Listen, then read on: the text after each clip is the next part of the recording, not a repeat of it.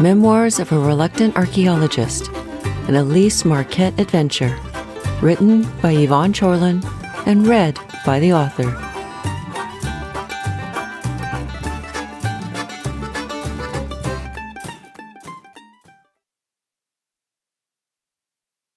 Chapter 1. Finger in a Haystack. Picture this. It is 10:04 a.m., a May Tuesday morning, and it's rained the night before. Two people dressed in bright blue fire-retardant Nomex with reflective strips on their arms, legs, and other relevant places of importance, white hard hats on their heads and shovels in hand, are attempting to walk across a cultivated field that spreads across the rolling prairie for as far as the eye can see. One person is wearing a large red surveying vest. Mud cakes their steel-toed boots. "I don't know which I eat more, the hard hat or the Nomex," I muttered again. "Just focus on each step, Elise," Cam said. I glanced at him and thought that maybe for him, being covered head to toe in fire-retardant safety gear was a good thing. Poor kid was one of those freckle-faced carrot tops that would roast in the heat.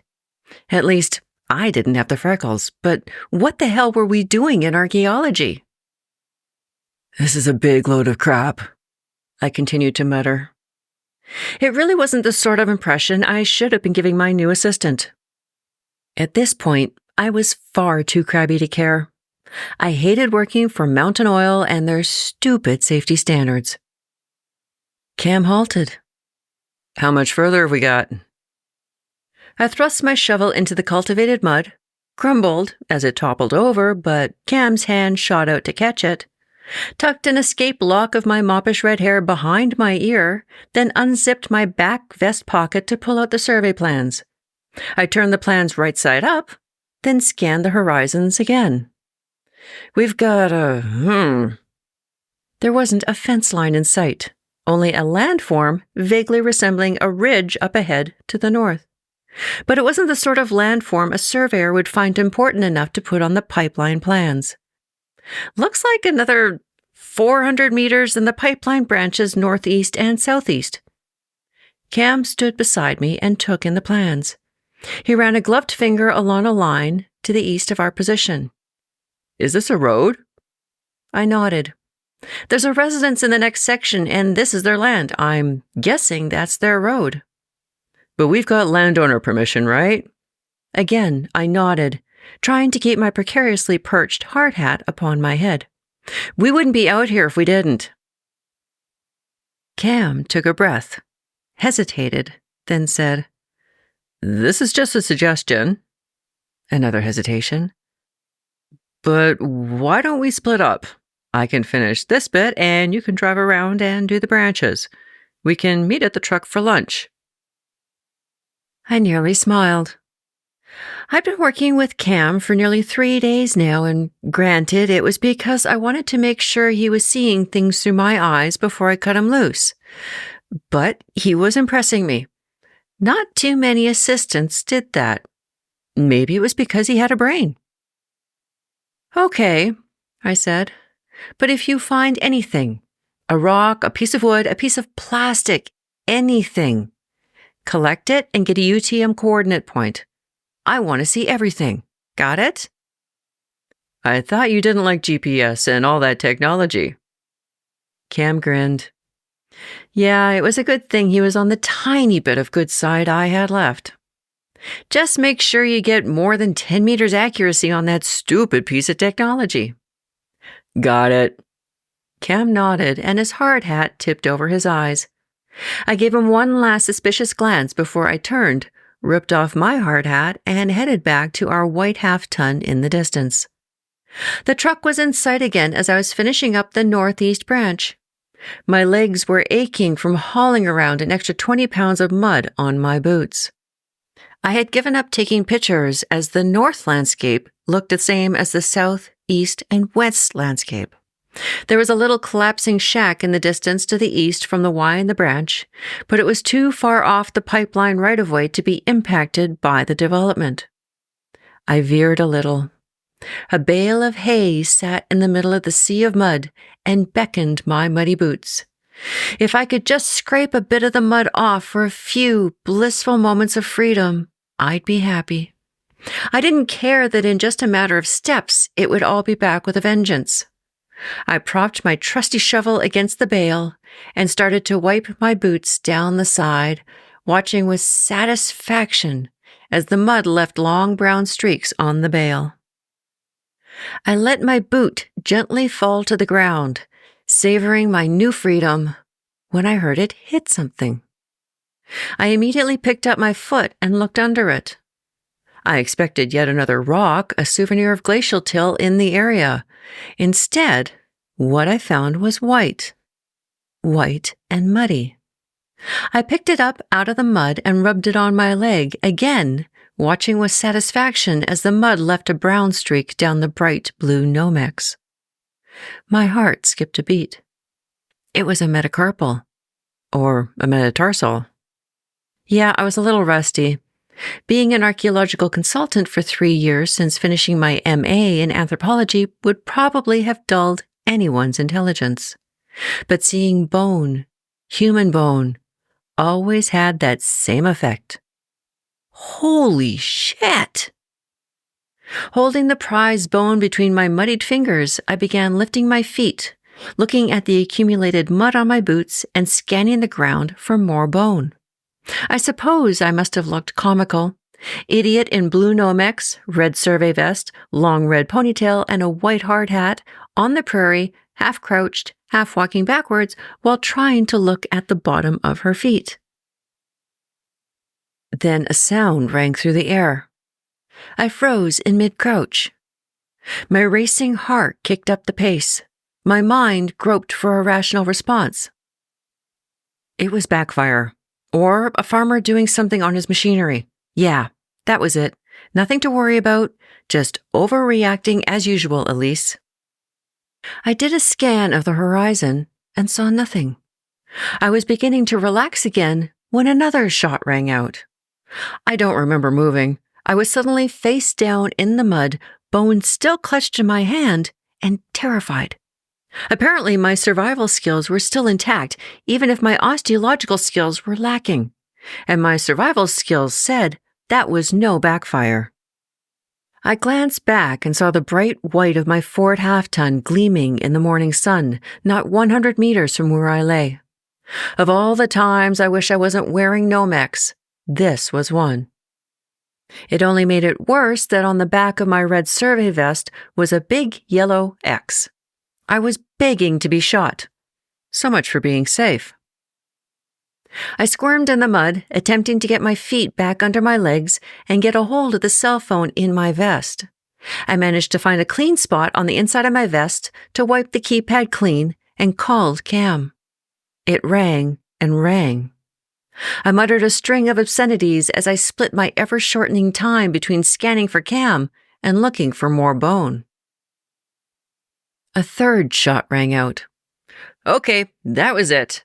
I grabbed my hard hat and sprinted back to the truck, phone still clutched to my ear and bone still clutched in my hand.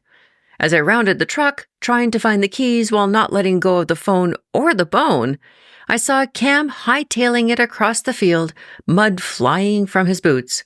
We piled into the truck and peeled out of there. Whoa, Marquette, what happened to you? Get run over by a herd of cattle? Frank snickered, coffee in hand, and watched as I tromped across the attic to my desk, fully mud-encrusted.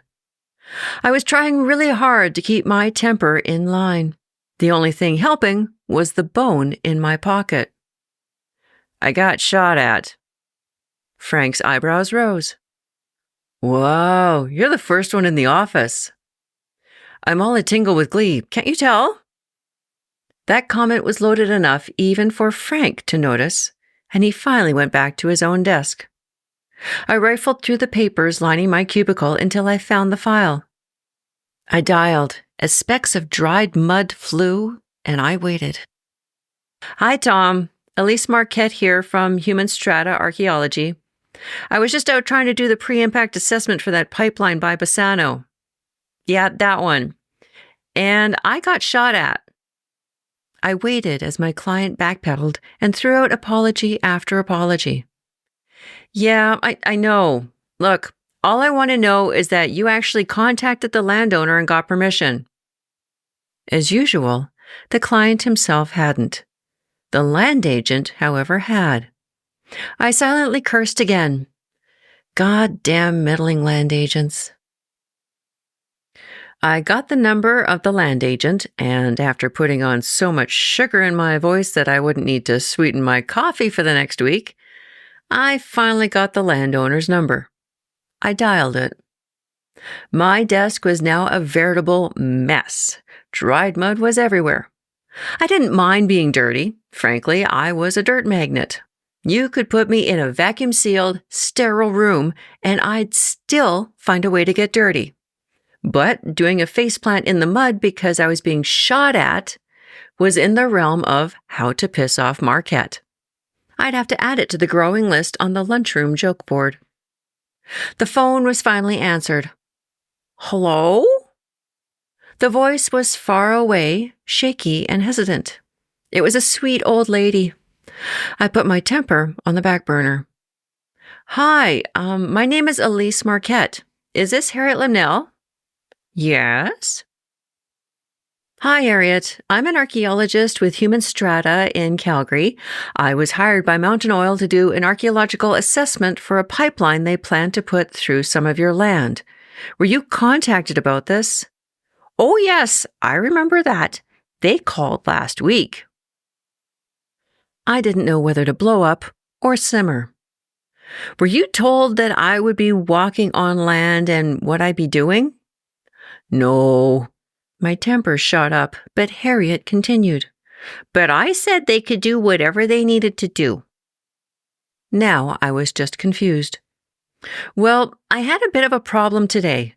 I could have sworn I heard gunfire while I was out there. Do you know of anyone shooting anything today? Oh my, no, my son is in Saskatoon to visit his daughter, and usually he's here to take care of the farm. There's no one else out here. I don't know who could do that. I told Harriet that I would be out again to finish my assessment, gave her my number, and thanked her for her time. I hung up, perplexed. As more dried mud littered the carpet of my cubicle, I fished out the bone from my pocket. Without the stress of someone trying to kill me, I could now see the features of the metacarpal. I grabbed my dusty edition of Anatomy of the Human Skeleton from the back of my bookshelf and managed to identify the bone as the fourth metacarpal of the left hand. But that wasn't what was nagging at me. It looked to be in really good condition. Almost no bleaching or weathering. More out of instinct, I held it to my nose. It didn't have the dusty smell of old bone. I brushed more of the dirt off it, then stopped as my heart skipped a beat. There were tooth marks on the distal end. Scavengers liked fresh bone more than old bone. I left the Nomex at home this time. Even my survey vest with the big X on the back was absent. Cam was sitting in the truck with a two-way radio. Check in, Elise, the radio crackled. Yeah, I'm here, I said. It had dried up overnight. Without the mud, the Nomex and the hard hat, I was in a much better mood. See anything? I had been reluctant to tell Cam anything regarding the bone. I knew the implications of having a fresh human bone in my possession, but I also knew that once I turned it over to the cops, I'd become non-existent real fast. Call it ego, call it ambition. All I knew is that I could figure out what happened at damn site faster than any cop, even if it was a Mountie. I was rusty at identification, yes, but I hadn't earned the nickname Bonehound for nothing. It was like dirt. If it was here, I'd find it. No, I toggled the radio. Nothing yet. Let me know if you see anything. Can do, Cam said, and I continued my sweep behind the hay bale. Now looking at the bale without my temper blinding me, I could see that an animal had been rummaging around at the base of it. Hay was spread across the ground adjacent to a small dugout area at the base. My instinct said a coyote was probably chasing a mouse. I swept a foot across the hay and heard a faint knock against my boot. I bent down and pushed back the hay. Bingo! Coyote scat. And in it, something shiny. There's dirt, and then there's scat. Thankfully, I had remembered to put a pair of latex gloves in my pants pocket. I donned the gloves and pried apart the dried scat. The something shiny turned out to be a ring, a wedding ring. Things were definitely getting serious. Okay, Elise, I said to myself, think like a coyote. I scanned the distance. Where would I get this, and where would I take the rest of it? I noticed the few trees to the south and the collapsed shack to the east. Not much shelter out here. Well, gotta start somewhere. I tried to follow the coyote's tracks, but soon gave up as the rain had obliterated everything. I headed to the shack. I'm heading east, Cam, I voiced into the radio. I'm checking out an old shack. Roger that. Be careful. The shack was on the edge of the cultivation as the slope deepened into a small seasonal drainage. It was the sort of structure that I would normally loathe recording as an historic structure. There was nothing distinct or of interest in structures like this, but it was out of archaeological duty that any structure older than 50 years was recorded. At times like that, I was tempted to use the Bic lighter I kept handy in my survey vest. The door was still attached and latched. All windows were boarded up. I noted gaps in the boards of the exterior, big enough for a coyote to easily scoot through. I had a good look at the nail holding the latch of the door shut. Unfortunately, it looked the same age as everything else, indeterminate. I hammered at the nail with the base of my radio. It finally let go, and I pried the door open. That's when the smell hit me. I paused and collected my wits. Okay, when was the last time I saw a dead body? At the medical examiner's office during my internship. Next question. Do I really want to see a dead body, decomposing body?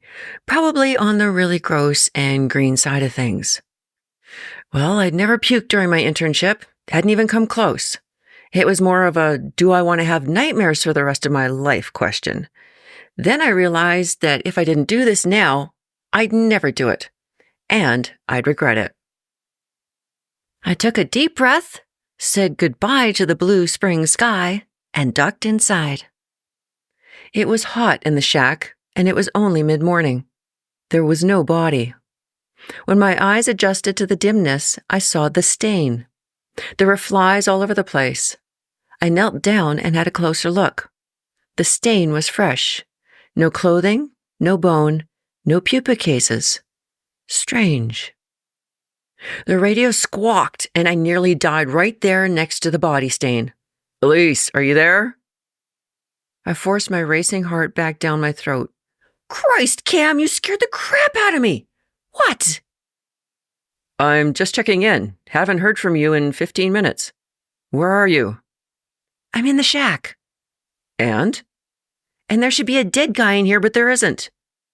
What do you mean should be? There's a body stain, but no bones or clothing. Wait. I knelt back down. It looked like a squashed maggot. Even over the radio, I could hear the tremor in Cam's voice. Elise, I think you should come back to the truck. I don't think we should be out here anymore. Cam, I'm fine. Calm down. I'm going to do some more checking around and I'll be back. Give me another 15. Elise, Cam, I want you to dig out those books that I brought. Find out when flies hatch and pupate. Can you do that? Yeah, just don't turn off your radio, okay? Okay, Cam. I was tempted to turn off the radio, but instead turned the volume way down. I needed my wits about me. It was mid-May. The shack would have acted like a furnace and increased the rate of decomposition. I was pretty sure that flies hatch within a few days of laying and pupate a couple weeks after that. Conditions like this would have accelerated everything, including the attraction of scavengers. However, scavengers usually don't haul off all the bone and clothing. There was always something left behind. It was possible that the person had been naked, and there were lots of really hungry coyotes in the area, but that was on the improbable side. What was it that Sherlock Holmes said? Whatever remains, however improbable, when all else is excluded, must be the answer. Or something like that. I still wanted to look around further. I stepped back outside, and suddenly the sky seemed very blue. The drainage bottom was still muddy from the rain 2 days ago. Aspen and willows lined the banks as the drainage snaked through the prairie. I began wandering around, aiming generally for the drainage and its treed shelter, but wasting some time along the way. There were an awful lot of coyote tracks in the plowed field between the shack and the drainage. I tried to follow their general direction, hoping they'd lead me to a den. Instead, they led to a spot with freshly turned dirt and boot prints. The coyotes had apparently found the new resting spot of Dead Guy. Nothing gets past them. I kicked at the spot the coyotes had been digging at. Green garbage bag poked through the hole. Typical criminal, I thought, lazy and unwilling to dig a deep hole.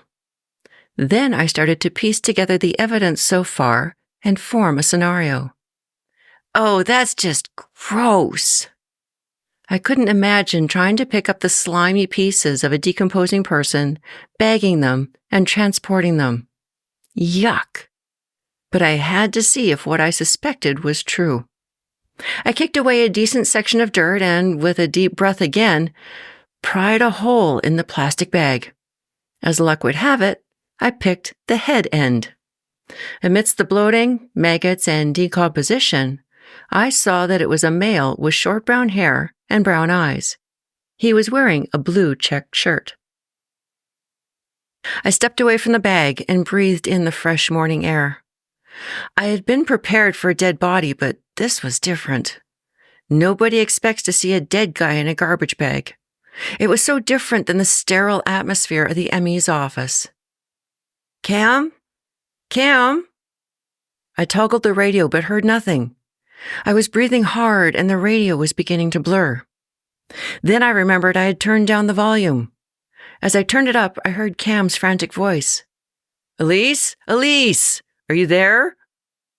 I'm here. But not for long. Everything was so blurry. Call the cops. I found him. Where are you? I can't see you. Down by the drainage. Then I heard Cam's voice coming from the distance.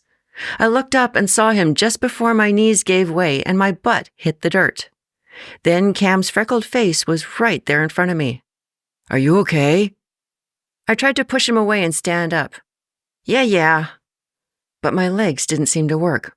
I told you not to leave the truck. The freckles on Cam's face were so numerous they almost seemed comical.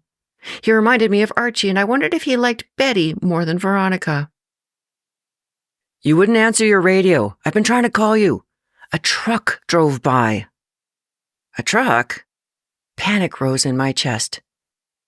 I fumbled through the many pockets in my cargo pants. Cell phone. I finally found it and turned it on and began dialing. Then it rang mid-dial. Hello? I said hesitantly. Things are getting very strange around here. This is Elise. Is this Miss Marquette? Yes, it is. It was the shaky voice of the old woman. Hello, Miss Marquette. This is Harriet Lumnell. We spoke yesterday about a pipeline. Yes, I remember. I just got a phone call from my granddaughter in Saskatoon. My son has not arrived. I began to get very frightened, especially since you say that you heard gunfire yesterday. I wanted to warn you, I don't think you should continue your work on my land until I've contacted the police. I glanced at Cam as my stomach began to knot. Mrs. Lumnell, we are already out on your land. May we come see you? Well, okay. You shouldn't be out there anyway. I'll put on the tea kettle. I hung up.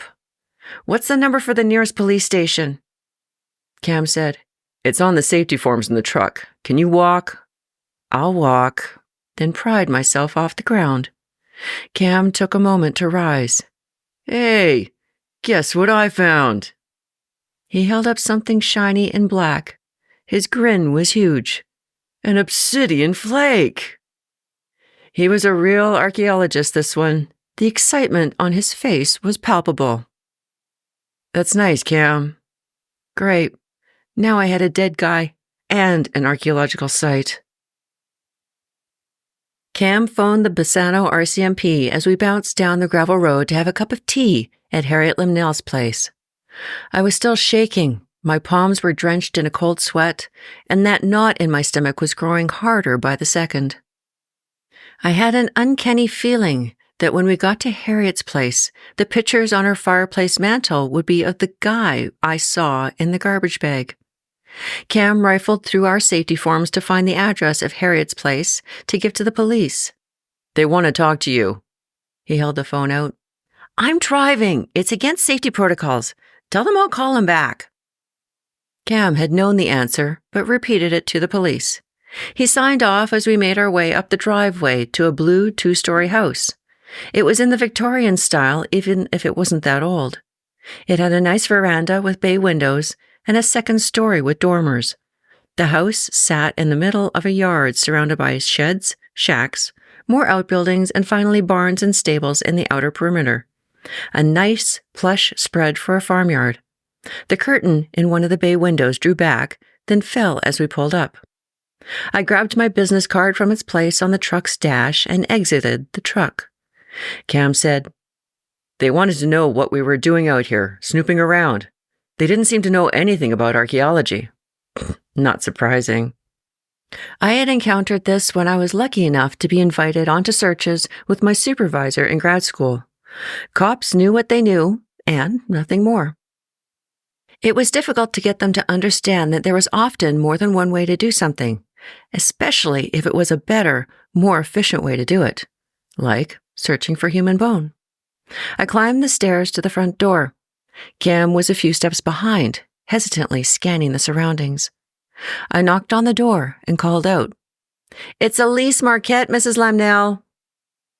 The door opened a crack and a small wrinkled face peered out. I held out my business card to her. She opened the door, took it, and said, "You look a lot younger than you sound, Ms. Marquette." "Thank you. This is my assistant, Cam Tucker." Much to Cam's credit, he leapt up the stairs and held out his hand to Harriet. "Nice to meet you, Mrs. Limnell." And in a heartbeat, she'd been won over. "Please, call me Harriet." There's much to be said about having a mixed-sex field team. We'd just stepped inside the farmhouse when I heard a vehicle pull up outside. I leaned back out the front door, expecting to see an RCMP cruiser. It was a blue Ford half-ton. The knot in my stomach tightened. A man was getting out. "Hey," Cam said. "That's the same truck I saw before." The man was pulling a shotgun from the front seat of the truck. "Inside!" I shoved Cam and slammed the door shut. I threw the seldom-used deadbolt. "Close the curtains, all of them! Hurry!" Harriet, who had been on her way to the kitchen in the back of the house, turned back. "What's going on?" "There's a man outside with a gun." All the color drained from her face, but then her mouth screwed up tight. "Many people out here have guns, Miss Marquette." She strode to the door as best as her 70-something legs could manage and unlocked the door. I motioned Cam to the back of the house and tried some hand gestures asking him to find a gun or a weapon of sorts. I scurried down the hall and hid behind the stairs. I wanted to see the interchange between Harriet and the man but stay out of sight. "Max?" I heard Harriet's voice from the veranda. "Why are you carrying a gun on my land?" Max. My mind registered the name. "Why are you letting them build a pipeline on our land, Harriet?" "Our land? There is no our land. It's mine, and you know it." I had to hand it to the woman. She was doing a good job of standing her ground, but for how long? My father left it to both of us. I have a say in what happens. That voice was dangerous, and I was torn between staying put and trying to pull Harriet back inside. Where the hell were the goddamn police? Samuel said you lost it to him in a poker game, fair and square. I was drunk. That's it. I started for the door. It's not my fault you can't handle your liquor, Max. I want my land back. My father left it to me. No, Max. I heard the waver in her voice. It's my land, and the pipeline's going through. It's no matter to you. Go home. I crept up between the door and the window. I could see Harriet's red sweater. Max's voice was suddenly very close. All the profits will go to the government, Harriet. They're only buying you off so they can get onto the land. Within a year, they'll pollute everything, then offer to buy your house for $1. Then you'll be living out of this fancy new truck. Fancy new truck? Oh, crap! He was talking about my rental. Go home and sober up, Max. Harriet took a step back, and I raised a ready hand. A crash sounded from in the kitchen as a shot rang from outside. I didn't know whether to duck or run. Instead, I grabbed Harriet's sweater and pulled for life itself. I had overestimated her weight. She flew past me into the hallway, and I threw the door shut again. When I looked back, Harriet was in a crumpled heap on the floor. Cam was standing at the end of the hallway, his face white with terror and a frying pan in his hand. I scurried over to Harriet. Are you okay? She merely groaned. I want my land back, Max shouted from outside. Where the hell were the goddamn police? The thought had no more entered my head when sirens rang out. I nearly fainted with relief. From the look on Cam's face, he nearly did too.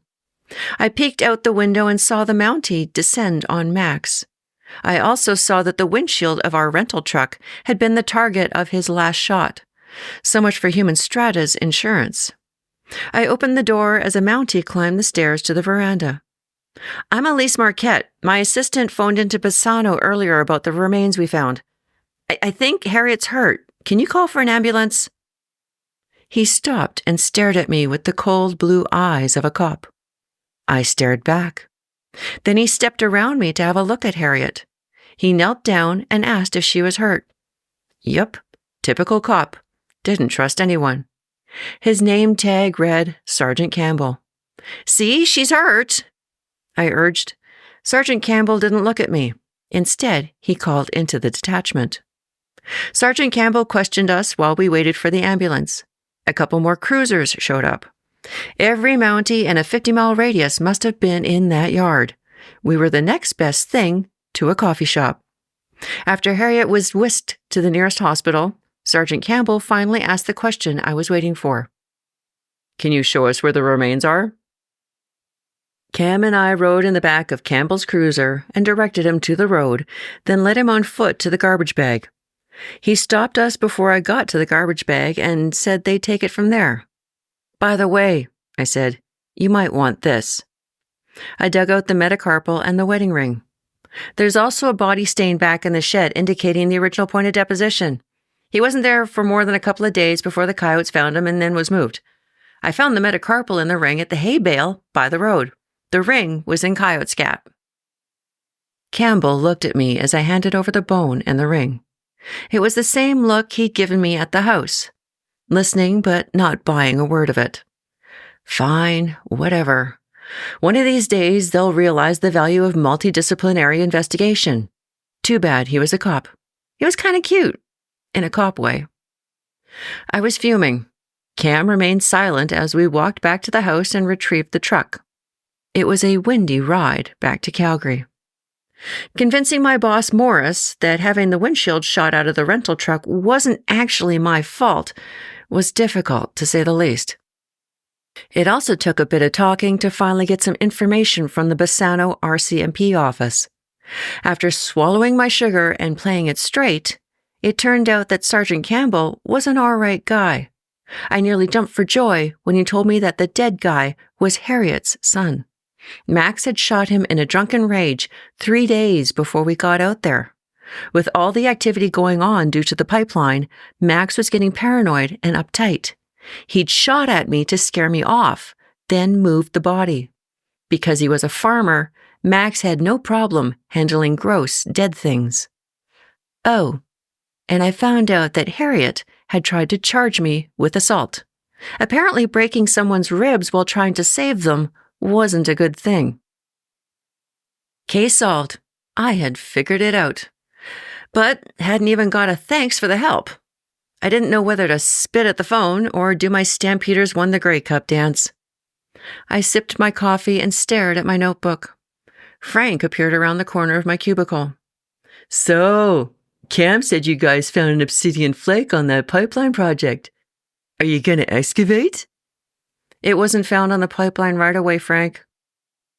Did you find anything on the right of way? It's under police investigation. I haven't been allowed back there. Oh, sucks. Frank left. I slid the survey plans aside, uncovering my dusty edition of Anatomy of the Human Skeleton, and continued to brush up on my human osteology.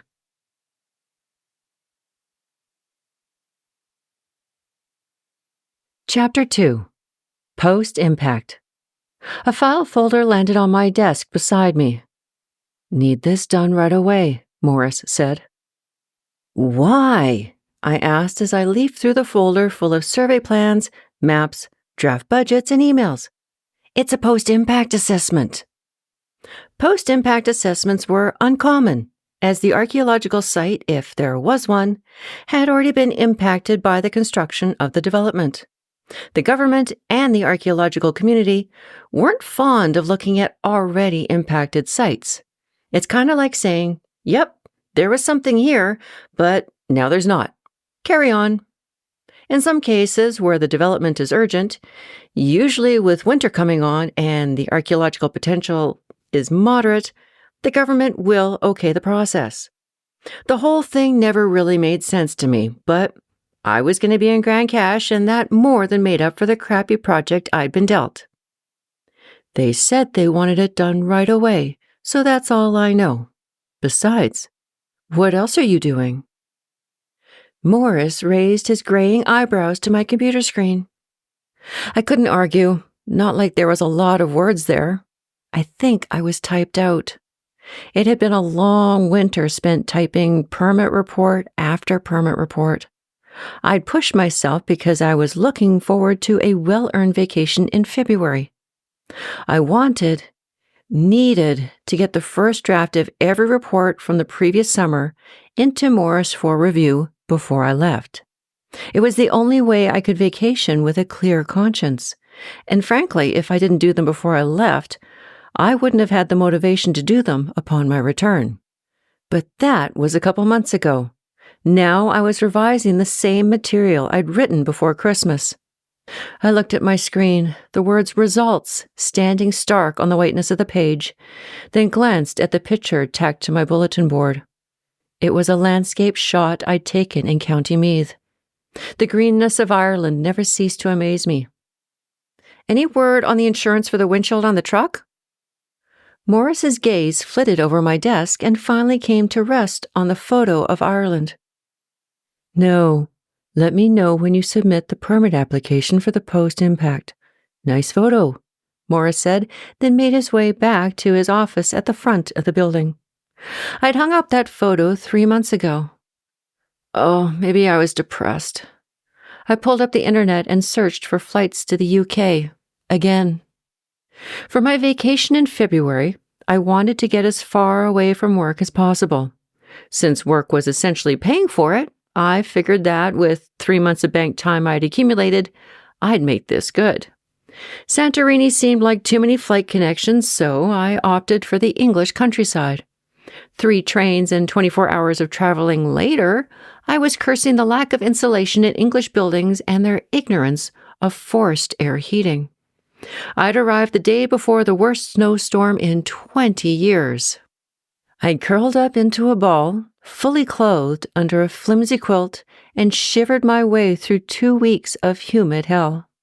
Santorini had looked pretty damn good then. The 4 days I spent in Ireland afterwards barely made the whole trip worthwhile. Not even the young and very nice lecturer I met at Trinity College could save my dismal vacation. I did a search on the internet. Gavin Cleary was a lecturer of Roman history and archaeology at Trinity College, Dublin. He had told me he was applying to work at the Dakla Oasis project in Egypt. Digging up Roman stuff in Egypt. Wow! Things just didn't get any better, except unless things involved digging up skeletons and working with Gavin Cleary. His web picture didn't do him justice. That very nice lecturer, Dr. Gavin Cleary, had offered to take me up to Connemara. Stupid me, I refused because I was due back at work. I was going to beat myself up about that for some time, half a year at least. I had goofed during my undergrad. I took classes that I enjoyed without the thought of how I was going to get a job afterwards. The Department of Archaeology at the University of Calgary specialized in plains archaeology and physical anthropology. I'd managed to find and take a field school in Tunisia through the History and Classics department. We dug in a Roman fort. Real archaeology with pottery, coins, and social stratification. It was the next best thing to digging up dead people. But I discovered the History and Classics department and their academic delicacies late in my program. Too late to switch my major. 7 years later, I was still paying for that field school. And I was now stuck looking for arrowheads and teepee rings in Alberta, when all I wanted to do was fondle some bones. Hell, I'd even take coins or pottery at this point, but none of that was in Alberta, barely any in Canada for that matter. God, I hated looking for rocks. Come on, Elise, I muttered to myself. Get a hold of yourself. You're dreaming. Not like you're ever going to do archaeology outside of Alberta. But damn, the man was beautiful. He wasn't your typical Irish type with dark hair and blue eyes. He was blonde. And he was nice, too. Maybe I should have taken a picture of him instead of a bunch of green hills. He'd given me his card, and I'd tried emailing him a couple of times. I got a bounce back. It was no use. I would have to give up. It had been 3 months since I'd seen and talked to Dr. Gavin Cleary. 3 months since I'd been in the UK, away from my job of looking for rocks and shuffling papers. Besides, I'm only an MA. What would I have in common with a PhD? Now my mother's voice was popping into my head. The woman wasn't dead, so I couldn't rightly concede she had supernatural abilities. Then again, she did resemble evil incarnate. My phone rang. My hand wavered over the receiver as I considered my last blasphemous thoughts. Knowing my mother, she'd been reading my mind and was now calling me on it. I finally grabbed the nagging phone and shoved it to my ear. Elise? Hello? Elise? Is anyone there? I let out my held breath. Yes, Theo, I'm here. Okay, that was fucked up. I wasn't the only one in my family with trucker mouth. I tried to blame it on the field work, but the field just brought out what was already there. What's up, Theo? I need you to stop by my office sometime. When are you available? A chill ran up my neck. I didn't know why. Theo was my eldest brother, not my mother. I've got some work up in Grand Cache. I'll be back in a few days. Okay, I'll tell Margaret you'll be dropping by on Friday at 10. Margaret was my brother's assistant. Only doctors and lawyers and Hollywood actors could afford assistants, I told myself. This was why I didn't have one. I just couldn't compete with my lawyer brother's paycheck, or his arrogance. Fine. I suppressed another shiver and signed off. Yes, Friday's fine, Theo. No, really, I'm not busy. Friday is good. I took one more look at the Trinity College website. If only I could have a few more miles from my family, I thought. Then I finally gave up on Dr. Cleary and procrastination in general. I called the provincial government historical branch and talked to the regulator who looked after the Grand Cache area, Mark Van Gooten. It's regarding this telecommunications tower. You issued a post-impact requirement. Is there something I should be aware of? I asked. There were a few sites recently located in that area. This area has higher archaeological potential now. You'll see it all in the new historical sites listing next month. Okay, that made sense.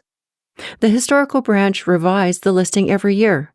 Archaeologists use the listing as a tool to estimate the likelihood of finding new historical or archaeological sites in the same area and what kind of sites those might be, such as historic buildings or pre-contact campsites. People are so predictable in their patterns. What kind of sites? Couple of pre-contact campsites. They should be included in the site form documentation you'll request from the library. If they aren't, let me know. I'll send them down to you. I thanked him, noting his support. He used to be a consulting archaeologist after all, then asked, "Did you get my Arctic power report yet?" Mark sighed. Yeah, I got it. Been a busy winter, though. Lots to review. I'll get to it soon. I won't let it impact your permit holding status, though. Don't worry. Frankly, I wouldn't have minded if Mark took a year to review it. I could do with some sitting around without the ability to hold permits for archaeological fieldwork. I picked up my coffee cup and did a detour through the lab in the lower back part of the building. Melissa, our lab madam, sat in the far back corner behind tables of washed stone tool debitage and boxes full of bagged and tagged stone tool debitage. Melissa was surrounded by rocks. Needless to say, I didn't come back here much. I waved to her frizzy blonde hair and carried on. Cam sat hunched over a microscope surrounded by catalog sheets and stone tool debitage. There were some times I did not envy my assistants. Not many, but some. I nudged him, and he looked up, massaging his eyes. "Are you available to go up to Grand Cache in a couple of days?" Can't. He shook his head before regaining sight again. Cam blinked back at me. John's booked me for the next 2 weeks in the Yukon. The Yukon? Wow. Okay, I can't compete with that. Cam took a swig from his 7-Eleven gulp-sized coffee cup. Sorry, Elise. Hope you have a good time. Yeah, me too. Hey, have you processed that obsidian flake you found last week? Cam beamed and spun in his chair. From amongst the multitude filed across the tables, he plucked a single plastic baggie with a white index card tucked inside. The whiteness of the card made the stone artifact seem blacker. Yep, it's obsidian all right. It's a biface reduction flake, too. That's nice. And I left to find coffee and an assistant. I should have stayed in the UK. The Human Strata Archaeology Company had office space in downtown Calgary. I wasn't overly joyed about their location, what with the lack of parking and all, but the building was neat, in an antiquated sort of way that only would appeal to someone who didn't have to work there. It was a converted shoe factory built in the 1920s.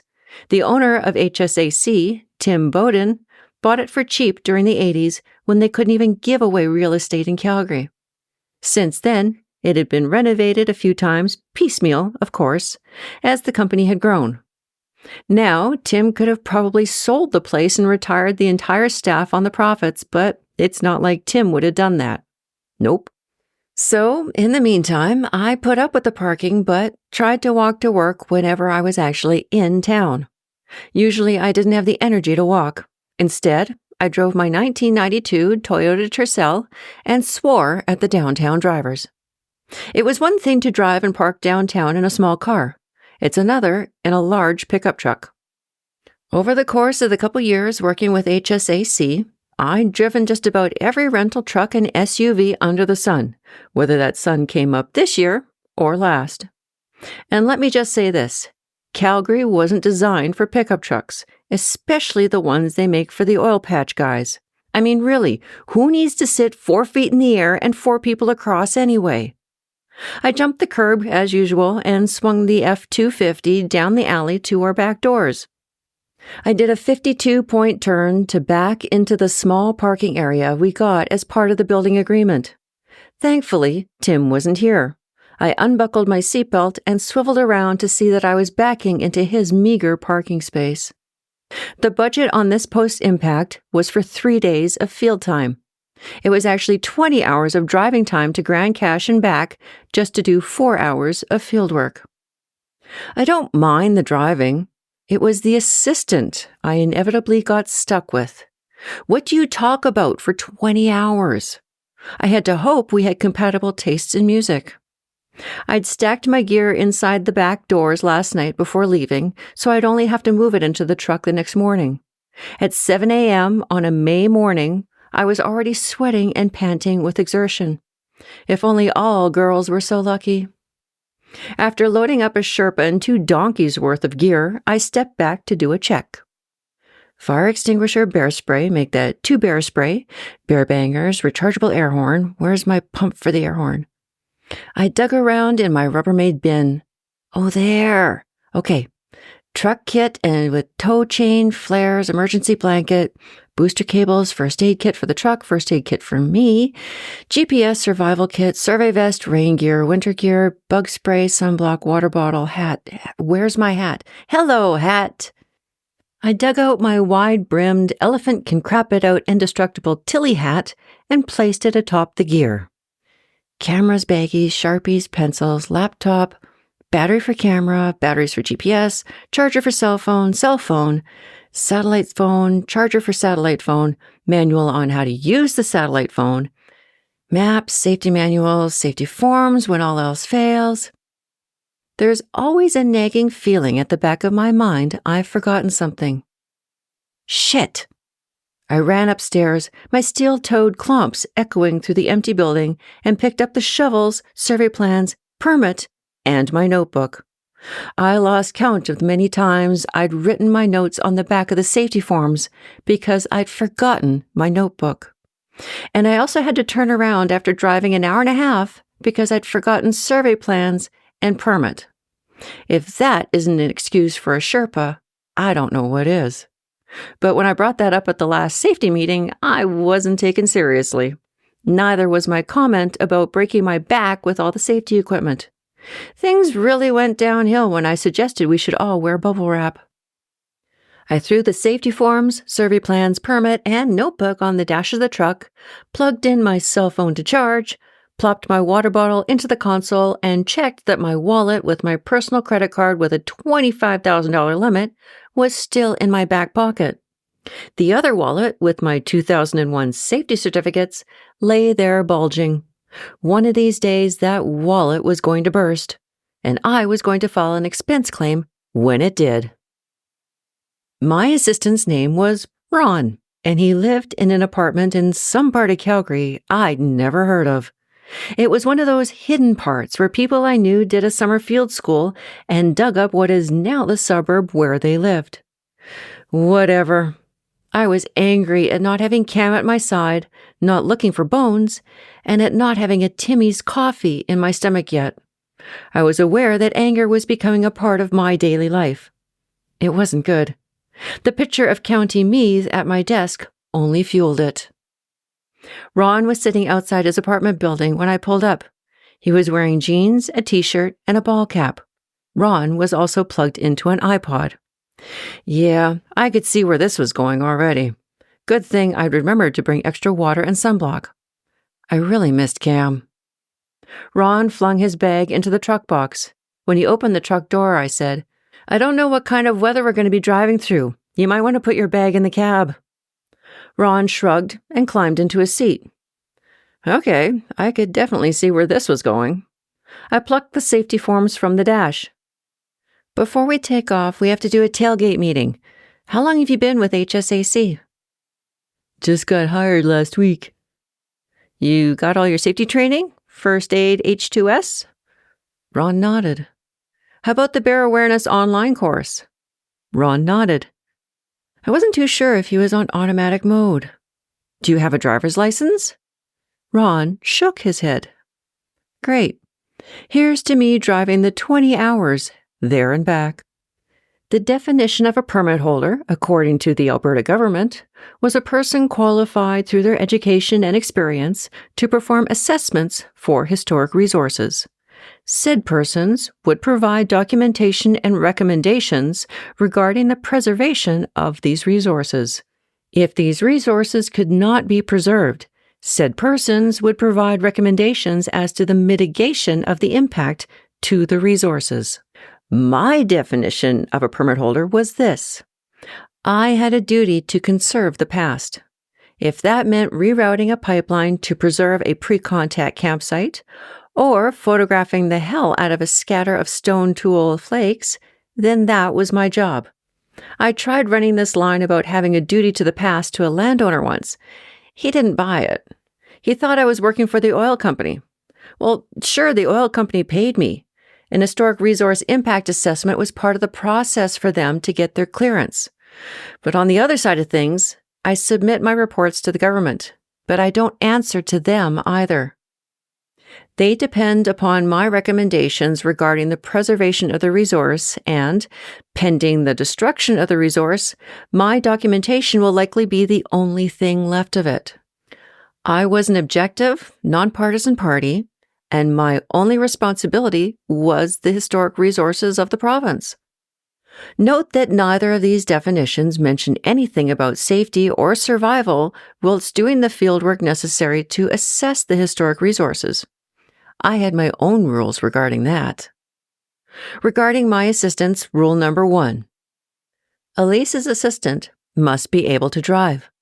Rule number 2. Elise's assistant will not drive unless told to do so and thus will take up the position of navigator. The navigator position has specific responsibilities, such as catching maps and safety forms as they fly across the dash, and of course, giving driving directions. Other than these simple rules, I didn't expect much. I didn't make assistants take notes like other people did, and I didn't ask them to keep track of their shovel tests. I was a control freak, and I liked it that way. I flipped over the tailgate form and checked off what safety training Ron had. I started running down the list of what was on the form.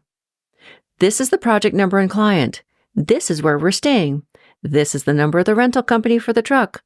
We won't be using radios because we'll be staying together. I glanced at Ron to make sure he was paying attention. Grand Cache is right smack in the middle of grizzly bear country.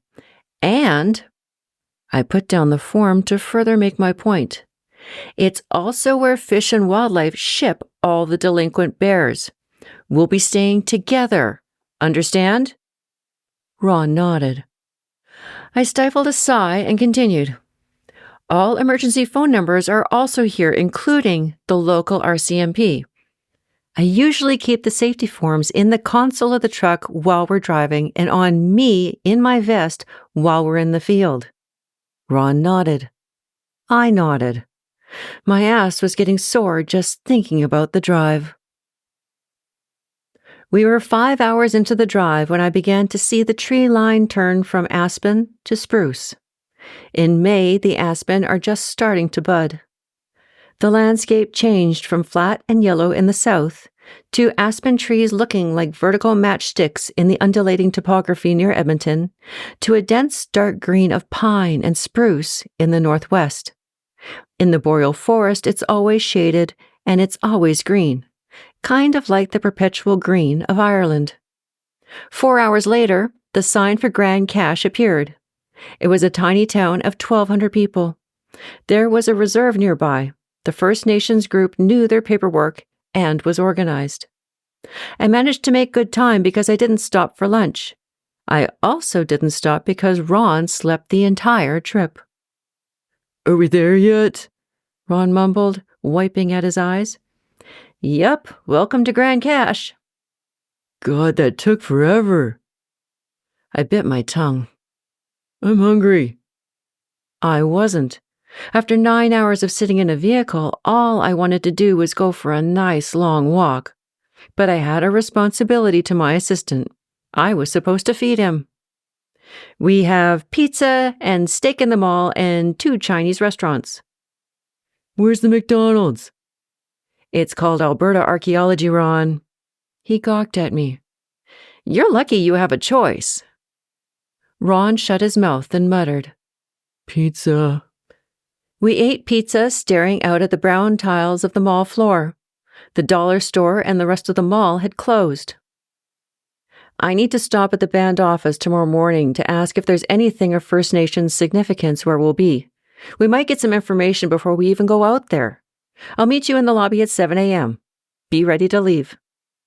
Ron gawked again. It was short-lived. Maybe he was starting to get used to it. At 7:05, I was in the lobby and impatient. Ron wasn't there. My cell phone rang. I frowned and looked at it in amazement before answering. "Hello, Elise speaking." There was silence on the other end. I looked at my phone in amazement again, checking the number of service bars I had. Yep, still exactly half a bar. "Hello?" I tried again. Still nothing. I don't know why I left my phone on in Grand Cache. There was no cell phone reception out here. I pretty much kept it on to tell the safety coordinator that I did. I had already called into Morris from the landline to tell him we were on the road. I disconnected, still baffled. Oh well, I thought. If they really need to reach me, they can call the office or email me. It was now 7:10, and still no Ron. I asked the front desk to call his room. It rang 5 times before a muffled voice answered. "You have a job to do," I said. "If you're not downstairs in 15 minutes, you're fired." Ron was downstairs in 12. I got new information from the First Nations band office. They weren't too concerned about the area, and no one knew of any traditional land use sites in the area, not even any trappers' cabins. After an hour of driving and a half an hour of getting lost, we finally arrived to the development area. I pulled the truck down a gravel road, through old spruce forest, to arrive at an open rectangular area containing a brand new telecommunications tower. I was still steaming because Ron and I had just learned that Ron couldn't read a map. I slipped down out of the truck onto the bark mulch that lay across the site. I muttered an expletive. Mulch prevents us from seeing the ground and therefore from seeing if there are any artifacts laying around. I pulled out my cell phone. I knew there would be no reception. Contrary to popular Western belief, there were places in North America, even capitalist Alberta, where there was no cell phone reception. Better yet, there were places where satellite phones didn't work. Grand Cache was one of those mythical places, on both counts.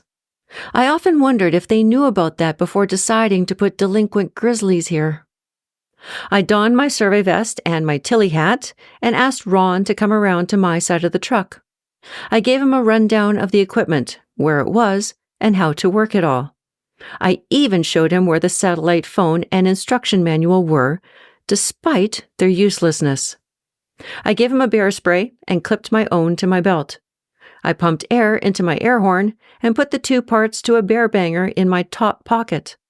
I turned on my GPS, double-checked that my camera, notebook, and survey plans were with me. I fumbled with a plastic bag of food and slipped it into the back pocket of my vest. Rule number 1 of archaeology: never get separated from your lunch.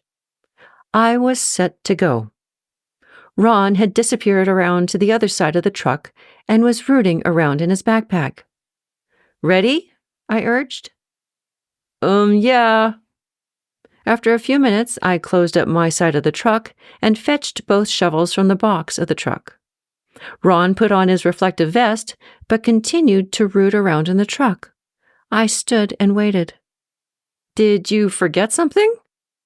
No." "Then come on. We won't be far from the truck. You can come back if you've forgotten something." At long last, Ron finally abandoned his rooting. I held out a shovel to him.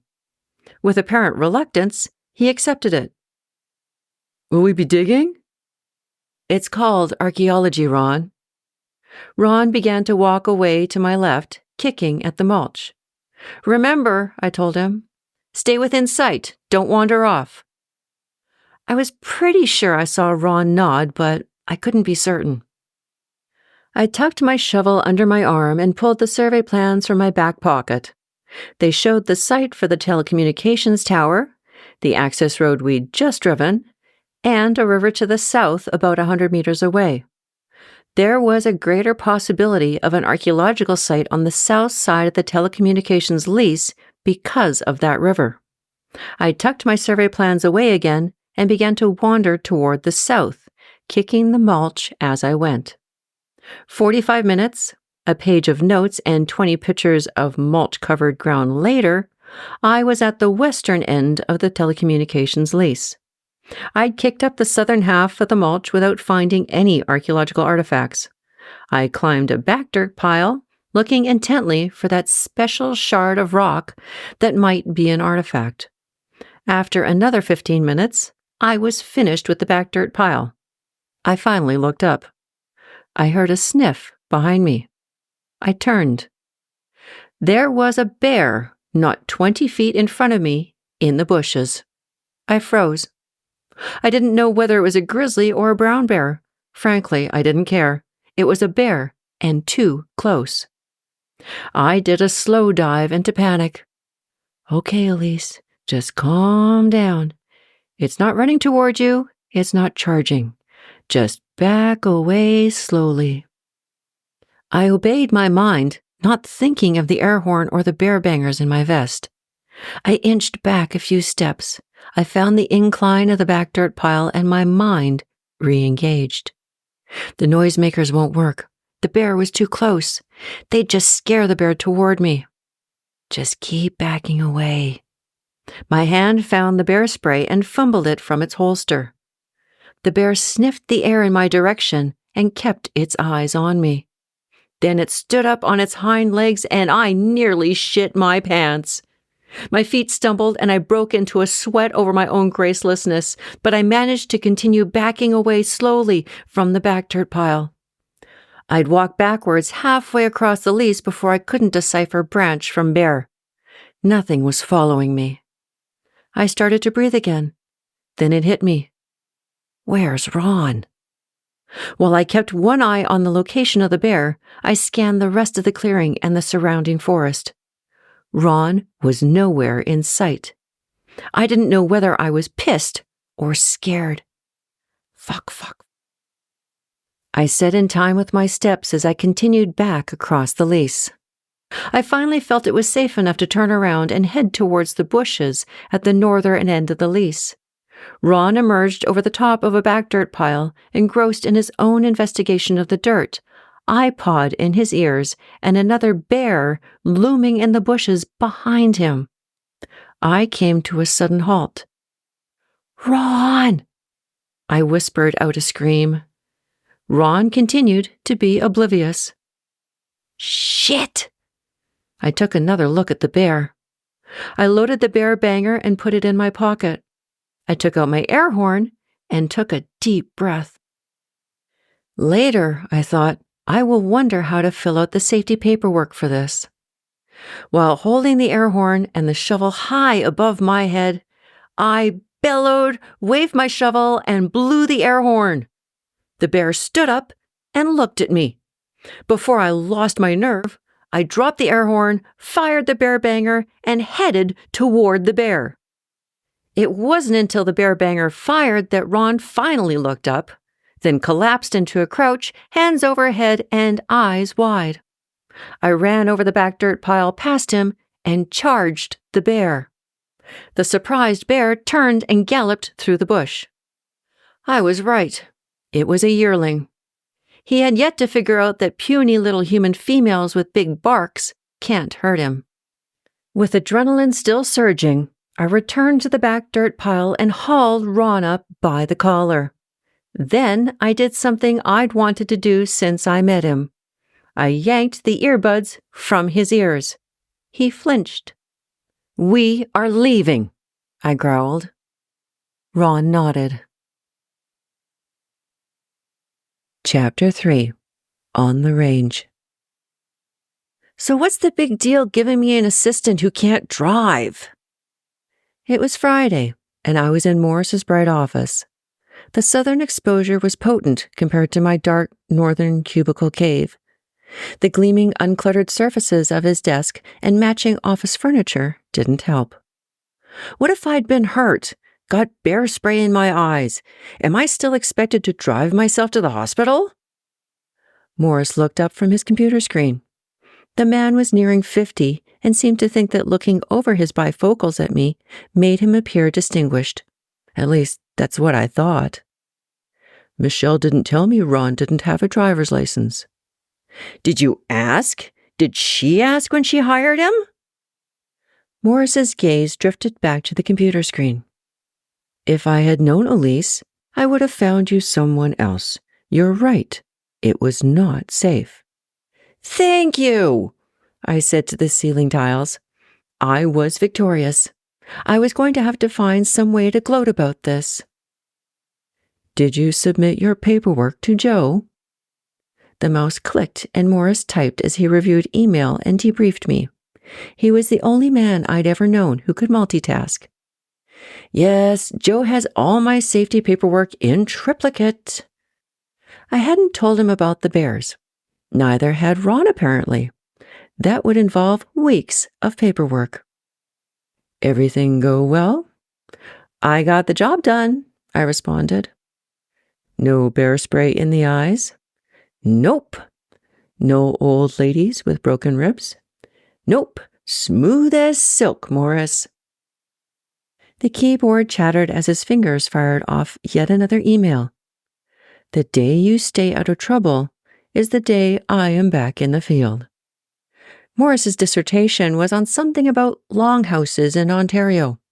It didn't involve bones, so I'd quickly forgotten. I gulped. Then we both want the same thing. How about the insurance on the truck? They'll cover it. Morris's eyes hadn't wavered from the screen. Really? I leaned on his polished desk, looking for the lie in his face. Now Morris's hazel eyes found mine. Yes, I said they'll cover it. They'll need your police report, though. Ooh! I couldn't help it. I punched the air and did my Stampeders won the Grey Cup dance. This definitely deserved some gloating. I bellowed into the cubiform expanse of our second-floor office space. They'll cover the windshield on the truck!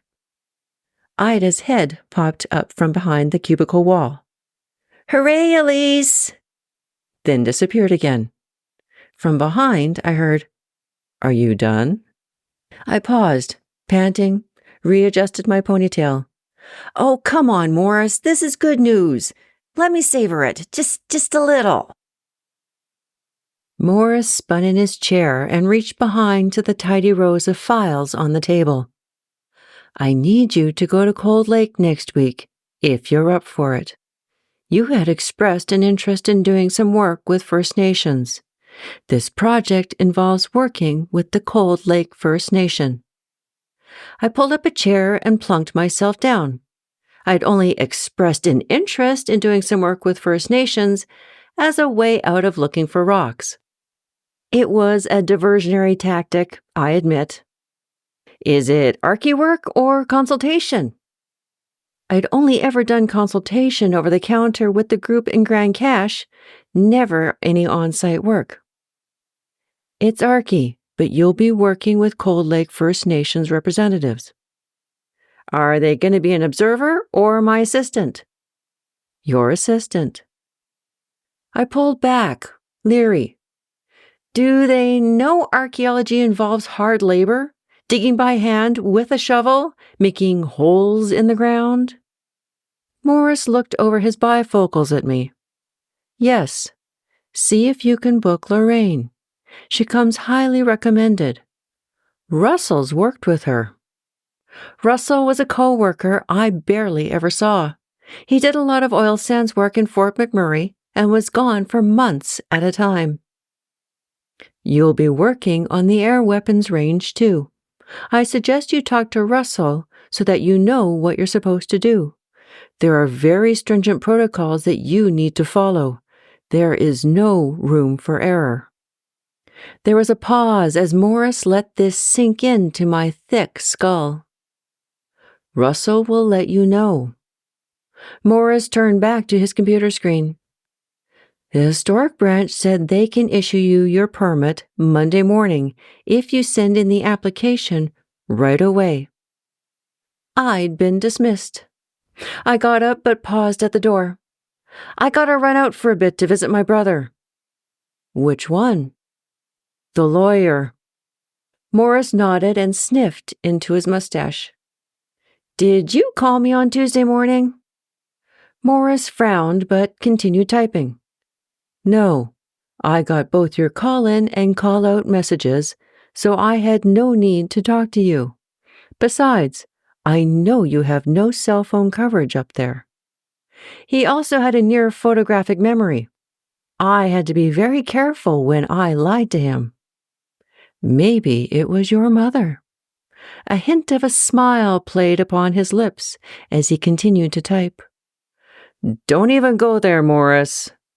I left and started my trek to Theo's downtown office.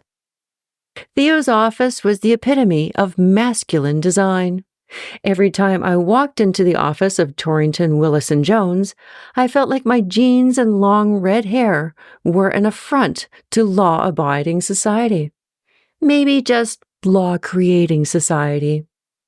I opened the plate glass door to the dark leather and oak interior and told the receptionist I was here to see Theodore Marquette.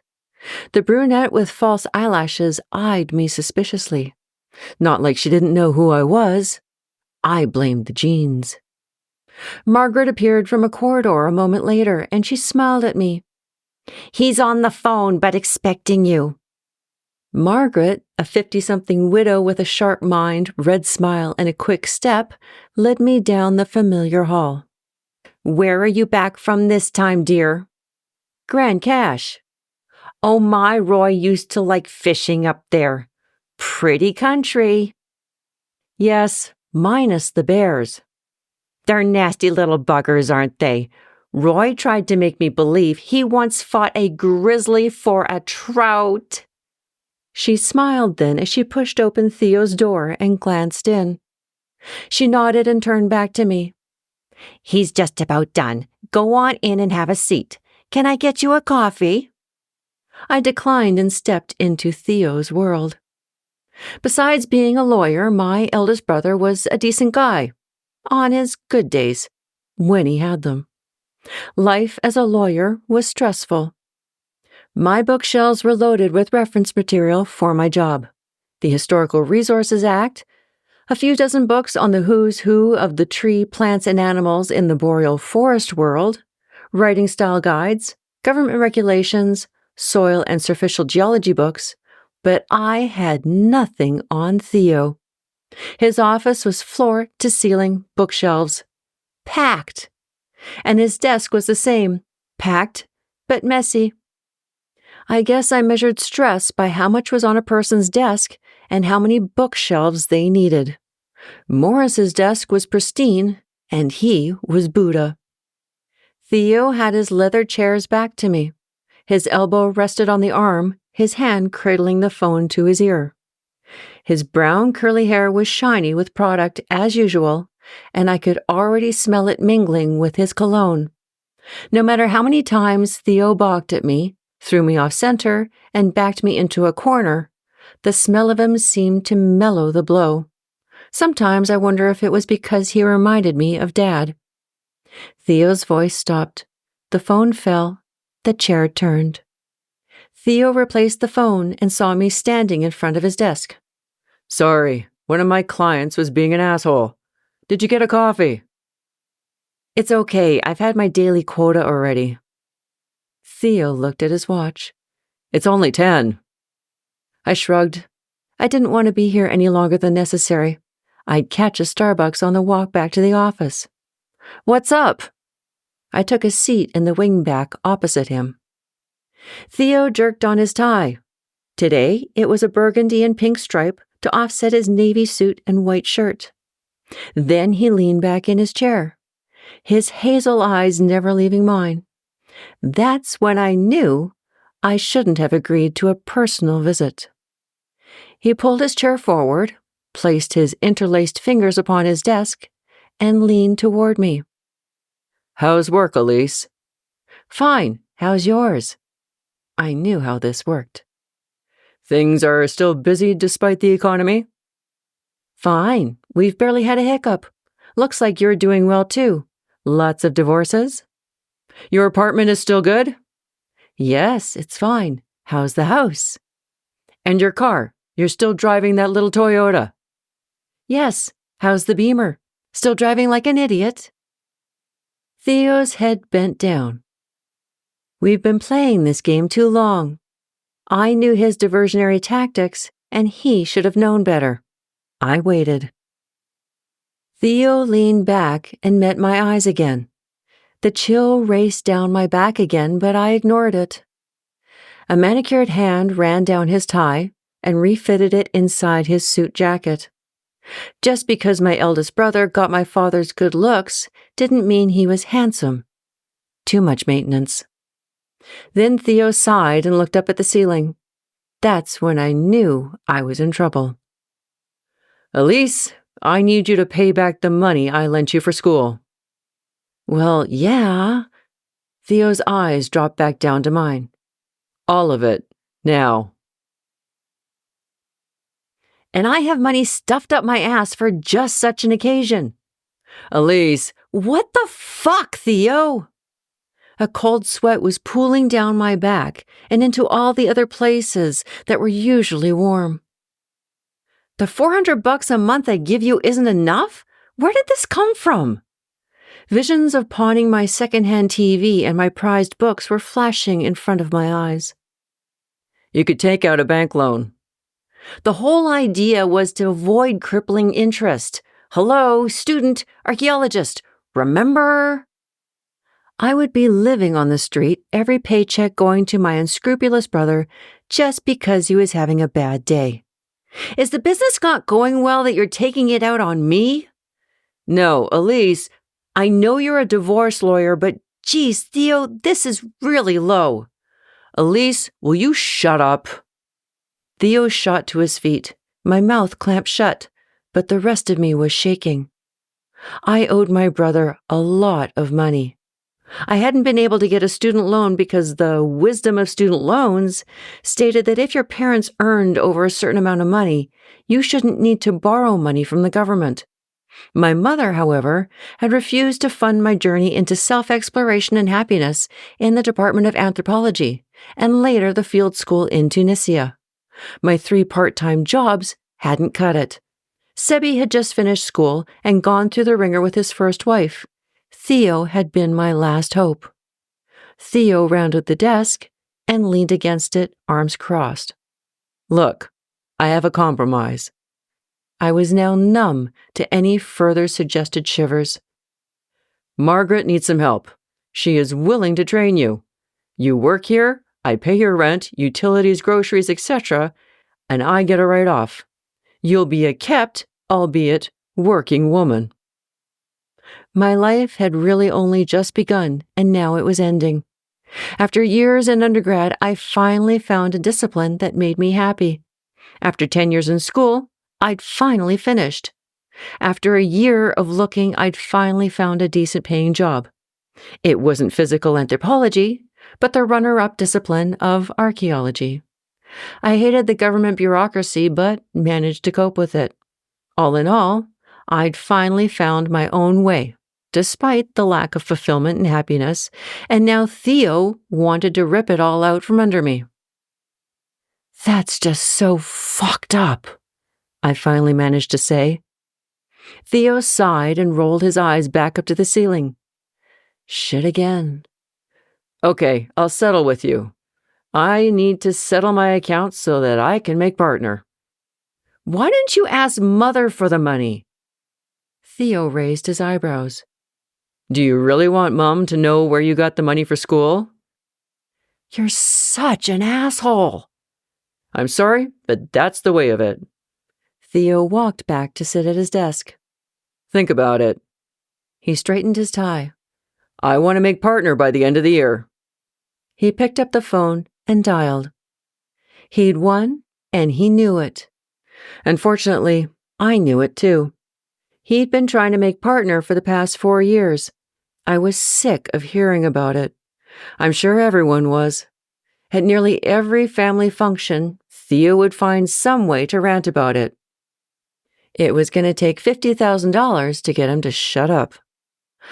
I left and dragged myself to Starbucks for what I felt would be my last fluffy coffee ever. When I got back to the office, I sat numbly at my desk and sipped my coffee. Like a quad stuck in the muskeg, the wheels of my mind spun, flung mud, and got me nowhere. By the time I'd reached the bottom of my paper cup 15 minutes later, I'd bounced through the internet attempting to find answers, only coming back to the Trinity College website once again. Yes, Gavin Cleary was lovely, but he wasn't going to give me $50,000. Too bad I knew nothing of Hellenistic archaeology. I could run away and forget about all of this. But knowing my family, Theo would probably follow me and Mother would fund his expedition. I went in search of Russell for my Cold Lake project. Russell vouched for the proposed assistant, Lorraine. "She's wonderful." Score 1 for Elise. "But protocols on the weapons range are intense. If you don't follow them, they can kick you off and never let you back on." Okay, I can do that.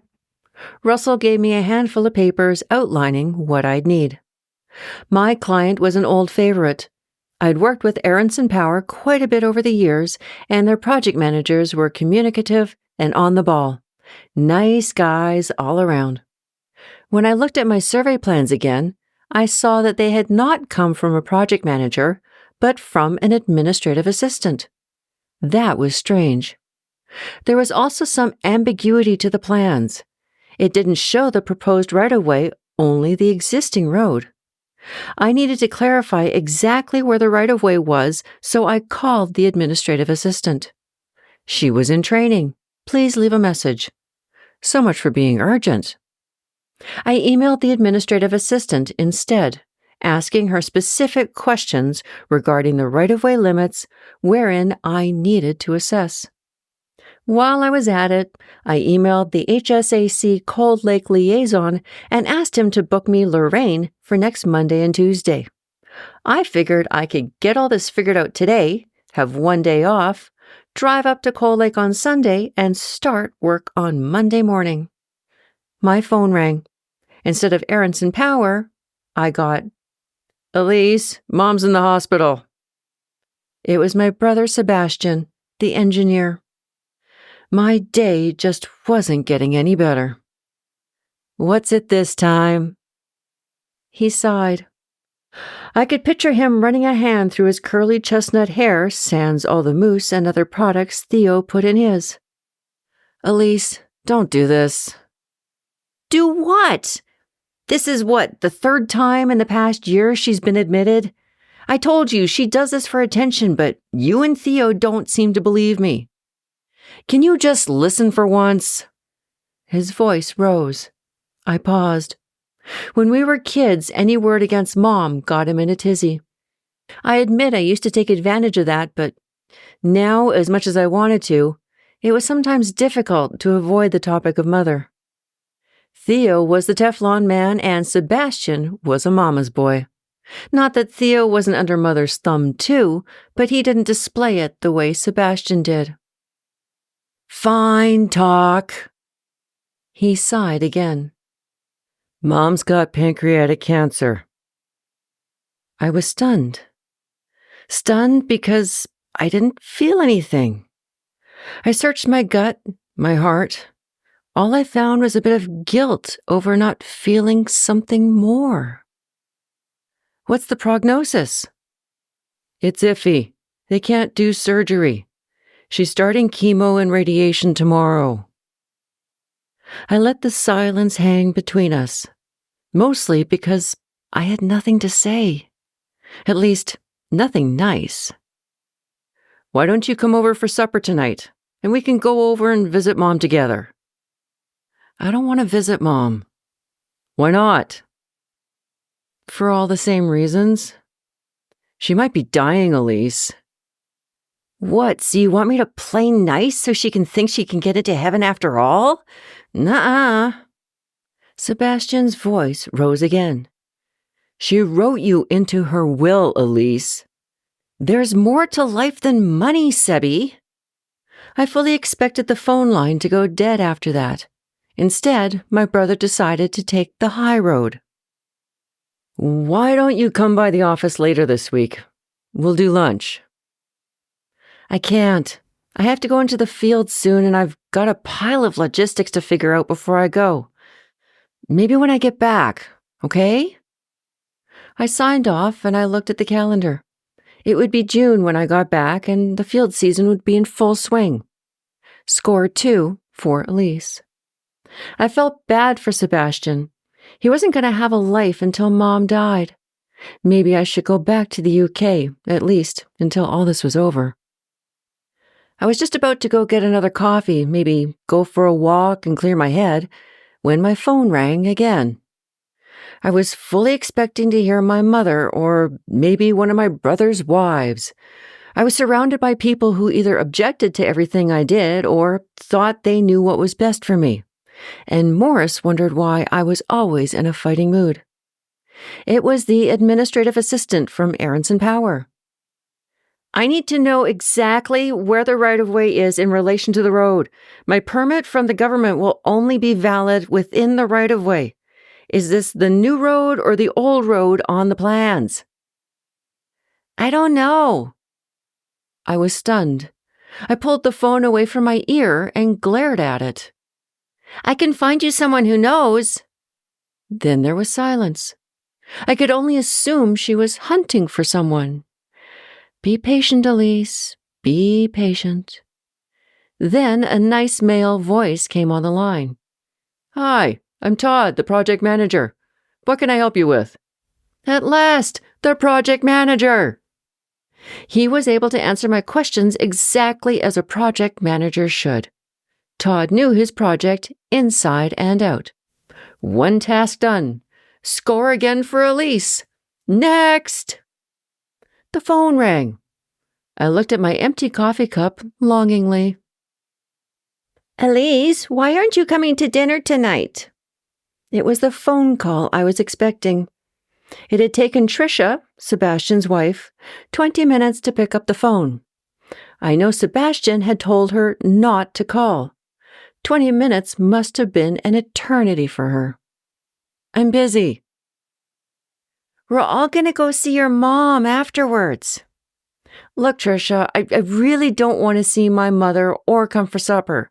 I'm really busy. You're too busy to see your mother? Yes, and she's my mother, so please stay out of it.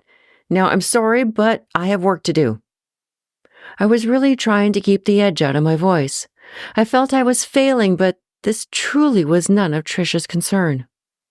I hung up and lunged away from my desk before the phone could ring again. When I returned, coffee cup now full, I turned to the list Russell had given me. I needed to lay my hands on some new range-approved maps. What the hell were range-approved maps? My computer beeped. An email from the HSAC Cold Lake liaison told me Lorraine was available for work Monday and Tuesday. Score again. I was on a roll. I called the orientation office at the Cold Lake Air Weapons Range, or CLAR for short. Sometimes those military acronyms kill me. I need a range-approved map, I told the woman. Where are you working? The very efficient Francine asked. I told her. Okay, you need to call into the Bonnyville office. Tell them I told you to. Okay. So I called the Bonnyville office and asked for the same thing. He asked the same thing as the very efficient Francine. That's okay. Come by the office on your way out to the range and we'll get you sorted. Score for Elise again. Oh, and by the way, does your project have D&D approval?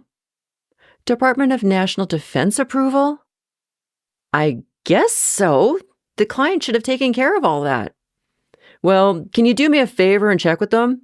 I'd hate for you to get kicked off the base. Yeah, me too. I called D&D and left a message. 10 minutes later, my phone rang. Elise, I think you should come for supper tonight. I was being jostled back to Theo, who apparently wasn't satisfied with one victory over me today. What has got into everybody? Yeah, Mom's in the hospital. So what? Leave me out of it. I propped the phone between my shoulder and ear as I dug into my bag. Look, Theo said, the edge in his voice taking a back seat. Why don't you come for supper? The gang hasn't seen you in a while. We don't have to go visit Mom afterwards if you don't want to. I pulled the ibuprofen container out and popped a couple in my mouth, followed by a swig of coffee. I have to go into the field. Jesus, Elise, isn't family more important than work? I nearly shot back, isn't my happiness more important than money? But I just wasn't ready to step into that argument with Theo yet. I was still sore, raw and bristling, in fact, but I needed to do some research. I need to figure out a way out of my predicament before standing up in his defense box. Fine, I finally caved, already feeling the pressure of being under Theo's thumb. Dinner's at 6:30, right? He confirmed and signed off. At last, peace. It would be mine until 6:29 tonight. I looked at the clock. It was 12:10, and still no word from D&D. This was going to be a very long day. I could just tell. I was beginning to have doubts that I would be able to start work on Monday morning. I decided I should probably eat lunch in addition to gather more coffee.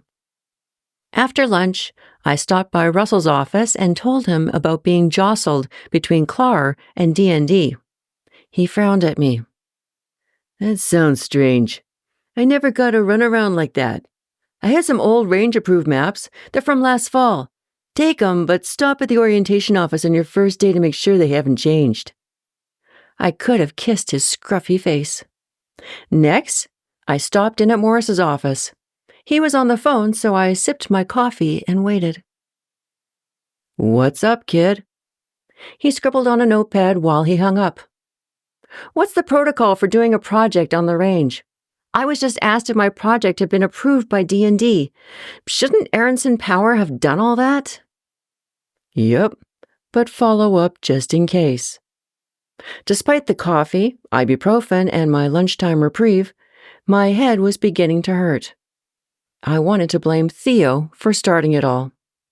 I sat back down in my cubicle and called D&D again. No answer. I left another message. I called the orientation office again and explained what was going on. I need an answer ASAP, I told Francine. Francine and I were becoming fast friends. Call Kenneth. He's my supervisor. He'll know what's going on. I was getting bruises from being handed around so much, but okay. I called Kenneth. Kenneth was an ex-fighter pilot and ex-RCMP, and Kenneth knew what was going on. Anything not concerning First Nations, I can process, Kenneth explained in his clear and succinct Mountie voice. If it concerns First Nations, it has to go through D&D. Sorry, I can't help you. So I was back with the non-responsive D&D. But, Kenneth continued, email me all your information. Explain exactly who you are, what you want to do, and why. I'll forward it to D&D.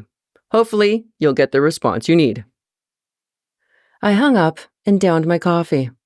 I dug in my bag for some more ibuprofen. I had suggested to the HSAC social committee that we really needed a punching bag installed in the lab. They thought I was crazy. Maybe they hadn't dealt with D&D. My phone rang again. Oh, God. Coffee and over-the-counter drugs just weren't cutting it. I picked up the phone. Holy banana, Batman, you're in the office! Finally, someone to make me smile. Hey, Mikey, how's the dissertation? A groan, long, loud, and hard, erupted at me. Mike and I had done our undergrad together at the University of Calgary. I left to do my master's elsewhere. He stayed and was now into the 4th year of his PhD. It wasn't good to do all your education at the same school. He was brilliant and could have got into any grad program in the country, fully funded. I suspected Mikey was just too lazy to move. Llewellyn wants a chapter by the end of June. He's seriously putting a crimp in my Halo competition time. Mikey was also a video game addict. You had to put out sometime, Mikey. Not like they'll keep you around forever. I looked at the color display on my phone. You're calling from the department. What's up? A sigh. Llewellyn got a call this morning from the Mounties. They need someone to go out on a search this weekend. Electricity shot through my body. Searching for bones. Suddenly, Theo's threat didn't seem so bad. No one else in the department? I asked, trembling, salivating. No, they're all doing studies on teeth. They wouldn't know a bone fragment if it hit them in the face. What the fuck, Elise? Hey, you're preaching to the choir on that one. I tried to sound nonchalant despite the itch gnawing at my palms. 206 bones in the body, why the 32 in the mouth? I don't know. Llewellyn still off field work? Lance Llewellyn was a great physical anthropologist and a fantastic professor at the U of C. He'd spent many years doing archaeological fieldwork in foreign countries digging up cemeteries. Now hell and high water couldn't get him back into the field.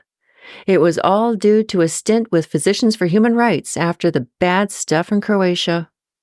Even a physical anthropologist can be turned off dead people.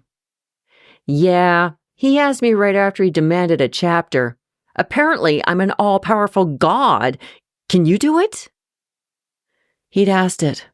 Finally. Me. Looking for bones in Alberta. Human bones.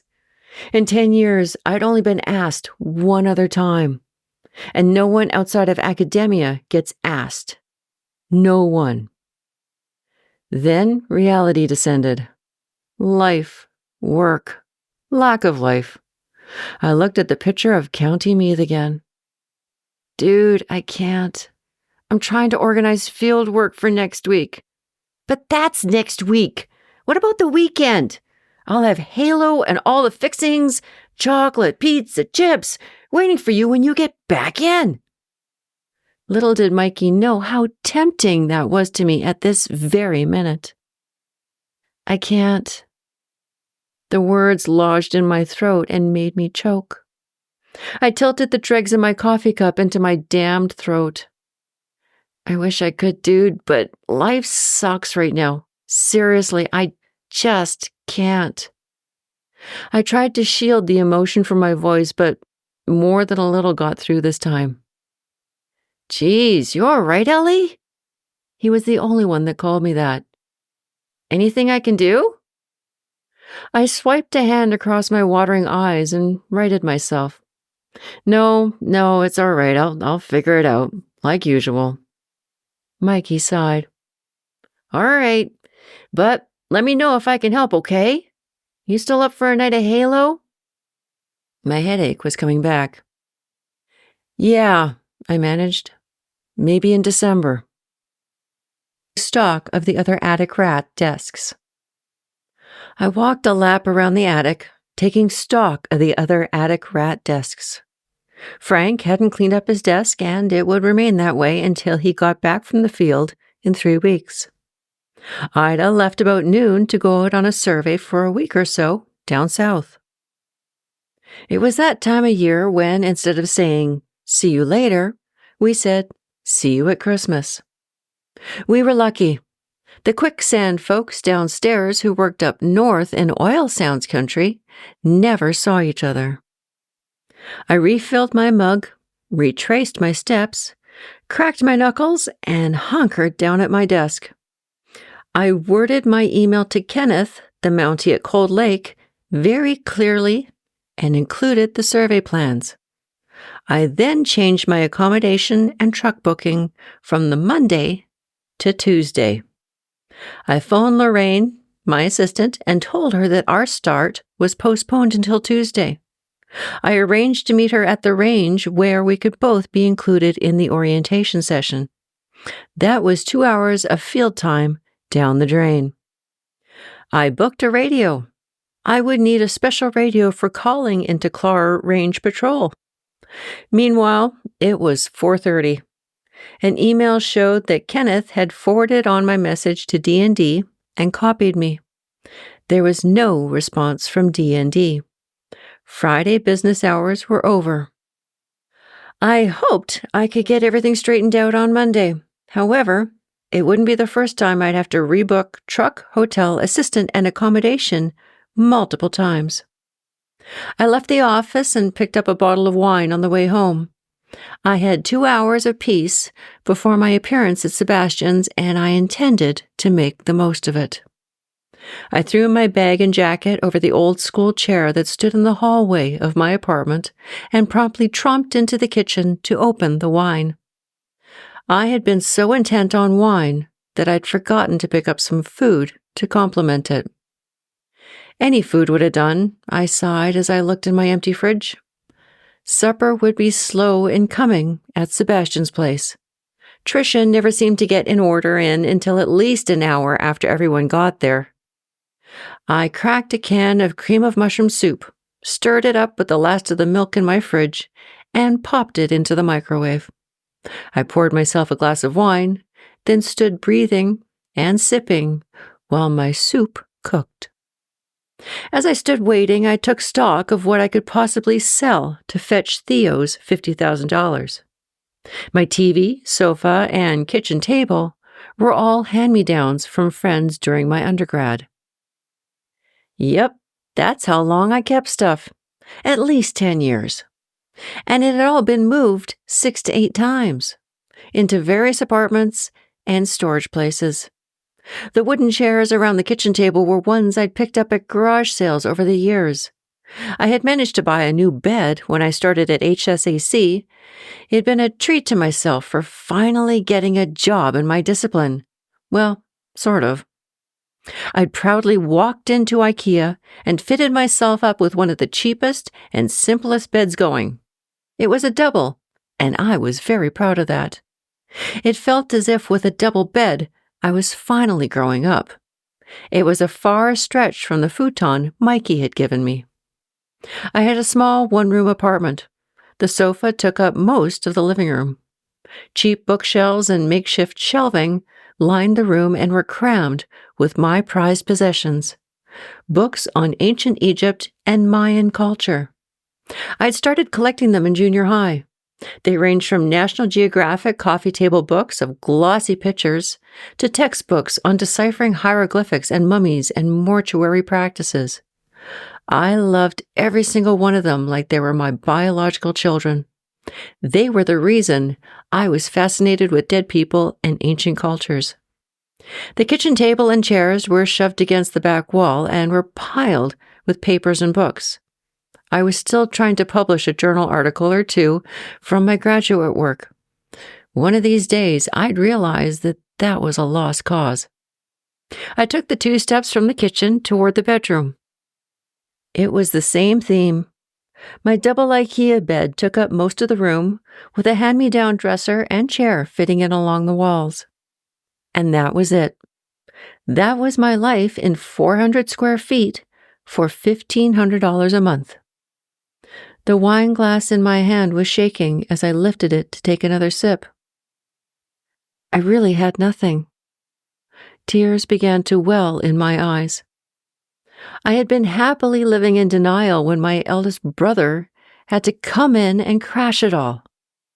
And Mikey's fateful call this afternoon had shown, quite plainly, that even the life I'd managed wasn't all that blissfully ignorant.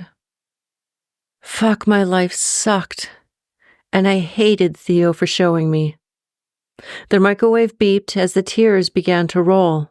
I gulped the rest of my wine. Had I really chosen wrong? Should I have chosen profitability and a university degree instead of happiness? Should I have done an MBA or an MD and been miserable? Should I have been married at 18 and become a baby-making slave to an oil industry husband? I just didn't know anymore. I tried so hard to find something that made me happy, to do something worthwhile and fulfilling.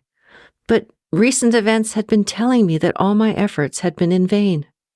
Why bother to try to be happy? There's no money in it, and money makes the world go round. Without the money cushioning you, buffering you from the outside world, you don't have a hope at happiness. I knew there were probably several Buddhist monks and commune living hippies that would disagree with me on this point, but they didn't live in Calgary. Frankly, I wasn't too sure they lived in reality. I poured myself another glass of wine. I retrieved my soup and pulled myself together enough to push some food down my throat. I glanced at my laptop. It was a used one, picked up when I realized that my old 486 wasn't going to cut it for writing a graduate thesis. It wasn't often that I wished I had internet at my apartment. I hated being connected. I hated that I needed a cell phone for my job, hated that my clients expected me to respond to emails within 10 minutes of them being sent, hated that people were willing to give up their souls for technological toys and the sake of convenience. Does everyone really need to be glued to a cell phone 24/7? Are there that many life-threatening bombs in the world? No.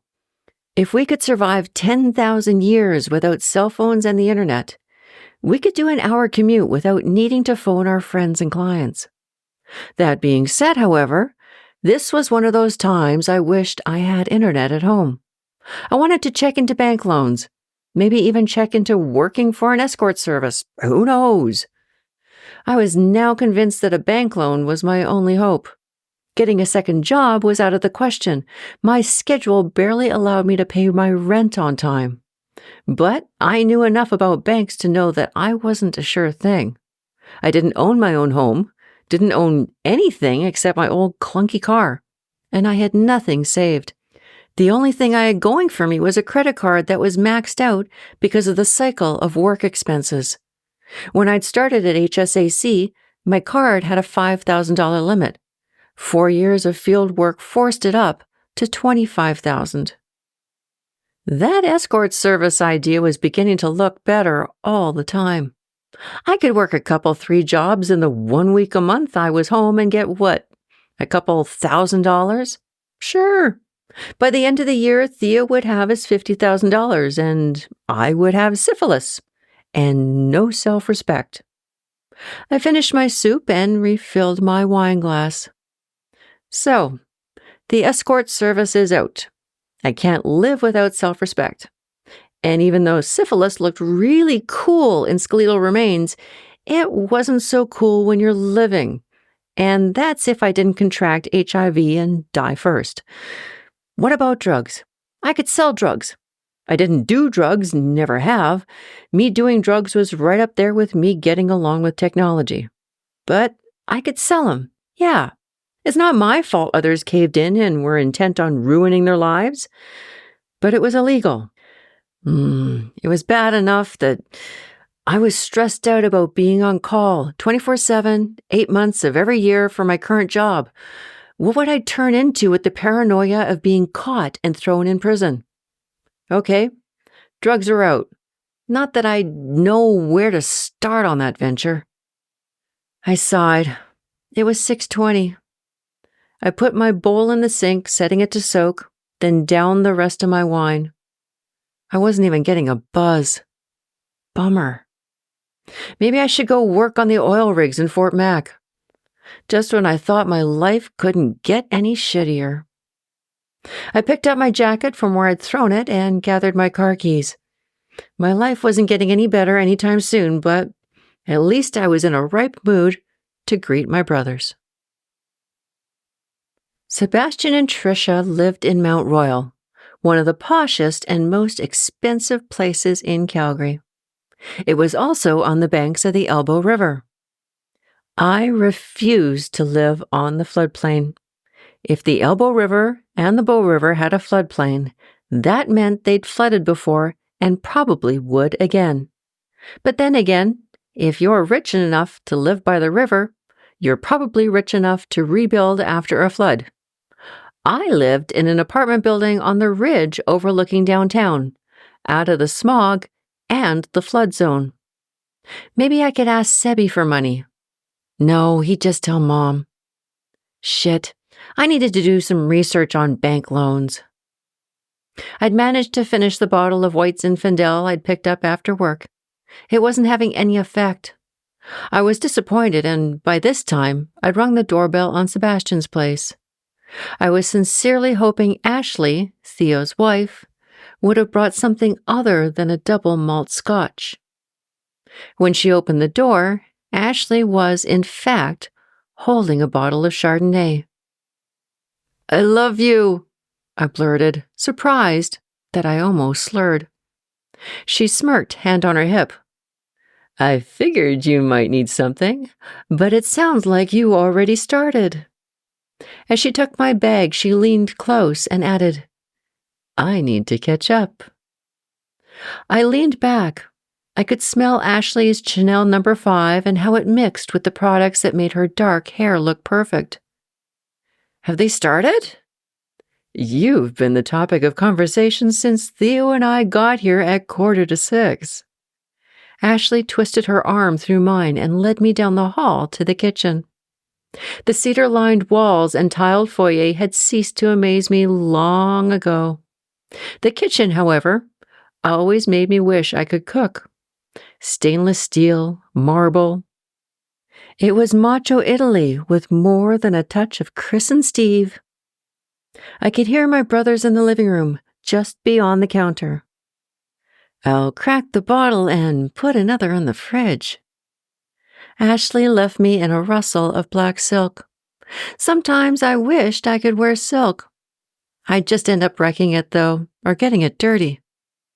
I was left to face the family, to walk into the firing range alone. Some things never change. Voices died down when I stepped into the living room. "Hey," I began. "Hey," Theo offered. Sebastian was quiet. Tricia leapt up and hugged me. "Hey, sweetie." These had been my family dynamics for 3 years. Theo sitting on the bridge with Sebastian and Tricia on either side. It would have been nice to have someone on my side of the bridge for once, if only she wasn't always trying to get me to cross it. "So, how's work?" Tricia broke the silence. "Where are you off to next?" "Cold Lake." "Where's that?" Tricia gazed at me with her green contacts and lined eyes. How could anyone be so pretty yet so blissfully ignorant? "Northeast of Edmonton," I bumbled as Ashley appeared and put a glass in my hand. "Drink," she whispered. "I saw my hairstylist today and he thinks you have the coolest job," said Tricia, merging into her holding court routine, bangles banging and hair flipping. "He's got you pictured as an Indiana Jane with a whip and everything." I wished I had a whip right then. "Tricia," Theo warned, "leave Elise alone. You know she doesn't like talking about her job." "Yeah, she only does it to piss off Mom." These were the first words Sebastian had said to me since the phone call. Unfortunately, instead of having just enough wine to not care, I'd had just enough to loosen my inhibitions. Yes, Sebi, unlike Mom, my life revolves around pissing other people off. Mom only ever wanted the best for you. And we were off. Sebastian's face was red and blotchy. He must have started early on the wine, too. I felt wine slosh onto my wrist. My best is my happiness. If she cared, she'd let me do it as I wanted. Since when are you happy? You haven't been happy since you started archaeology. And since when are you an expert in happiness? Not like you're happy in engineering. At least I'm making money. Yes, Sebastian, I'm poor, you're rich. Life suddenly makes sense. I felt my back burning as Theo looked on. I wanted him to say something, anything because I wanted to start into him too. The itch to tell him to shove his offer was burning a hole in my tongue. Instead, I gulped my wine. Ashley returned with the appetizers to feed the silence. Finally, Theo made his move. Can we just sit and have a nice family dinner? Can we talk about something other than our jobs and Mom? Is that possible? Ashley's mumble was more than a little audible. The wine was taking effect. I snorted and burst into a laugh. She's right, I finally managed. I don't know what else we could talk about. Tricia stood up again to hold her court. Oh, I know. This is like a game. We can play What We Have in Common. Ashley rolled her eyes. I've got a better idea. She strode to the sideboard and pulled out a bottle of double malt scotch. Who's up for a game of poker? Did I mention I loved Ashley? We ate, we drank, we played poker. And thanks to some ingenious prompting from Ashley, we talked. I think it was the first time since I was 5 that I've ever spoken to my brothers without any of us trying to get a rise out of the other. No one visited Mom that night. On Monday, I arrived at work to an emailed response from D&D. As the road you intend to assess has been in existence for 12 years, an archaeological assessment does not need to be done. Access denied. Fuck! I slammed down my Starbucks latte on my desk. My $5 coffee sloshed dangerously against the lid. I immediately looked up Todd's number at Aronson Power. Todd, this is Elise at HSAC. I was told to follow up with D&D to make sure this project has access. I was just denied. I think you need to do some checking. I sat and waited. Or, as my friend Kara says, I simmered in a soup of my own aggression. I barely tasted my coffee as I waited for a response from Todd. It took a half an hour. Todd called. It was a bit of a mix-up. It's all right. D&D will be contacting you. 5 minutes later, an email from D&D appeared. There was a misunderstanding. Access is granted. I think the score was tied between me and D&D. By the time I'd completed all my safety forms, it was 3 p.m. My rental truck arrived, and I had to put in another 2 hours of checks and sorting and gathering of equipment.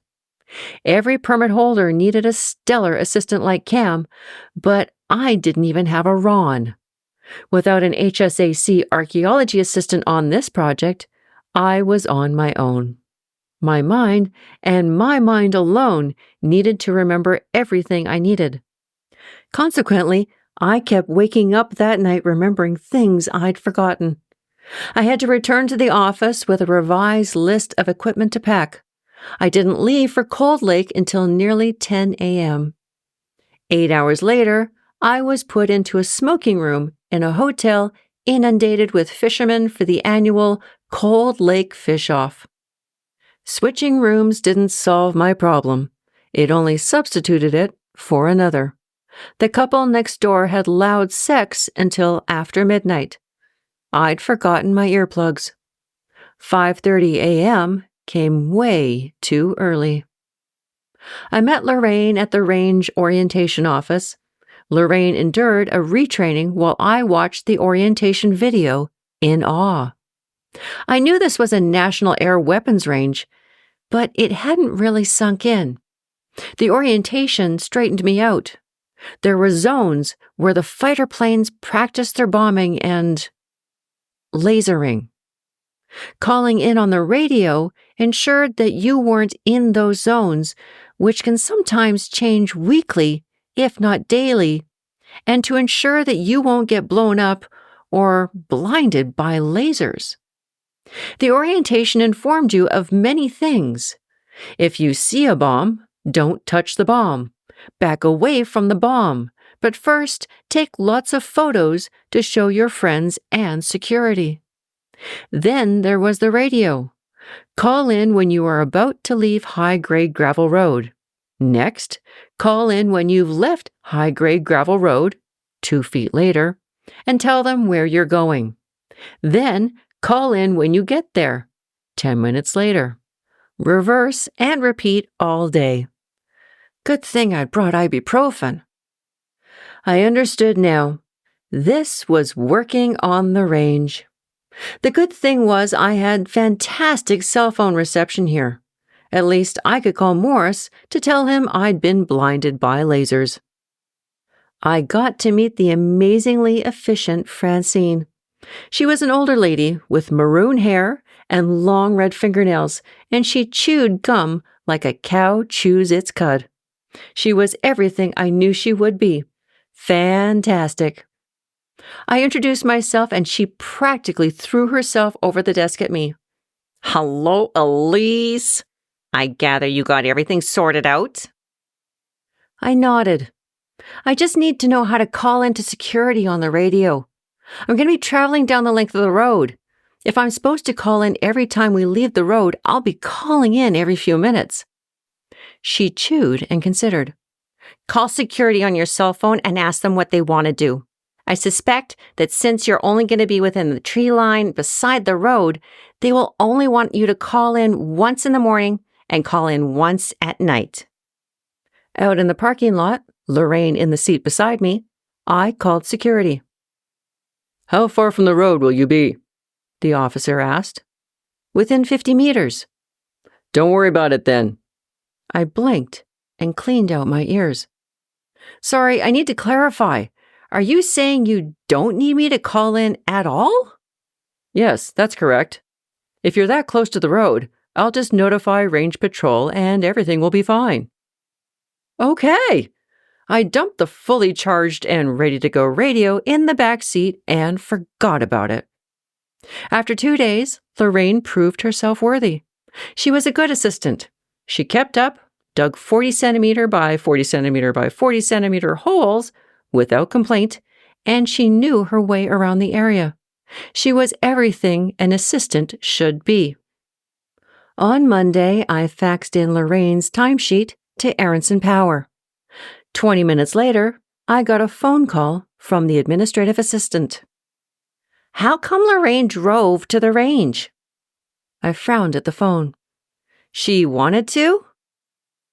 If Lorraine drives, she gets to submit for use of her vehicle. You should have picked her up. Nobody told me this. The woman snickered into the phone.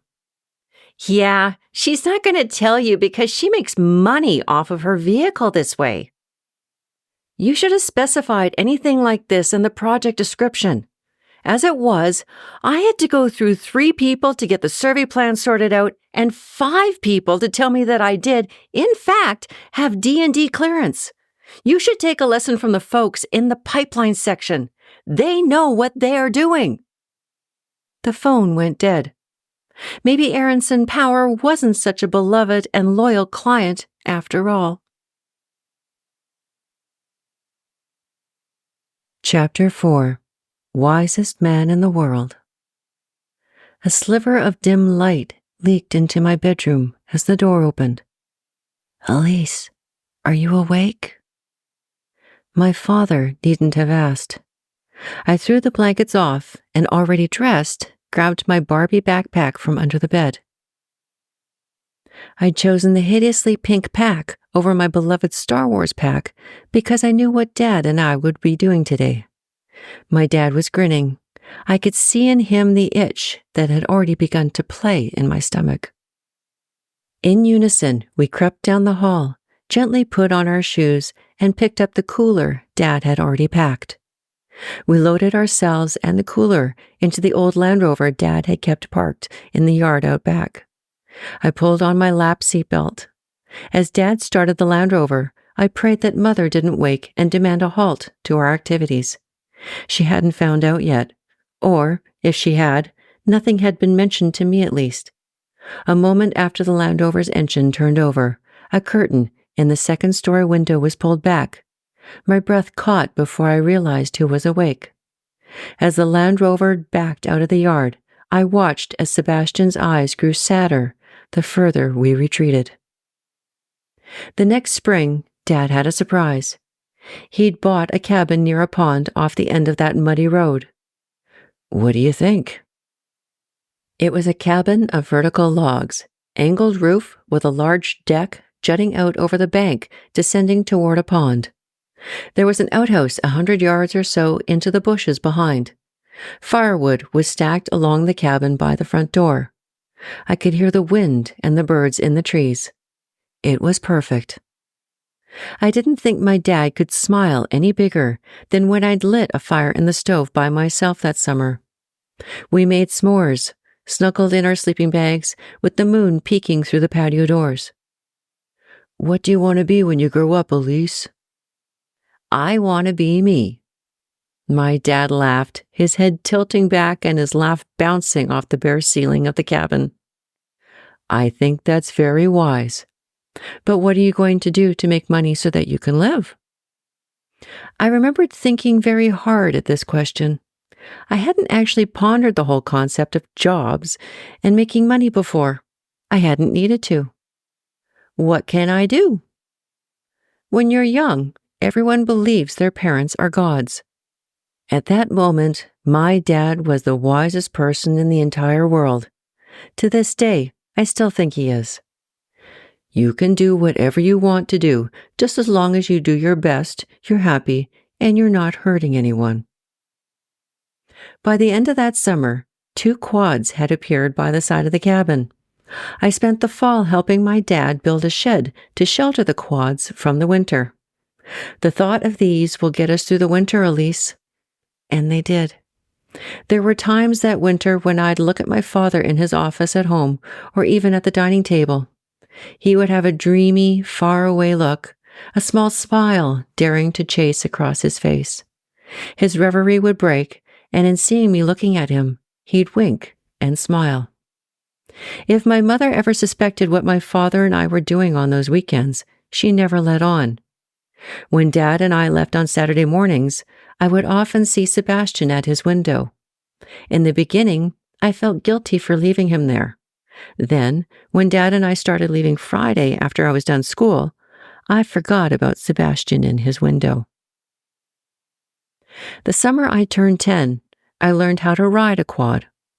I had a small 75 that fit me just right. Dad had a winch on his, and it only took one outing before I found out why. My little quad could run right over the Muskegon mud. His sunk in, and there was nothing I could do but watch my dad winch himself out. We took it slow after that. The wilderness versus the quads became an experiment. We got maps from the forestry office, and Dad made friends when he began to ask questions. My father, the wise man that he was, knew enough that he didn't know. He asked questions and talked to people. In this, he was in his element. And in this, I wished I was more like him. In the span of a couple summers, he'd acquired an encyclopedic knowledge of our small spot of forest. We traced our path from the cabin, where the muskeg was, and where the nice lunching spots were. We watched how the country changed with the weather, with the changing season, and how our catalog of experiences grew over the summer. It was September before we put the quads away. It's just about hunting season, Elise, my father said on our last day out. The forest was turning into a picture. Gold, orange, red, and green spread out across the valley below us as we sat and had lunch on a hillside. But I'm not a deer, Daddy. Sometimes the hunters don't look at what they're shooting and they just shoot. Then how do they know if they're shooting what they have a license for? The forestry guys had been talking with the fish and wildlife guys. We'd had a few visitors at the cabin over the past summer. Apparently a father and his 10-year-old daughter were quite the talk of the countryside. We had to be seen to be believed. That's a very good point, Elise. That very same day, we saw no less than 7 trucks with quads and campers on our muddy road. 3 weeks later, my dad got a phone call. That night he came into my room. He kissed me on the forehead, the auburn stubble on his chin rubbing my skin. I won't be home for supper tomorrow night. Where are you going? Dad sat on the edge of my bed and looked at me, debating his words. Someone's broken into the cabin. I have to go check it out. My response was immediate. Can I come? His response was also immediate.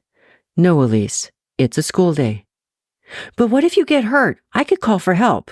You need help fixing the cabin. I can help you. You can't go alone. That's just stupid. But now I was out from under the covers, already gearing up for the expedition. Dad sat there, looked around my room for a distraction or an answer, rubbed his tired face a couple of times, then sighed. Fine. Leave your mother a note tomorrow morning saying you're having supper at a friend's house. We have to leave early. Be ready at 5. The front door of the cabin had been kicked in. The jamb had been torn off and the door was dented. The early snowfall had blown in, showing animal tracks. A window was broken. The beds had been turned over, and the wood stove was lying on its side. The cupboards were open with dishes and food strewn about the large dining and kitchen area. I'm really sorry, Vic, the Fish and Wildlife Officer named Terry said. The three of us stood in the middle of the cabin in our parkas and surveyed the mess. I didn't stop by till Wednesday. I think they got in on the weekend and then the animals got in. I felt violated and pissed all at the same time. Any news on the quads yet? My father asked as he gently closed a cupboard. Terry pulled a small notebook from inside his opened parka. It's a good thing you registered them because... He flipped open the notebook. The little one was seen in Edson. The guy tried to pawn it. The bigger one hasn't been seen, but the RCMP are on a lead from Edson. Probably the same guy. Did they wreck it? I asked Terry. He's been the one who visited the most during the summer. He was a nice guy, about Dad's age with 2 boys, but they were much older than me and more interested in cars and girls than the forest. Terry's eyes crinkled as he smiled at me. I don't know, Elise. I hope not. Terry left us to clean up the mess. We'd stopped at a lumber yard at one of the small towns on the way out and bought some plywood to board up the door and the window. We didn't get home until after 11 that night. The kitchen light was still on when we pulled up. Dad killed the engine on the Rover and paused. Go straight up to your room, okay, Elise? On my way through the backyard, I noticed the curtains in Sebastian's window twitch. I didn't need any further clues to tell me what was going on. My mother's voice rose up the stairs and to my ears under my bed covers. What on earth possessed you to take Elise out of school? I couldn't hear my father's voice. The door across the hall creaked. Sebastian was still awake. Imagine what the teachers think of us, pulling our daughter from school to go gallivanting about the countryside. Don't tell me you aren't fishing again, Victor. It's winter. A quiet knock upon my door. It opened. Sebastian's face peeked through. Go away, Sebi, I said through a slit in my blankets. Sebastian stepped into my room. Where did you go today, Elise? I pulled the blankets further over my head. None of your business. Mom's really pissed you lied. So? My mother's voice rose up the stairs again. Do you have any idea what you do to this family when you take off every weekend and come back smelly and dirty? The neighbors think I'm married to a caveman. You don't go to the charity meetings anymore or play golf with Henry. Kim won't meet me for lunch anymore. She thinks we're socializing with animals. And Joanne says you haven't called Marcel in months. What's wrong with you? Sebastian shuffled his feet along the carpet. Can I come next time? Piss off, Sebastian. Go back to bed. Sebastian lingered as Mother took the final strip off Dad. I know you don't care about your reputation. You never have. But you need to support this family, Victor. At least act as if you care about our well-being. I heard Sebastian leave as my mother's angry steps sounded on the stairs. I didn't see my father for nearly 2 weeks after that. He worked late, had business meetings, played squash on the weekends. One Saturday morning, I awoke to footsteps going down the stairs. I dressed quickly and followed. When I arrived in the garage, Dad was already under the Land Rover, draining the oil. "Can I help?" Dad rolled out, and the man I saw was suddenly 10 years older. His auburn hair was mixed with gray. I must have gasped because my father sat up and hugged me. "I missed you." I smelled his aftershave and the scent of pine and spruce on his fleece jacket. "Of course you can help. Hand me that rag." We made it through that winter. Barely, it seems now. By spring, I could tell Dad was up to something. I don't know how my mother didn't know. It was so obvious. I think now that maybe she didn't want to know. One Tuesday night, I heard my dad come back. Only it wasn't the Mercedes he was parking in the garage. It was the Land Rover. I slipped out of the house and met him inside the garage. He saw me and winked. "Doing anything on Friday?" Excitement shot up my body. "Nope," I beamed. Friday didn't come soon enough. Dad was waiting outside my school, the overnight bag I'd left in my closet, now safely stashed in the back of the Land Rover, next to a load of food and supplies. Our lonely road was muddier than ever. Dad handled it very well, perhaps too well. I watched as he maneuvered the Rover along the road. The Rover bounced in and out of the ruts, following tracks through puddles. We pulled up to the cabin and I hopped out, stretching and rubbing my bruises. I stopped mid-stretch. The cabin had a new door, a heavy door with a lock. The window had been replaced.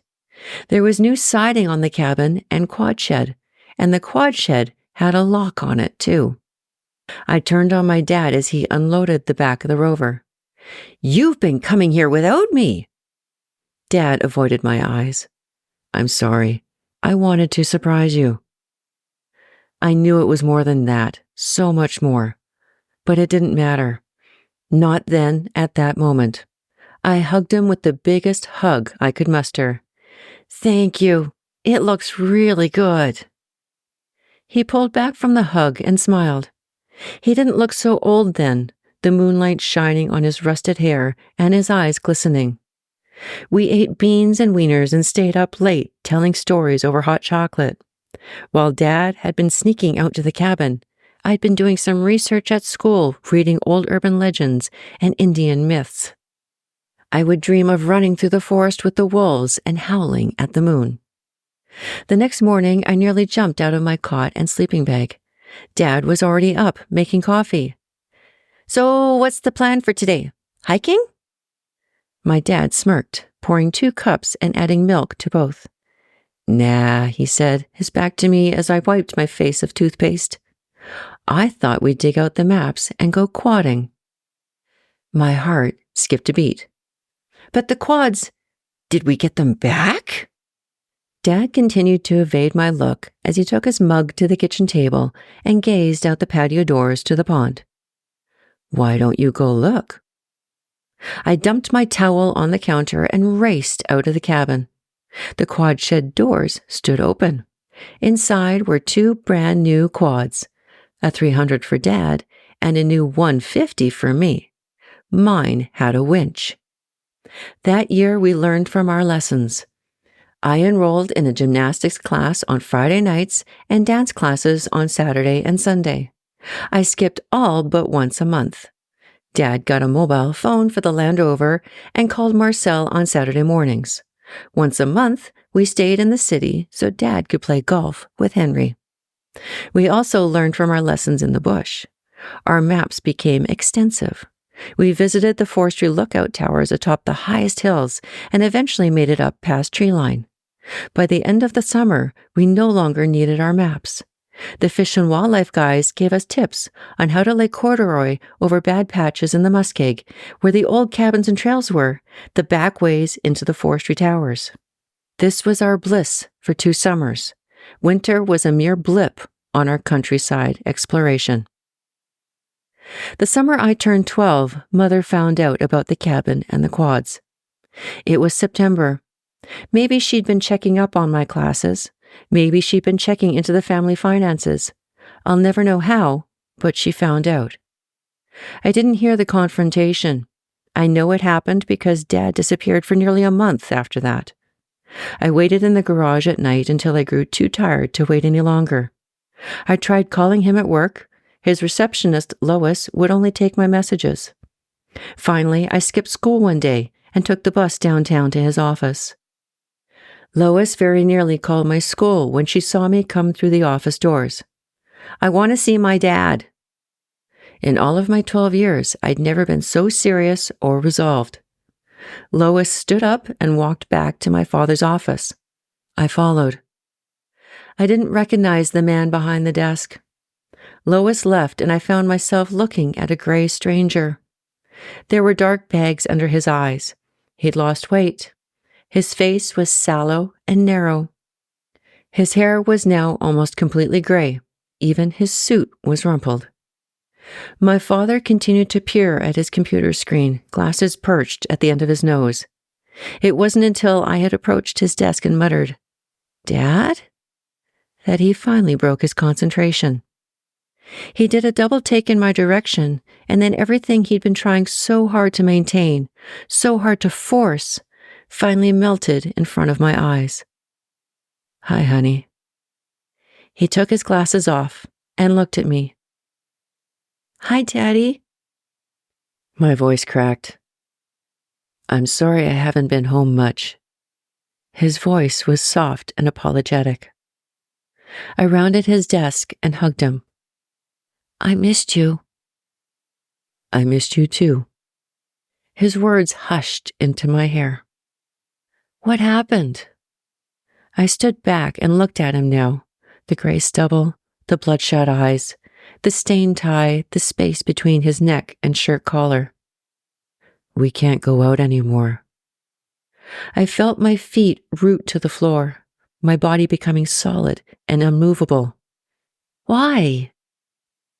"The quads are gone." I continued to stand, boring my eyes into him, willing the truth to spring from his lips. "I can't go out anymore, Elise. I've got a job to do." "You're not happy, Daddy." I felt a wall go up between my father and I then. It was as if the air had changed. He picked up his glasses and placed them on his nose. "I have to work, Elise, and you have to get back to school." I remember the shock rearing up in my gut, throwing my heart against my ribs like my head against the door in the Land Rover. "I'll have Lois call you a cab." He picked up the phone and spoke to Lois. I saw my father only occasionally after that, at the dining table, from afar in his home office. We spoke even less. The last time we spoke, it was in January. I was almost 13. I was restless and was up late reading. I went down to the kitchen to make some hot chocolate when I saw the garage light on. I made 2 cups and put on my boots and coat. Dad was hunched over the engine of the Land Rover. He looked up as I came in. I handed him a cup and he smiled as he took it.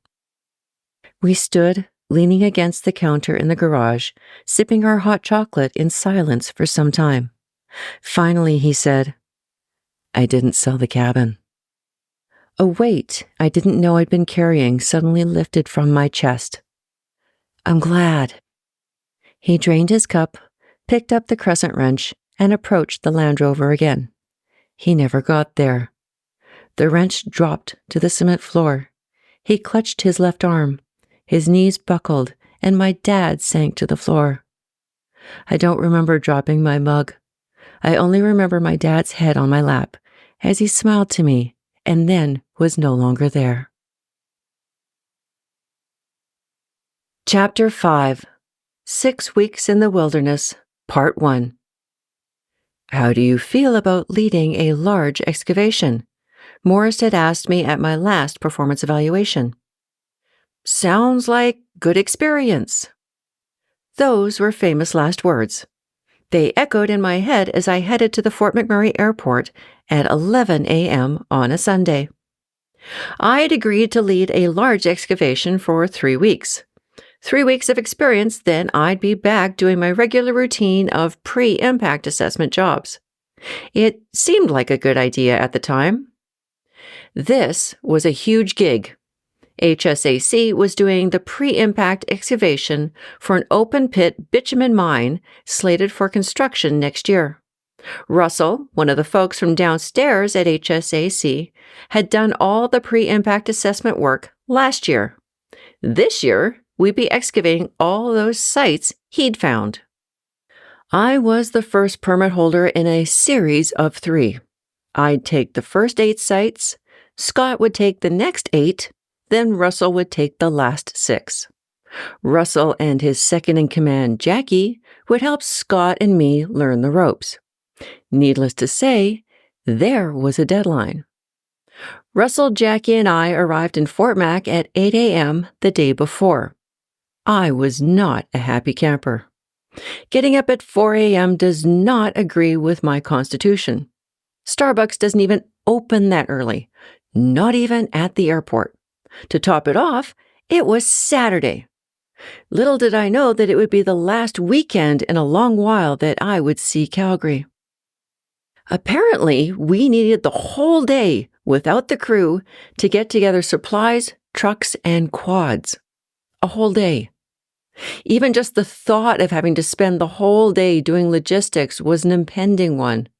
Either it was overkill or on the verge of mobilizing an army. For Pete's sakes, it was only 10 people. Famous last words.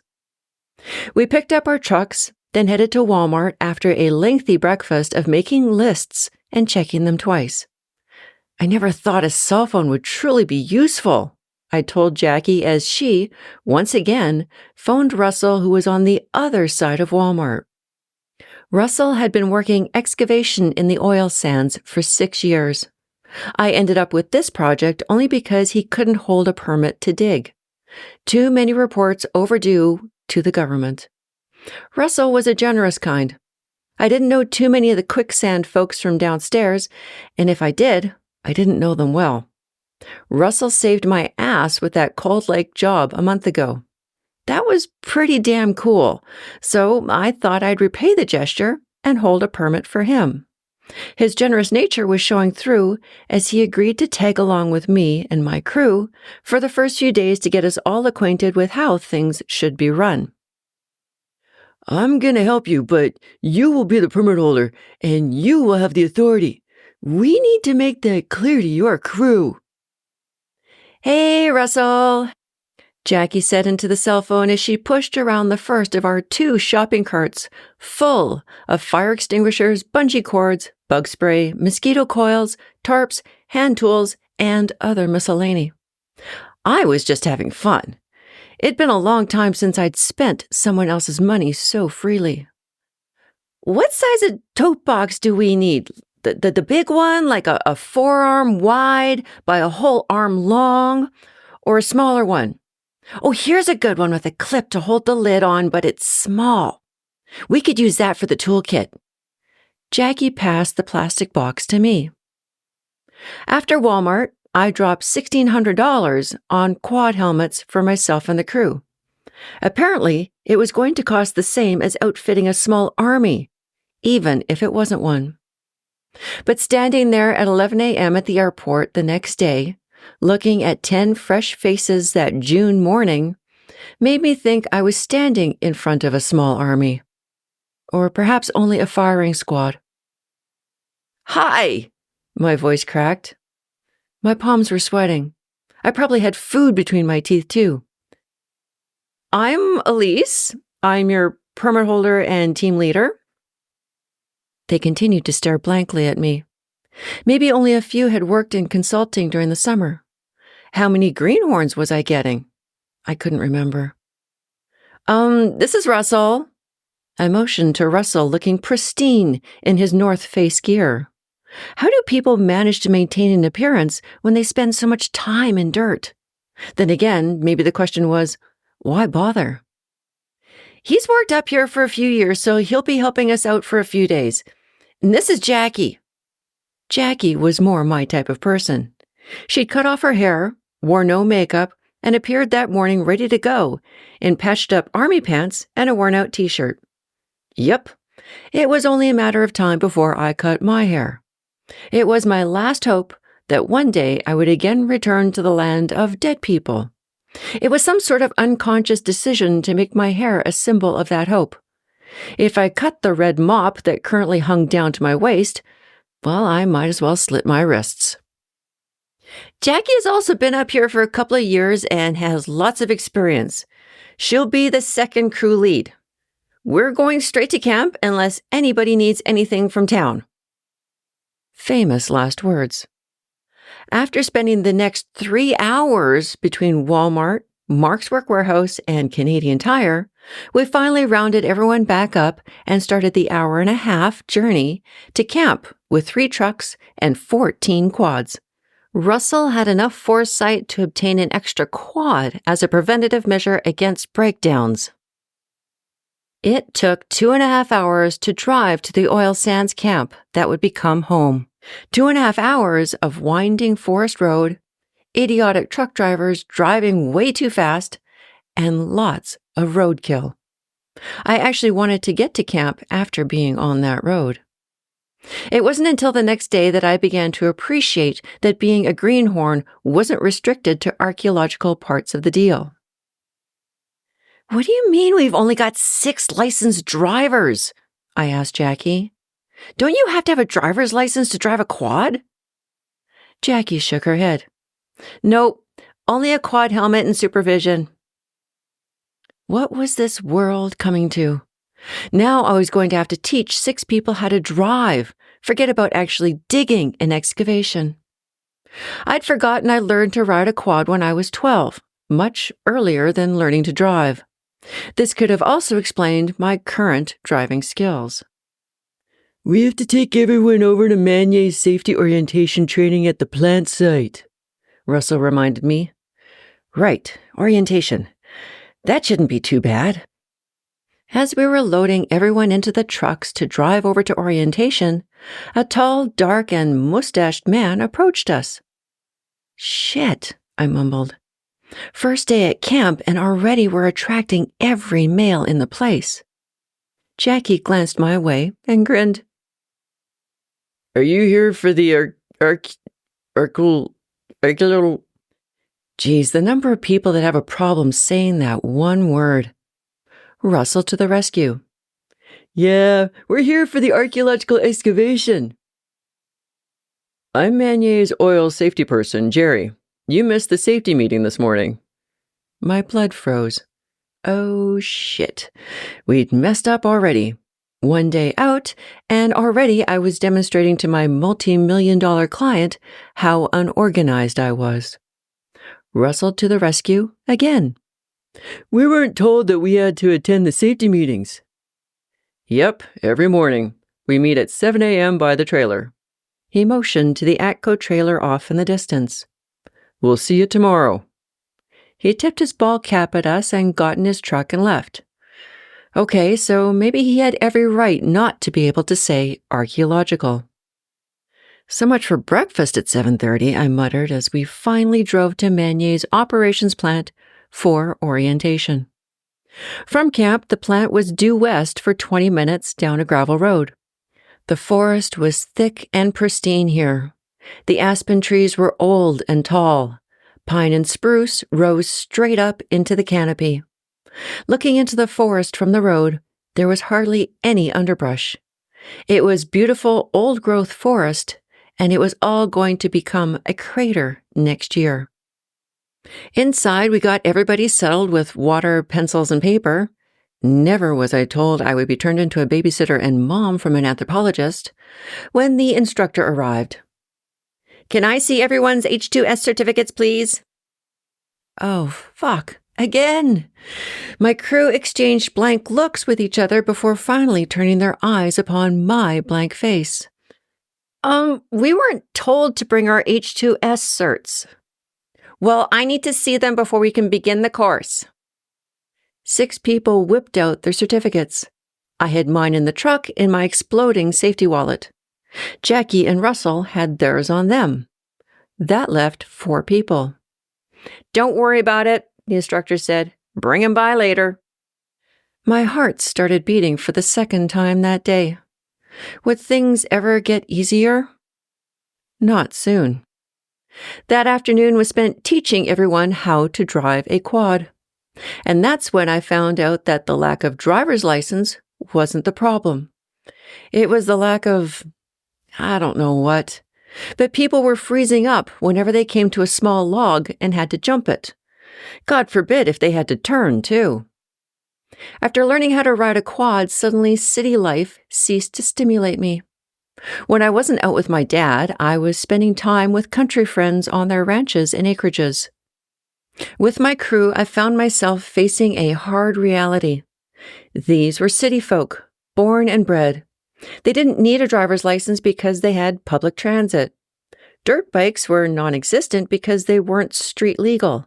Besides, their best friend lived 3 doors down. Their forts weren't built in trees in the bush. They consisted of blankets thrown over a couple of lawn chairs in their postage stamp-sized yards. I had my work cut out for me. I could feel my hair going gray. Well, not that I cared. 3 weeks would not come too soon. But I hadn't thought of my family or my impending financial doom all day. Seemed there were some benefits to working in the oil sands. At 7 a.m. the next day, my crew and I were standing in a circle with at least 20 other people, all white males. Most were between 18 and 35 and surveyors. I was suddenly very protective of my predominantly female crew. Jerry stood at the doorstep of the ATCO trailer, tipped back his ball cap, and began. "Good morning, all. Since we have some new folks on site, we'll go over some stuff today in more detail. Consider this your call-in and overall tailgate safety meeting. You all sign in on the sheet that's being passed around. However, you should be doing your own safety meeting with your crews to cover any information that is specific to your duties during the day. I expect a copy of that meeting at the end of the day. I'll let these young folks explain to us what they do so I don't make any mistakes." Jerry gestured toward us. I had to hand it to the guy. He very gracefully got out of saying archaeological again. I got a nudge in the side from Russell. Right, yeah, we're archaeologists." A mumble of cool wove around the circle with a few nods. Now wasn't the time to correct them. "Last year, Russell was up here and found a few sites. We're here now to excavate them. We are looking for evidence of old campsites like stone tools, bone, and fire-broken rock. We have 8 sites to excavate over the next 3 weeks." Jerry spoke up. "What does your usual day involve?" I looked to Russell for help. He said, "We ride out to the site, dig, eat lunch there, ride back at night." Jerry made a note. "Every day, I want to know where you guys are and if you move. If you have a map of where all your sites are, I'd like a copy." Russell and I nodded. Jerry proceeded to tell us of Manier's safety policies and how he liked to run things. He was strict, but fair, something I had absolutely no problem with. Just as long as he was consistent and communicative, we get along just fine. At 7:55, the meeting adjourned. It felt like half the day had been wasted standing around. I followed Jerry into the trailer, took 5 minutes unlacing my steel-toed boots, then pulled out my map. Jerry scanned it. I showed him the sites, which he highlighted, then wrote on a big whiteboard my name and the site name under the date. He was starting to remind me of Morris. I tried not to smile. "Are you going to stick to your schedule?" he asked. I shrugged. "I hope so. First time I've done this." Jerry leaned back in his chair and appraised me. He didn't say anything for a minute or two, and I let him have the time. Finally, he took off his ball cap, set it on the desk, and ran a hand through his thick brown hair. "Okay. Well, I won't keep you any longer. Any trouble or questions, just call." He plucked a small stack of business cards from his desk and handed it to me. We had to excavate 90 square meters over 8 archaeological sites in 3 weeks. I hadn't created this schedule. It had been constructed by the powers that be. The powers that be hadn't included Morris. I'd been handed to another HSAC manager, one that did all the oil sands work. I hadn't worked with Michelle before and hadn't heard anything about her management style. The archaeologists who worked in the oil sands were always gone or always busy. I had no reason not to think the schedule wasn't well thought out and possible. I had committed to 3 weeks, no more, no less. The first site was the biggest, 40 square meters. Once we'd finished this, it would be all downhill. Did I mention famous last words? After a little ado, we all arrived at the site and dismounted our quads. We were atop a hill in the middle of undulating old-growth forest. Not a soul around for miles. Beautiful. Russell and a small crew had attempted winter excavation at this site. The 1 meter by 1 meter pits of the excavation weren't as square as they should have been. Piles of half-burned brush dotted the perimeter of the excavation site, and there was garbage everywhere. "Looks like you guys kind of just abandoned the place," I said cavalierly. It was minus 35 with 3 feet of snow when we finally called it quits. Oh. Explain the garbage, though. We were using tiger torches to thaw out the ground so we could chisel it out, then campfires to thaw out the dirt enough to push it through the screens. We were going through 2 to 3 packs of hand warmers and foot warmers a day per person. I did a hasty calculation. About 30 packs a day. And my eyebrows rose at the expense. And the stupidity of it all. We had flashlights hanging all over the place to try to extend the day and get things done. I considered how lucky I was at that moment, in the warm June daylight, even in the middle of nowhere. "Right, listen up, everyone. Let's clean up this place. Get the garbage bags from the green Rubbermaid tote." We couldn't base our excavation off a couple of nails half wedged into the ground. That's when I decided to take Russell up on his advice at the airport that first day. It was time for Elise Marquette to take control. "Scott, I need more shovel tests of the area. We got to figure out where this site ends so we can plan where to put excavation pits. Jackie, you and Russell establish a baseline. Make it at least 15 meters long. Don't take the winter units into consideration. I want true measurements from the baseline because that's where we'll be working off this year, not the winter units." This series of statements should have worked. The crew scattered. Russell and Jackie attempted to find more nails with flagging tape wedged in the dirt. After 10 minutes, I looked around to find that nobody had really done anything. I walked up to Scott at the edge of the clearing. "What seems to be the problem?" Scott, a tall, lanky guy who looked to be more at home in a computer lab than in the forest, looked at the faces of the crew, then his fingers.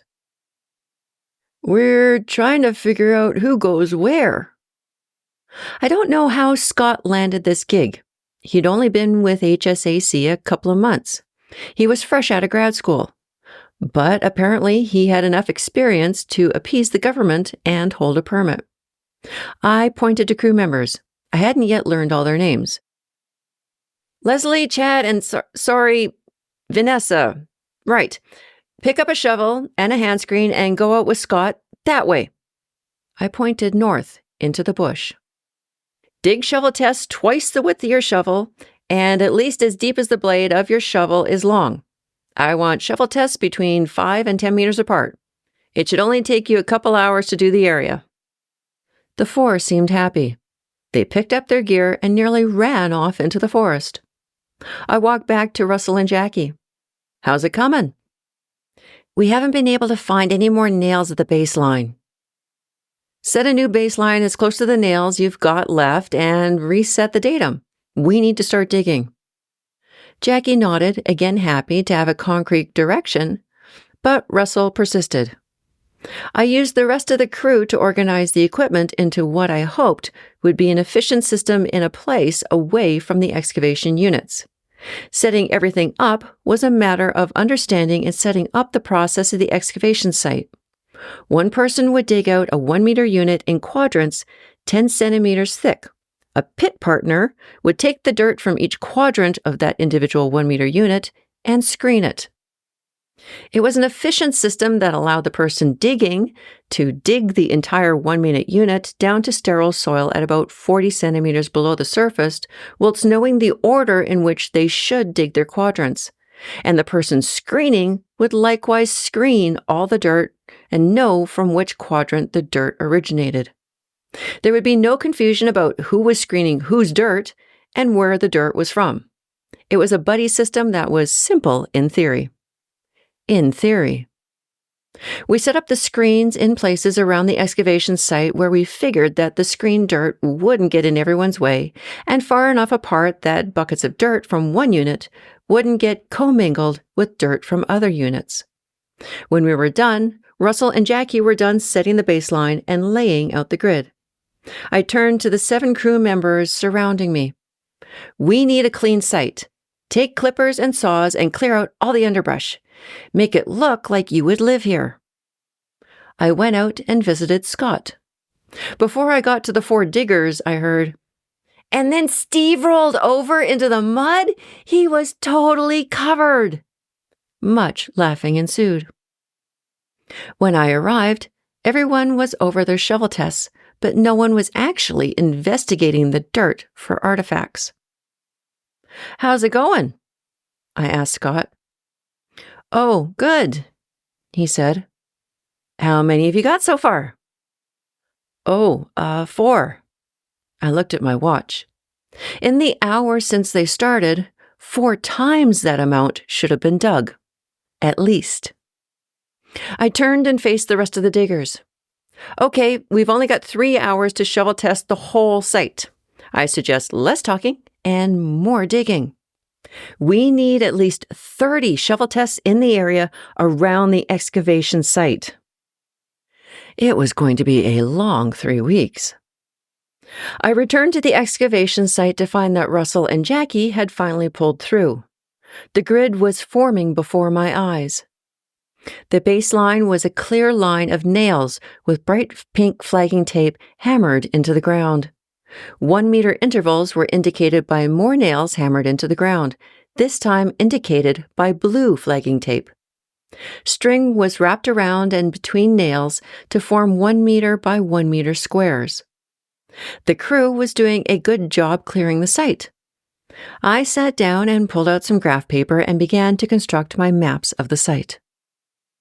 By 2 p.m., Scott and his team still hadn't finished shovel testing the site. They'd eaten lunch and were now slower than ever.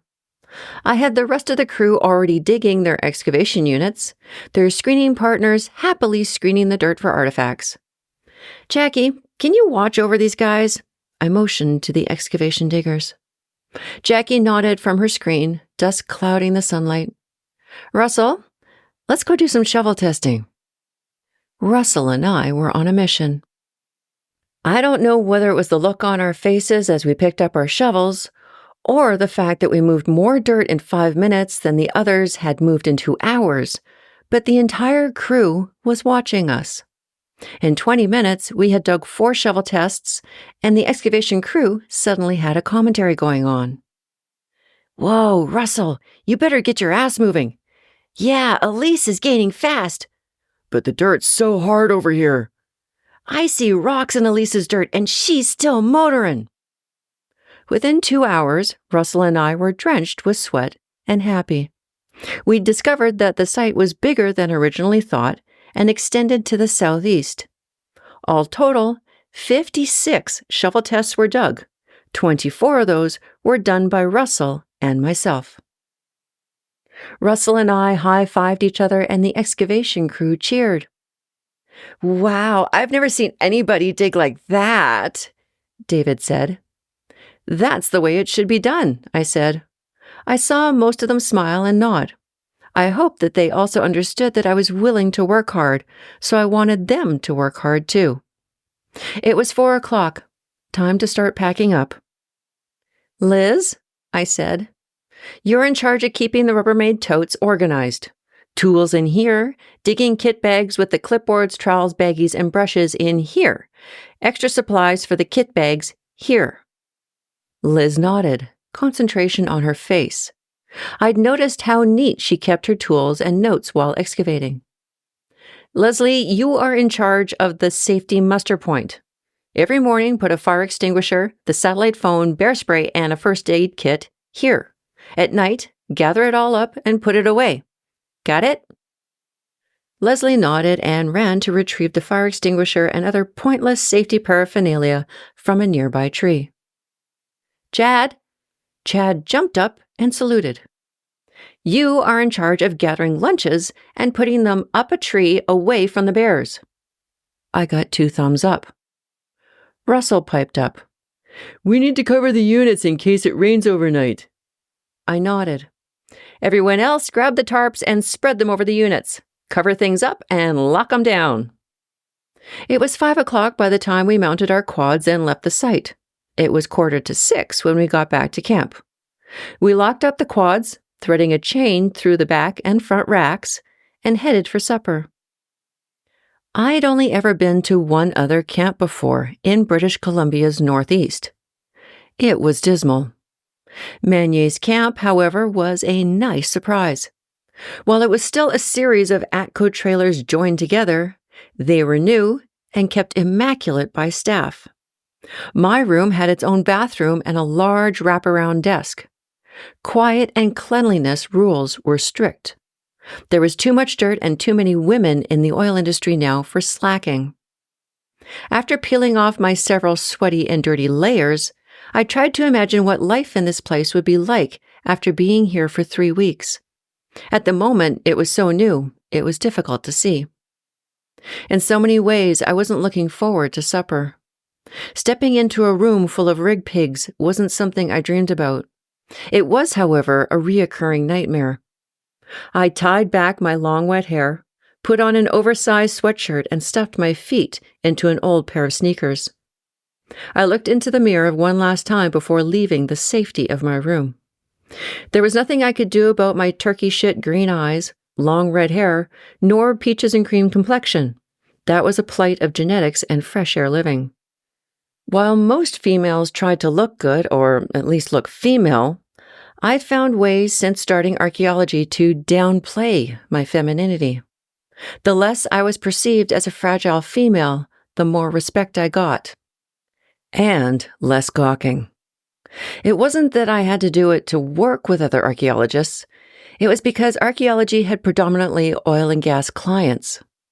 I had to work with rig pigs, and they were a breed of macho, chest-beating males, all to themselves. The more I could get said males to respond to my words instead of my breasts, the better off everyone was. The dining room was large, fitting at least a dozen round tables, with the kitchen at the far end. My crew made it to supper by about 6:30, most with wet, clean hair. We fit all 13 of us around one of the large circular tables. I was happy to find that no one was being excluded, that everyone was making an effort to be a team. Russell, Jackie, and I converged on my room after supper. Russell showed me how to map out a schedule and how to track progress, and how to check the maps and artifact records for the day. We discussed crew and personalities and a few possible strategies for getting more dirt moved. "I leave the day after tomorrow," Russell reminded me, "but Jackie will look after you." By the time Russell and Jackie left, it was 9:30. I was exhausted, but pumped. It had been a 14-hour day. If I could get organized, I could get my day down to 12 hours and make the safety folks back home happy. It would also make me happy. 3 weeks of 14-hour days was not something I savored, but it saved me thinking about my family and the domestic issues they wove. As I said, there were some benefits to working oil sands. I plugged in my cell phone and noticed a message. I winced. But it wasn't from Theo or Sebi. It was Jerry. I'd forgotten to check in with him. Shit. I called him, but his phone was off. I dug out the safety forms and put them by my door. I was not going to forget them tomorrow morning. The next day found me and the crew fumbling for a routine. First, the quads needed gas. That took time and organization. Then we were halfway to the site before I remembered that I still had the safety forms from yesterday tucked in my survey vest. I escorted the crew to the site, then turned around and rode like a madwoman to make it up to Jerry.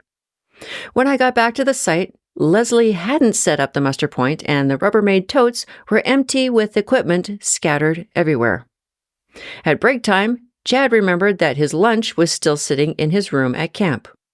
At 11, I got a call from Aronson Power wondering when I'd be finished my report for the work I'd done last week.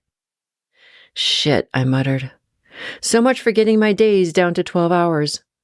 The report was almost done. I just had to fix some errors Morris had caught in his proofread. But that would require a clear head and some time. We each gave Chad something from our lunches to make up for his lack. After lunch, Russell and I palavered to make sure I had a clear idea of what to do on the upcoming sites. I have to be at the airport by 7, so we need to leave camp before 3. 2:30 would be best. But it's only an hour drive, I said. Jackie shook her head. Rush hour to Fort Mac starts at 4. You need to beat it.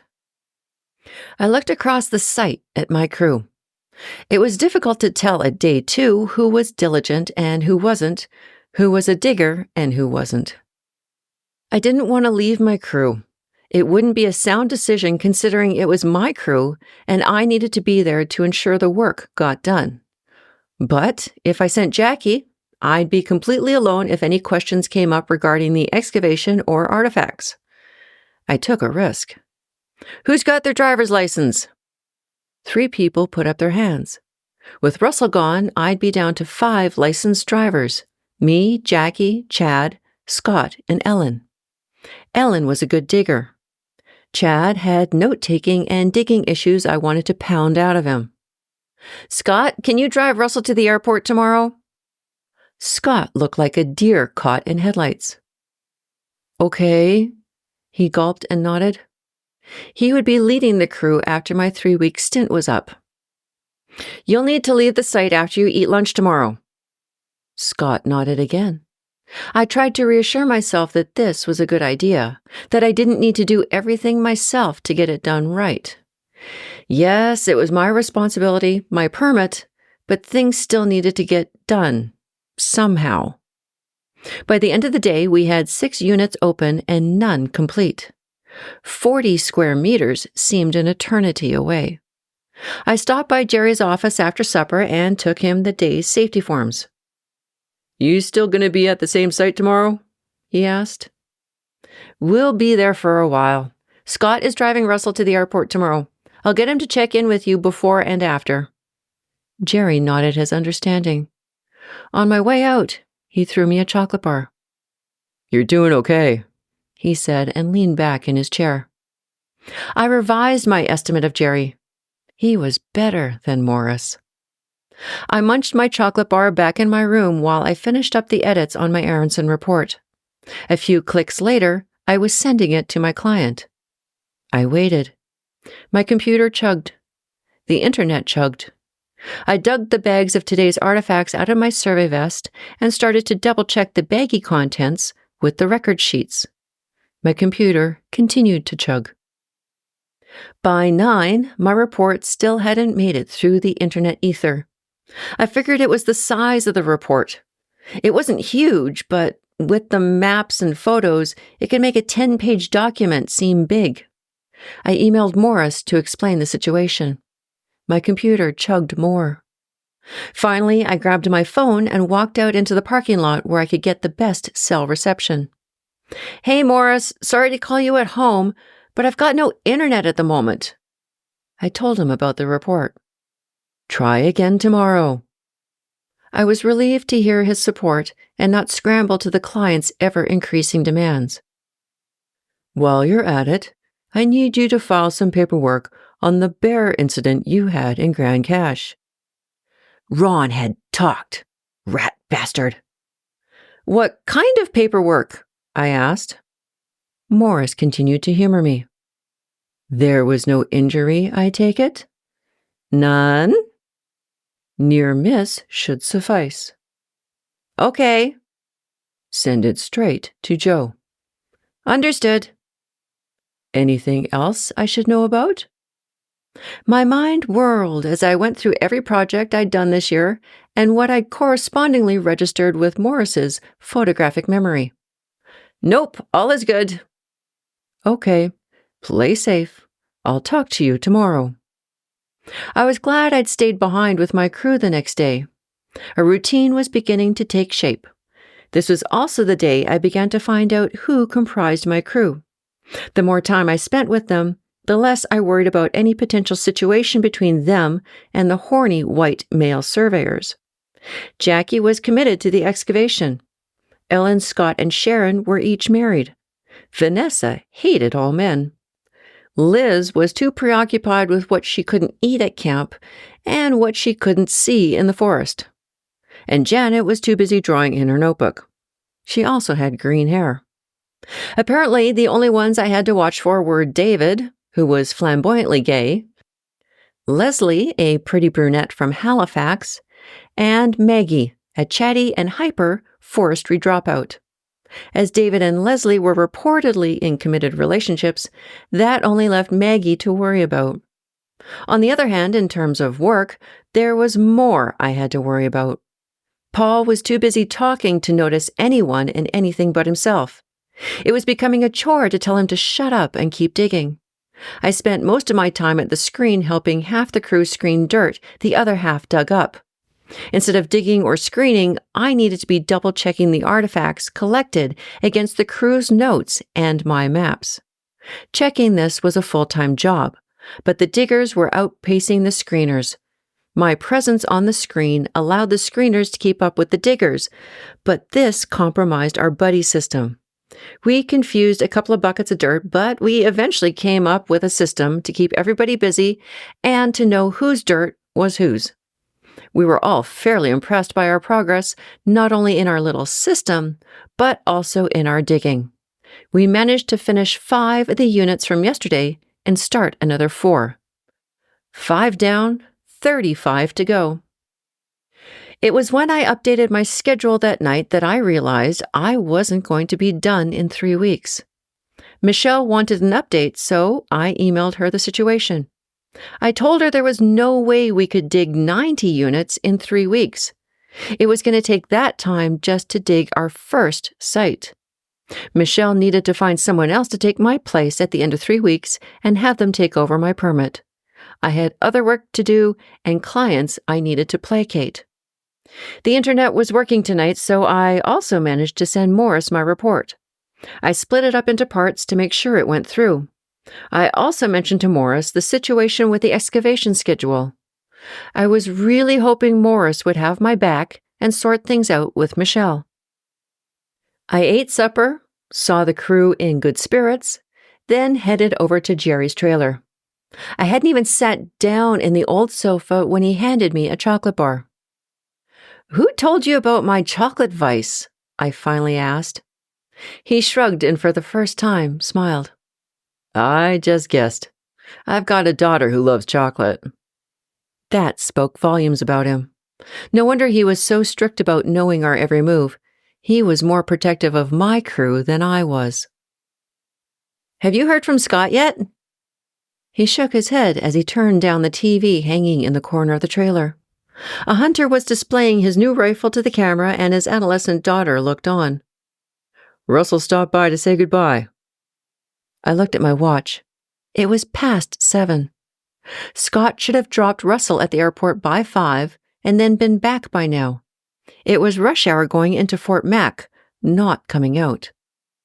Jerry gave me some TV commentary on the hunter, his rifle, and his daughter. Reminded him of his daughter. Then he scanned my safety paperwork. "Let me know when you hear from Scott, okay?" I nodded. "Ditto." It took me until 9 o'clock to finish checking the unit records against the artifacts. Between deciphering illegible handwriting to deciphering the shorthand code individuals made up to note the number of chert, Beaver River sandstone, quartz, or fire-broken rock they discovered, and comparing it to what they actually bagged and tagged, my head began to hurt. I made many mental notes on how to pound into Chad's head the importance of neat and accurate records. That boy was going to learn how to take notes and dig in a straight line, even if it took me all summer. I'd even remembered to send in my safety paperwork on Ron's close call with the bear. By 9, Scott still hadn't called. I looked at my phone. No missed calls. I walked down the hall and knocked on Jackie's door. Ellen was propped up on Jackie's bed in pajamas decorated with pink pigs, watching a movie. "Hey, have you heard from Scott?" Jackie shook her head, then motioned me in. Her room smelled of clean dirt and body shop products. There were boxes, blank artifact records, paper and plastic bags littering her floor amongst the clothes, equipment, books, socks, and a quad helmet. A body shop atomizer was hidden behind her computer on her desk. Jackie ran a hand through her cropped hair as she checked her phone. "He should have been back by now. Did you ask him to stop for anything?" "No. What do you suggest?" I looked around her room again, making sure I wasn't stepping on anything important. "I was reorganizing," she said, and looked at her watch again. "Have you talked to Jerry?" "Not since 7. I'll call and see if he's heard anything." Jerry picked up on the first ring. He hadn't heard from Scott. "We're going to go look for him," Jackie said as I relayed the message from Jerry. I told Jerry this and gave him Jackie's phone number. "Check in every half hour. I don't need 3 people missing." "Do you need help?" Ellen asked. "Can you go get your phone? We'll meet you outside." Ellen flapped down the hall in her oversized pajamas as Jackie rummaged through the chaos of her room for her boots. I met her and Ellen outside in the parking lot.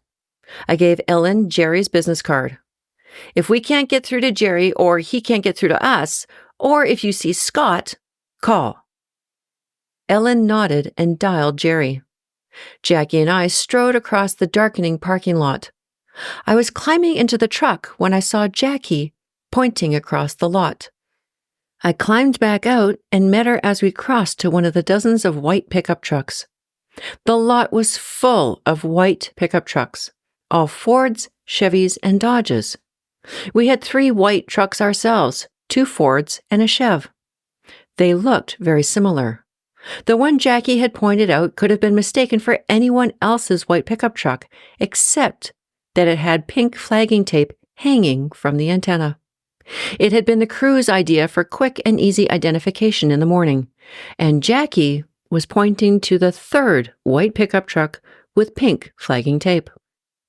I was instantly livid. I pinched the bridge of my nose and counted to 10. When I looked up, the sky was still red, so I recounted. I turned and headed back to camp. "Call Jerry. Tell him all is okay." I strode past a startled Ellen. I struggled with the laces on my boots. "What room is Scott in?" I asked as my last boot hit the floor. 410, Jackie said. I don't know if she was angry too and trying to keep it down like me, or frightened at what I might do to Scott. It had been a while since I'd been this angry. It had been even longer since I'd been this angry at someone outside my family. My knuckles rapped on 410 and threatened to wake up everyone else in the hall. Apparently, I'd woken up Scott. He opened the door, flannel pajamas askew. "Forget something?" I asked, unable to contain my irritation any longer. I noticed that Jackie had stopped a few paces down the hall, out of sight of Scott. "I don't," Scott began, but as he woke up, remembered. "Oh no, I'm sorry, I'm so sorry, I got lost and then I forgot." I raised my finger, rage threatening to well over my infantile walls of conformity and diplomacy. You've got a cell phone and a GPS. Don't do it again." Again, Scott took the deer in headlights look, but was silent this time. Apparently his wife hadn't yet trained him to check in. No, that was my job. Archaeologist, babysitter, mom, and wife. Chapter 6. In Ireland. Unless you like meat and grease, there's not a whole lot going for English food. I hadn't realized how much I liked fruit and veggies until suddenly there were none in sight. I poked at the mushy fried tomato on the plate of sausage, egg, black pudding, and beans all swimming in a plate of grease. I sliced the tomato into halves and put the first half in my mouth. I nearly gagged. I chased it with a mouthful of coffee and continued in that manner for the other half of the tomato and the beans. I got a couple of bites of sausage in, but had to quit after that. When the waitress came back, she raised her eyebrows at my half-eaten breakfast. "Sorry," I said. "Jet lag? Could I have another coffee?" It was the dead of winter in Windermere. I don't know what possessed me to fly halfway across the world to vacation in the Lake District in winter. Some part of me thought that only Canada and Siberia really got winter in winter. I'd pictured the Lake District like I'd read it in one of Beatrix Potter's stories, or William Wordsworth. Green hills, glistening lakes, trees dotting the landscape with stone fences. It was all fairly romantic, I have to admit, just really far from the cold truth. After this first breakfast, I resolved to find a grocery store. It had been a long time since I was last in the UK. My adventures of settling into life in Galway, Ireland, were slowly coming back to me. For one, I'd forgotten that liquor was sold in grocery stores. Score one for Elise. I'd also forgotten that everything is sold in small quantities. A small bag of sugar for 92p was a good deal. Doing my rounds about town, I shook my head as I listened to the voices. I was so far away from the Irish accent I'd grown to understand and love. The accent I heard around me in Windermere was something altogether different. I remember a family friend back in high school telling me the difference between the English accents and what they revealed about a person's social status. I was fascinated, of course, as only an anthropologist in the making could be. Liverpool was a working city and had a poor accent. The North was, well, the North. What else could you say? It definitely wasn't London, and Wales, well, that was the ends of the earth. Sounded like it, too. That was the same in Ireland. Not much with the social structure, but one could definitely be placed based on accent. My friend Aideen was ridiculed at her Dublin school for having a Meath accent. After having spent nearly a year there, I had been able to tell the general region of where a person was raised. Even better was when I arrived at a hotel in Dublin to catch my flight back to Canada, and the hotel attendant saying, "You have a fine Galway accent." No wonder no one could understand me when I got back to Calgary. I had become enculturated. Eat your heart out, Margaret Mead. This time, 5 years later, I hadn't come to Windermere to become enculturated. In fact, I don't know why I'd chosen the Lake District. I spent my days in Windermere, reading, eating, walking, trying to keep warm, and eventually watching movies at the theater next door to my flat. Funny how I had to go thousands of miles from home just to do those things I wanted to do at home. Was it my family I was escaping, or work? I didn't know anymore. I just knew I had to get away, far away. This was as far as my 3 weeks of bank time allowed. I rowed the boat across Windermere Lake, went to a play in Kendal, visited Wordsworth Cottage. The highlight of my trip was attempting to take a sightseeing tour of the countryside west of Kendal. I was driving your standard UK tin can car and regaining my memory of how to drive on the right side of the road. The Lake District is hilly. I hadn't appreciated how hilly until I tried to drive across country. My little car barely made it up the switchbacks. I decided to turn around when ice appeared on the road and I saw my life flash in front of my eyes. Leave it to me to find the most desolate and treacherous patch of road. After 2 weeks in the Lake District, I was incredibly bored and hungry. When I landed in Dublin, my first words to Aideen were, "Please feed me. I need good food." Aideen smiled, holding me at arm's length, her blue Irish eyes sparkling under her black hair. 10 years and you haven't changed. Sorry? I shrugged. I feel like I haven't eaten since I left Canada. I looked at my friend again. Actually, looks like you've given up on eating. You're too skinny. Aideen took my suitcase and hooked her arm in mine. It's the job. Those kids keep me running. Aideen was finishing her master's in education, after 2 undergrad degrees in biology and organic chemistry, and was teaching at a school in Longford. Her arm was thin and angular against my muscular forearm. How's the job? I asked, trying not to dwell on her frailty and my over-masculinity. Great. Stressful with school, but great. She let go of my arm and pulled the airport door open. I scooted through and grabbed my suitcase from her. She let go of the handle with reluctance. When are your exams? They're in June. What are you going to do when it's over? Aideen reminded me of me trying to finish my 7 years of undergrad. I was on overdrive, determined to finish. It took a trip to Ireland and a year of getting drunk to simmer me down. Aideen grinned as she pulled out a set of car keys from her purse. I'm going to read a novel. We pulled out of the airport parking lot, gabbering on as if 5 years hadn't elapsed between our visits. I was breathing deeply between questions and expletives.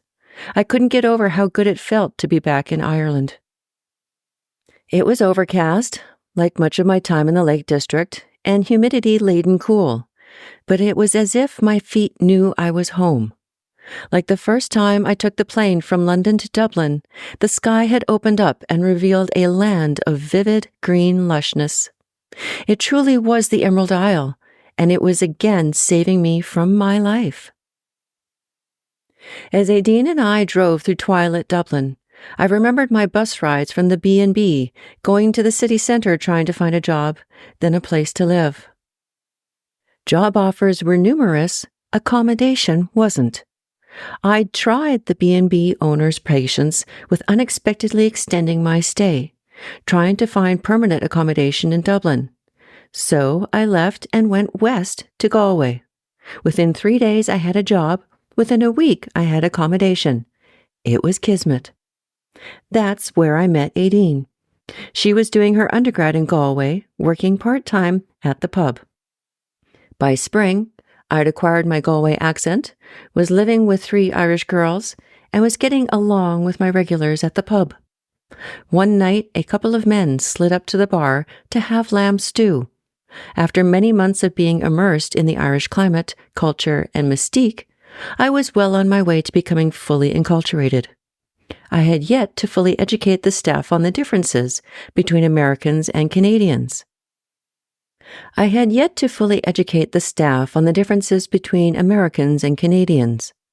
The winter was devoid of tourists, so illustrating the distinction between the stereotypes was difficult. When the men came in, ate their stew, and talked, something piqued my interest. They sounded familiar, but I couldn't figure out what it was that made me feel warm and invited. During their hour or so of conversation and questions, the feeling nagged at me. Did I know them? Had I met them at a pub or a party one night? When they asked if the pub accepted Interact, I finally put it all together. They were Canadian, in fact, from Alberta. I hadn't heard the Canadian accent for so long, I couldn't place it. After they paid and left, I reflected on what made me feel so warm in their presence. They felt and sounded like home. I managed to find that feeling not as strong meeting up with other Canadians as I traveled throughout Europe that year and later. However, nothing equaled the warmth those two men radiated. I felt it again now, being in Dublin again after 5 years. This was home. I'd felt a kinship with Ireland at first sight. It wasn't a home second to Alberta, it was just another home of equal rating. The Alberta forest had become my home after many years spent there with my father. The forest knew me, and I knew it. Perhaps this is why I gravitated towards doing boreal forest archaeology. Nobody else wanted to do it, and I loved the forest. Ireland knew me too. I knew the feel of the ground, knew the smells, knew the sounds. Outside the forest, outside Ireland, I felt awkward, stumbling over my own feet, pushing against forces unseen and untouchable. Here, everything flowed with a grace that made my heart weep with relief. Here, everything fit. Darkness descended as Aideen wound the car through County Meath's roads. We were going to spend the night at her parents' place. Her boyfriend, Eamon, was waiting there for us. 10 years ago, Aideen had invited me to spend a few days in County Meath. I'd quit the pub and was looking forward to seeing a bit of the country before I was obliged to return to my life and family in Canada. Those few days at her parents' house were glorious. Fields of grass and hay, and an abandoned castle, biking along gravel roads, visiting Newgrange, shopping in Dublin. This time around, I had 3 days in Ireland. I could only hope for another visit as wonderful. Aideen's parents had already gone to bed. The house was quiet. Eamon, just as tall as I remembered, poked his head out from the kitchen door. "Have you eaten?" he asked. Both Aideen and I were famished, and Eamon quickly made up the best meal I'd had in weeks. Soup and ham and cheese sandwiches with tea and biscuits. I went to bed contented. The next day, Eamon took the bus back to Longford. "Sorry," he apologized the next morning. "I have to be back at work Monday morning. It was great to see you again. I'll see you on Monday when you come round." "You've got a good man there," I mentioned to Aideen later as we strolled down a path next to the river. "I still can't believe it's been 10 years. Aideen picked up a stick and swatted nearby grasses. Her complexion, that translucent Irish white, had picked up a bit of color during our walk and made me feel less like a bronze Hercules from North America. "God, yeah, 10 years. Doesn't feel like it. Feels like our trip to Tokyo was just last year." Aideen and Eamon had gone to Tokyo to spread their wings and teach English for a year. "Are you two going to get married?" Again, I was attempting to push away a feeling of being something other than a normal woman. Aideen nodded and threw the stick into the dense undergrowth. "Oh, probably. When I'm done school and things calm down." "Will things calm down?" In that respect, Aideen was too much like me. Things just never seemed to calm down enough to live life. Sitting in Windermere, I began to see that unless I took action, my life would pass me by, completely unlived and unnoticed. I was essentially on call for my job, May through December. I had to leave at a moment's notice to go to the remote reaches of the wilderness. I couldn't commit to further education or even an intimate relationship because when I wasn't on call, I was completely exhausted from being on call for 8 months. In Windermere, I began to see the leaves on the trees and not resent the fact that they were obscuring my view of the topography. I wandered aimlessly instead of taking aim and finishing in record time. I began to look at men for their smiles and not for their potential to hold a shovel. Aideen and I spent the day wandering the countryside, visiting small towns, a local war museum, and small churches. We had no destination in mind. Our only objective was to wander, talk, and be together. On Monday, we headed to her home in Longford.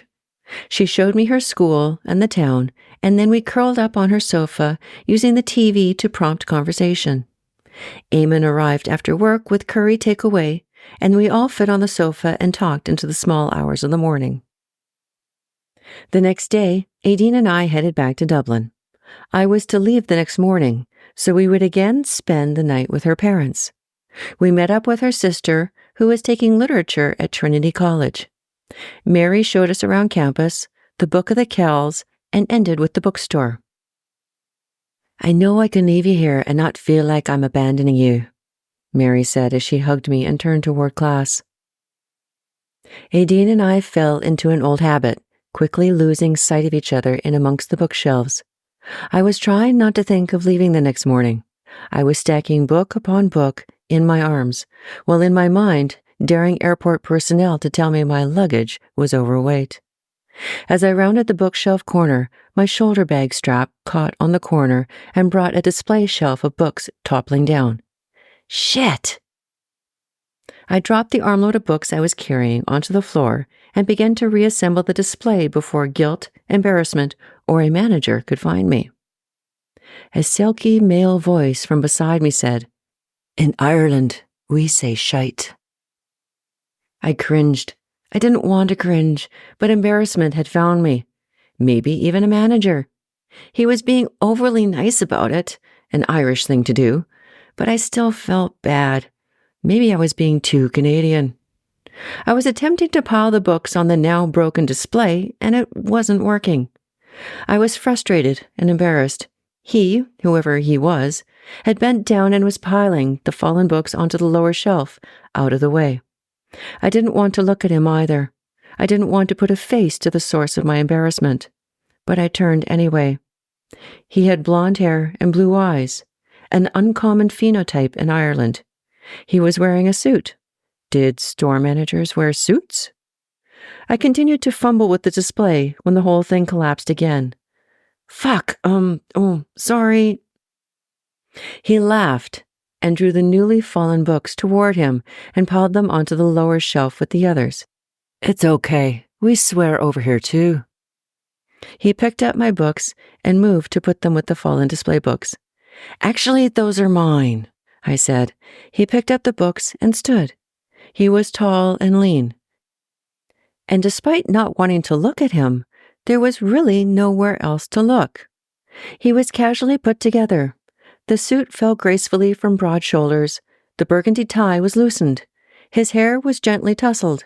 His fangs were long and nimble. His cheeks formed apples as he smiled.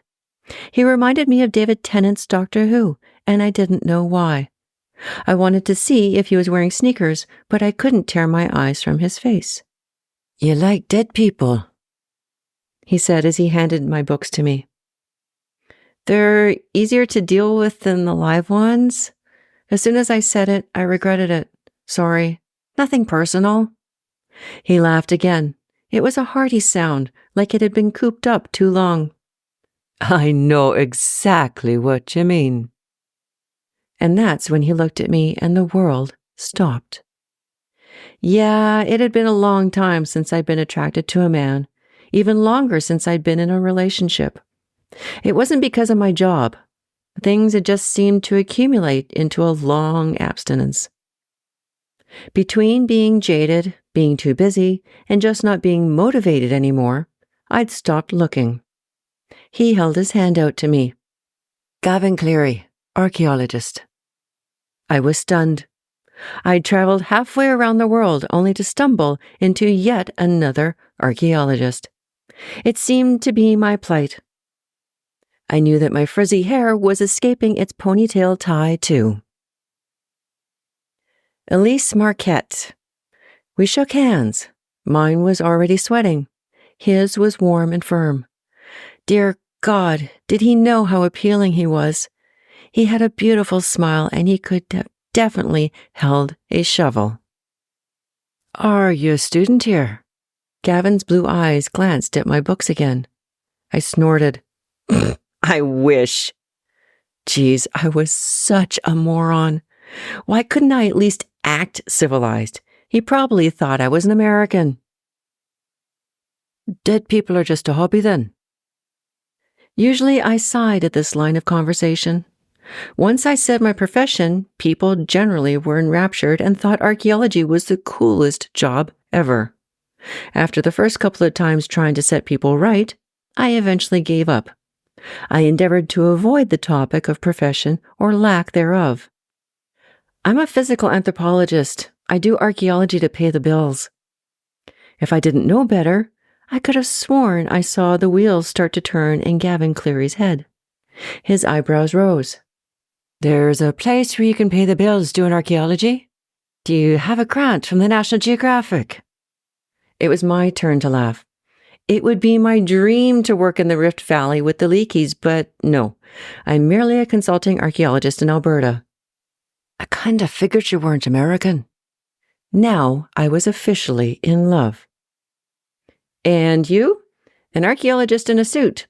I never thought I'd see that. He smiled and perhaps even blushed. I'm a lecturer here. I have an impression to maintain. Gavin Cleary had stunned me into silence again. My friend Aideen chose that moment to come around the corner. Elise, there you are. Are you done? I've recovered my senses. Yeah, I just have to pay for these. It was nice to meet you. I held out my hand again to Gavin. Actually, I'm done here if you and your friend want to join me for lunch. I just came in to order some course materials. Aideen must have noticed my face or lack of words. She became a godsend and filled the void. It's about time for some food. She looked at me again with a sense of what I wanted. Sure, we have time. I nodded, too shocked at my good fortune. Gavin Cleary followed us up to the cashier, exchanging idle chatter with Aideen. Aideen wasn't completely subtle. She'd accurately sensed my feelings and was grilling the gorgeous lecturer standing beside me. I honestly didn't know what to think. When I'd lived in Ireland 10 years previous and worked with Aideen at the pub, I'd learned that Irishmen were just plain nice. That's the way they were. While working at the pub, I saw many occurrences of strong Irish women walking all over their nice Irish boyfriends. It was eerily back home.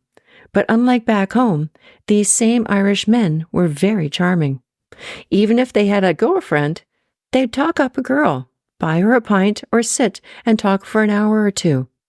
I'd been caught in this little trap a couple of times 10 years ago.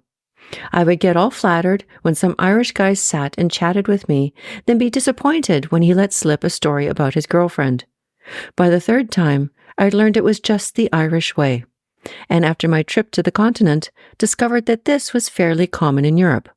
However, Irish men made it into a fine art. I didn't know what to make of Gavin Cleary. Was I becoming old and skeptical? He held the door open as Aideen and I exited the bookstore into Trinity College's stone-cobbled campus. Chivalrous, too. He must be a serial killer, I thought. Nobody could be this perfect. We walked and talked, Aideen fishing and digging into Gavin's life, and me tagging along, nodding and smiling at Gavin's comments. We ended up at a couple blocks from the college at a small eatery. Gavin insisted on buying us lunch. As much as I didn't like being taken care of, Aideen was beating me down. She hadn't let me pay for anything except my books since I'd arrived 3 days earlier. During lunch, I learned that Gavin was trying to get on the Decla Wisest team. His specialty was Roman archaeology. It's a well-run, well-funded operation that's been going on for years, he said. He told stories of Roman battles and conquests in northern Africa, funeral rites, and festivals to celebrate the seasons. I know he was delving into the dead because of my own interests. Aideen knew my morbid predilections and humored me. I was riveted. Oh, Elise, Aideen looked at her watch. We need to go. I met Gavin's eyes. Sorry, we have tickets to the Body World expedition. Dead people. He smiled and nodded. Gavin walked us across O'Connell Bridge and down the street to the exhibition. Then he surprised me by walking up to the ticket booth. He walked back, me staring at him, and shrugged. I had to ask, but they're sold out. Gavin held out his hand. I held mine out too, and he shook it. Here. Aideen's voice descended between us. Gavin broke our connection and looked at Aideen's hand. In it, she held out her ticket. Here, meet me back at the restaurant. But Aideen? I began, but she thrust it into Gavin's hand. Aideen turned on that gorgeous, bright smile, blue eyes glistening. I needed to do some shopping anyway. She leaned in and kissed my cheek quickly before striding away, my shopping bags in her hand. I was left, my mouth opening and closing like a fish out of water, or a reluctant archaeologist out of her depth. Shall we? Gavin held out his arm. He was smiling, eyebrows raised expectantly. I stood rooted, willing myself to do the one thing in my life that I knew was right, the one thing that I knew would make me happy. If only for a few moments, an hour. Outside of work, away from my family, devoid of any financial decision or obligation, this time and this place with this man was completely free of how screwed up my life really was. In a typical Irish fashion, Ireland had presented me with a mystical moment, freeing me of reality. After all this time, fighting for my own way, my own stretch of happiness, why did I have to have such a difficult time when that stretch concerned relationships? Fighting in school was easy. I worked harder, got better marks, got scholarships. Fighting at work was easy. I worked harder, got done projects sooner, under budget, and with better results. Fighting with my family was easy too. I just stopped talking to them when they pissed me off. Sooner or later, one of them called and we'd start all over again. But fighting for happiness in a relationship? Well, first, one had to get a relationship. I had suspicions regarding my self-esteem. I wasn't completely ignorant of my own psychology and what my familial upbringing may have incurred. But to think that I didn't feel myself worthy of a relationship seems so far out of whack. Now with Gavin Cleary standing and smiling at me, waiting and wanting, I had to wonder, what was holding me back? It was with this question that my hand began to move. It had a life outside of its own and reached out to wind around Gavin Cleary's arm. My body moved then too, catching up with my disembodied arm, and finally I stood next to Gavin. My mind, however, was still catching up. Slowly it moved closer, reveling in the journey my body took next to Gavin. I could smell his aftershave and the way it mingled with scent of laundry soap in his clothes. Feel the heat from his body and how the cool air threatened to seep between us. Then the rough weave of his jacket upon my fingertips. Finally, I looked up, his blue eyes and blonde stubble directly in front of my eyes. "Grand," he said, and led me into the exhibition. It took until we were halfway through the exhibition. Then I fell into place. I was happily sated. I had an intelligent, witty, beautiful man at my side, and dead people all around me. Morbid, but my truth nonetheless. And Gavin accepted me, wholly. I hadn't been able to say anything to unhinge him. Not my fascination with funerary rites and how and where people were buried and treated their dead. Not how I stuck my nose nearly into the exhibits to examine just how the muscles attached to the bones, and not how I asked point blank why he consented to being an overeducated laborer. "I can't help it." He grinned and shrugged from behind an encased infant's brain. "I love it. I love the mystery, the puzzle, the challenge. It's not the labor. Of that I have no love lost. It's about holding the past in my hands and divining the lives of those people. It's about telling a story of people who can no longer speak. If I could do it without the digging, I would. But Turt tells a story too, an integral one that needs to be considered in the story." If he had been my prof, I would have never left school. We spoke the same language. I felt the exact same way about a person's body. What did a person eat? How did they make their way in life? Who did they love and support? How did they die? It was all the same, a personal connection to people of the past. An hour and a half later, we stood outside. "I'm taking a drive out to the Burren tomorrow to have a look at a site for my class. I could use some company. Interested?" The world fell out beneath my feet. I can't. I'm leaving tomorrow. Was there disappointment in his eyes? I couldn't tell. I was too disappointed to read him. All I knew at that moment was that I wanted to remember his face. I wanted to remember him as completely and wholly as he was standing there in front of me. I have kept you from your friend too long. Please thank her for the ticket.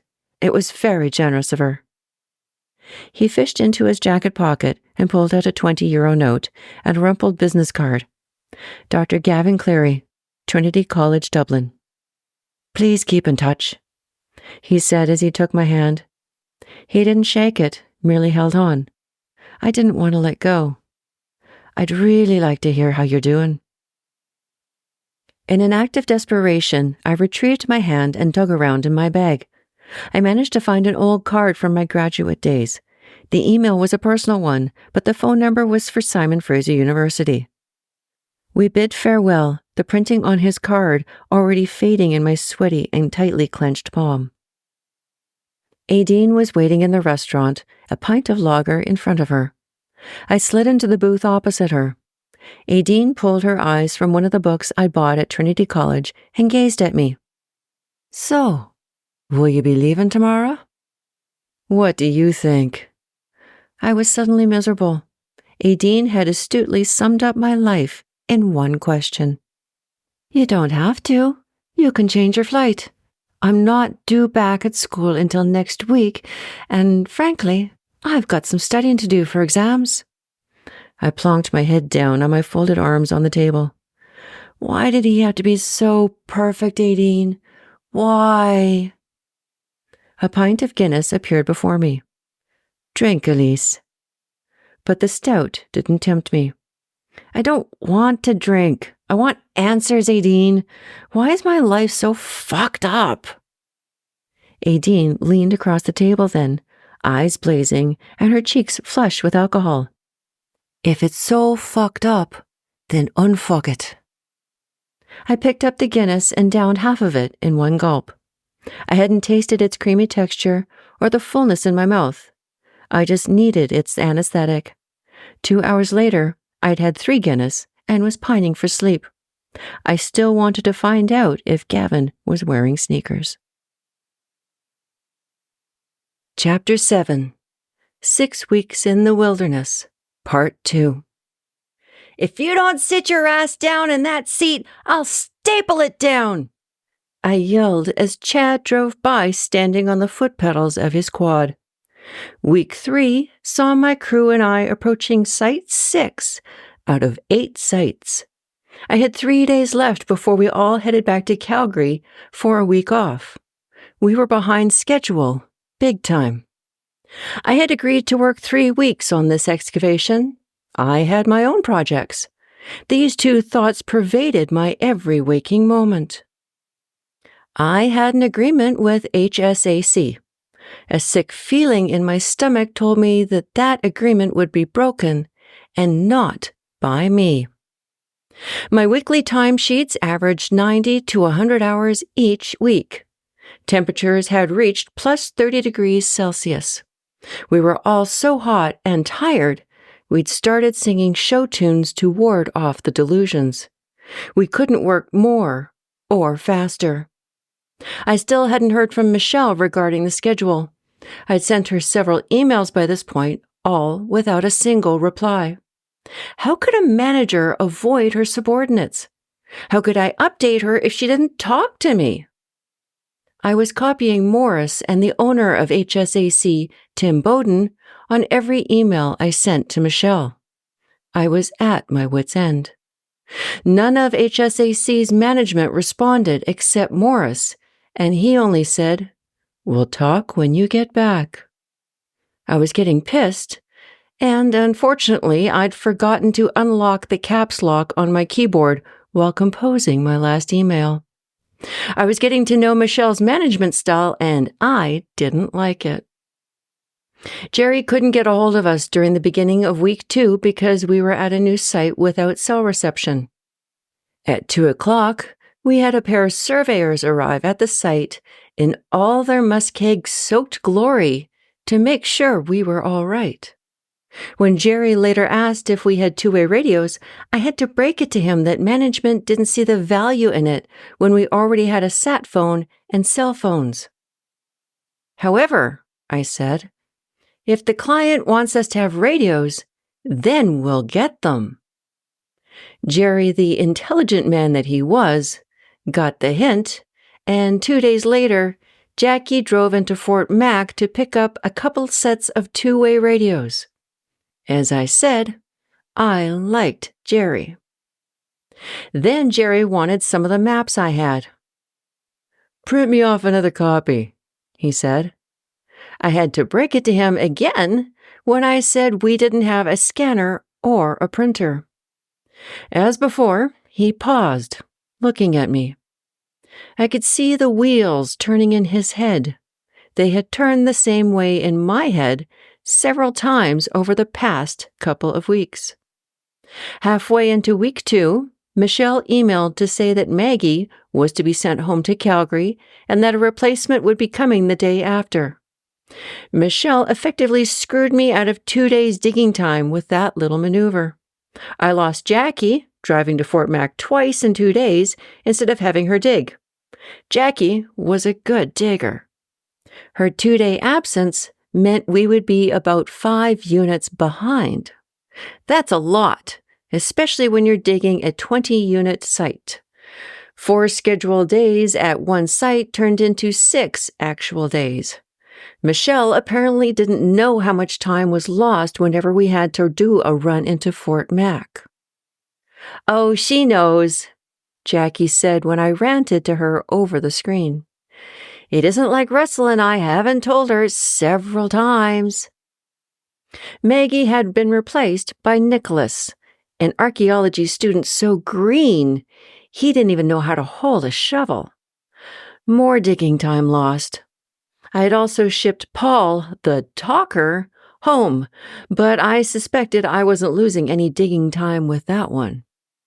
On the brighter side of things, while Jackie was living up to her position as my number 1, Ellen had become my number 2.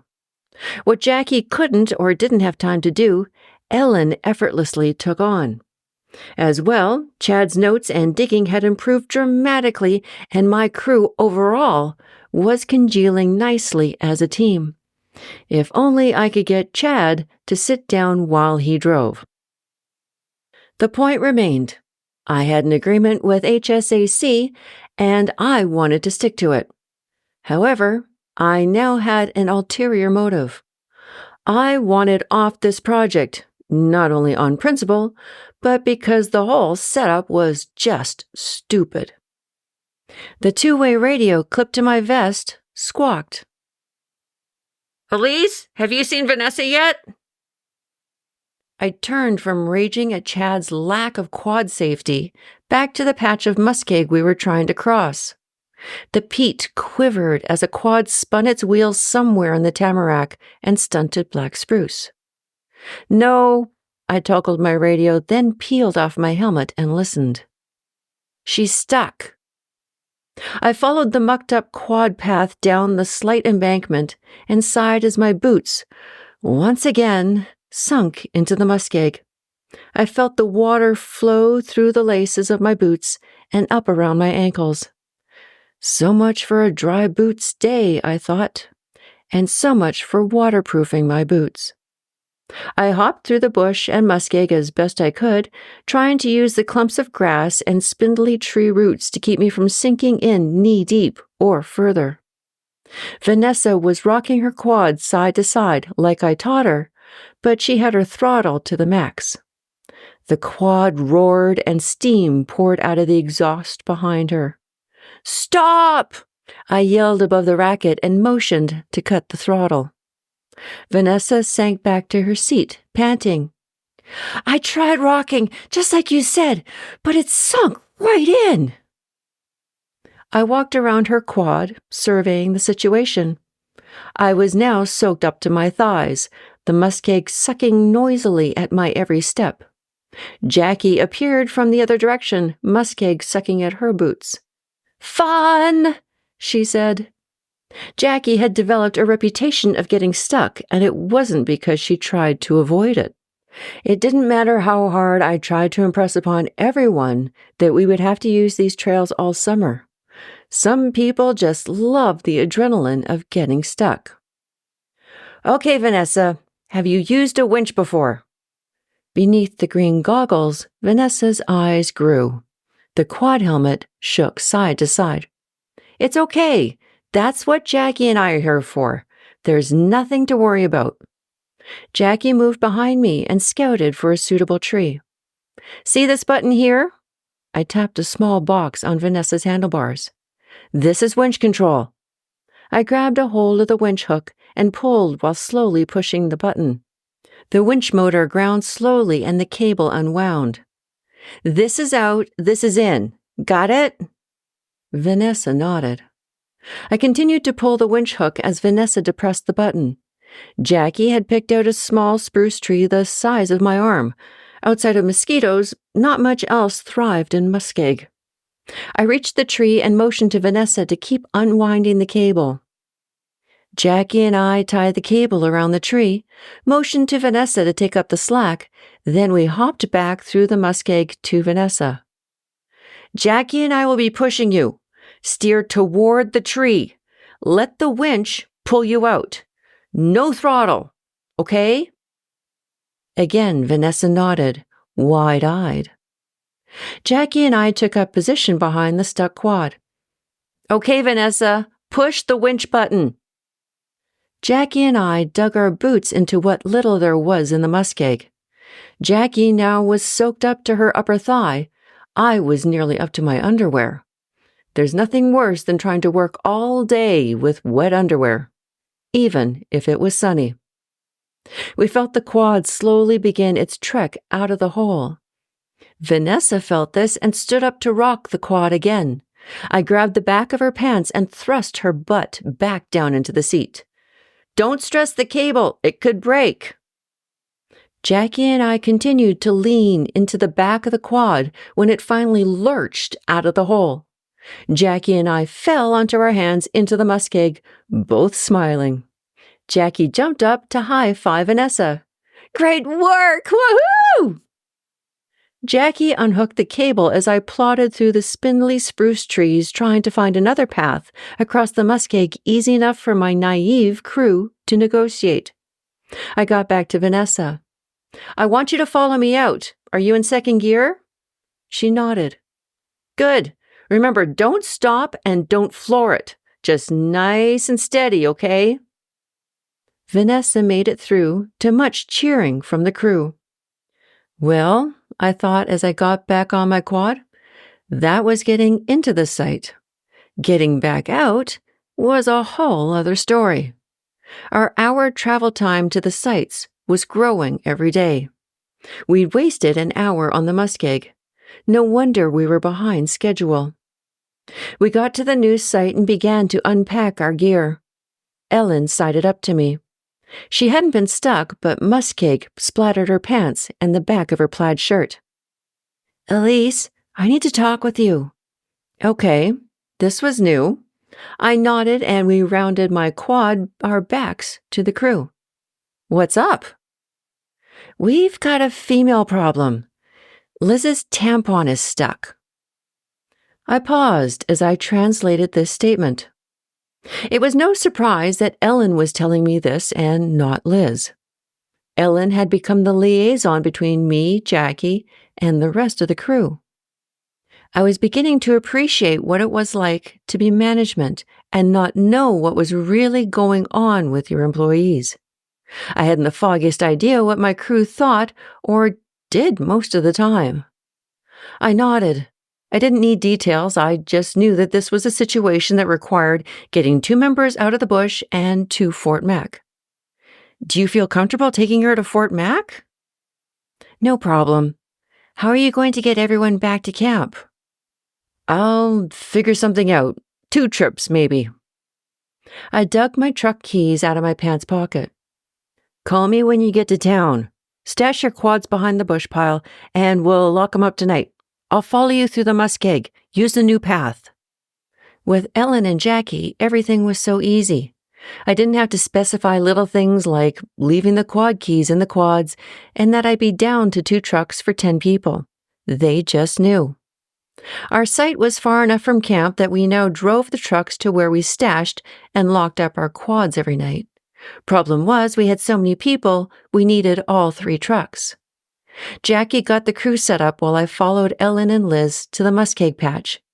Liz was very subdued, but I didn't pay her much mind. I just squeezed her shoulder before she took off across the muskeg. When I got back, the crew was already at work, and David was off singing his pea song in the forest. There were a variety of ways people conquered their fear of bears while in the forest.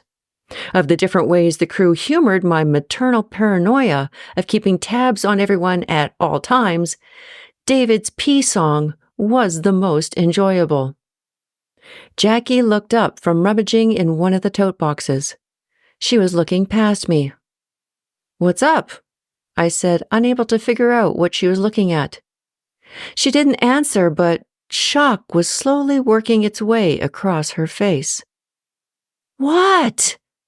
The panic in my chest was rising. I had visions of Ellen being pulled over because her license had expired, that Liz would have to be flown home because she had toxic shock syndrome, that Jackie just remembered about her own tampon. Considering all I'd had to pull myself and my crew through in the past 3 weeks, I was on high alert every hour of every day. Jackie pointed to the tree behind me. "Look!" I spun and stared at the trees. It took a second before it registered. By the time I'd figured it out, the rest of the crew had too. "Ew! Oh my God, yuck! Holy shit!" It was caterpillar season. Blackness seemed to encompass the white aspen trees, and the blackness moved. I looked up. It was June, and there was virtually no leafy canopy. A caterpillar fell from its heights and hit my face. Good thing I didn't have my mouth open. Jackie screamed. I shook it off. A good 30 minutes was spent taking pictures and grossing each other out by picking up mounds of caterpillars. Eventually, we pounded brightly flagged nails into the ground for our baseline and grid, like the 6 sites before.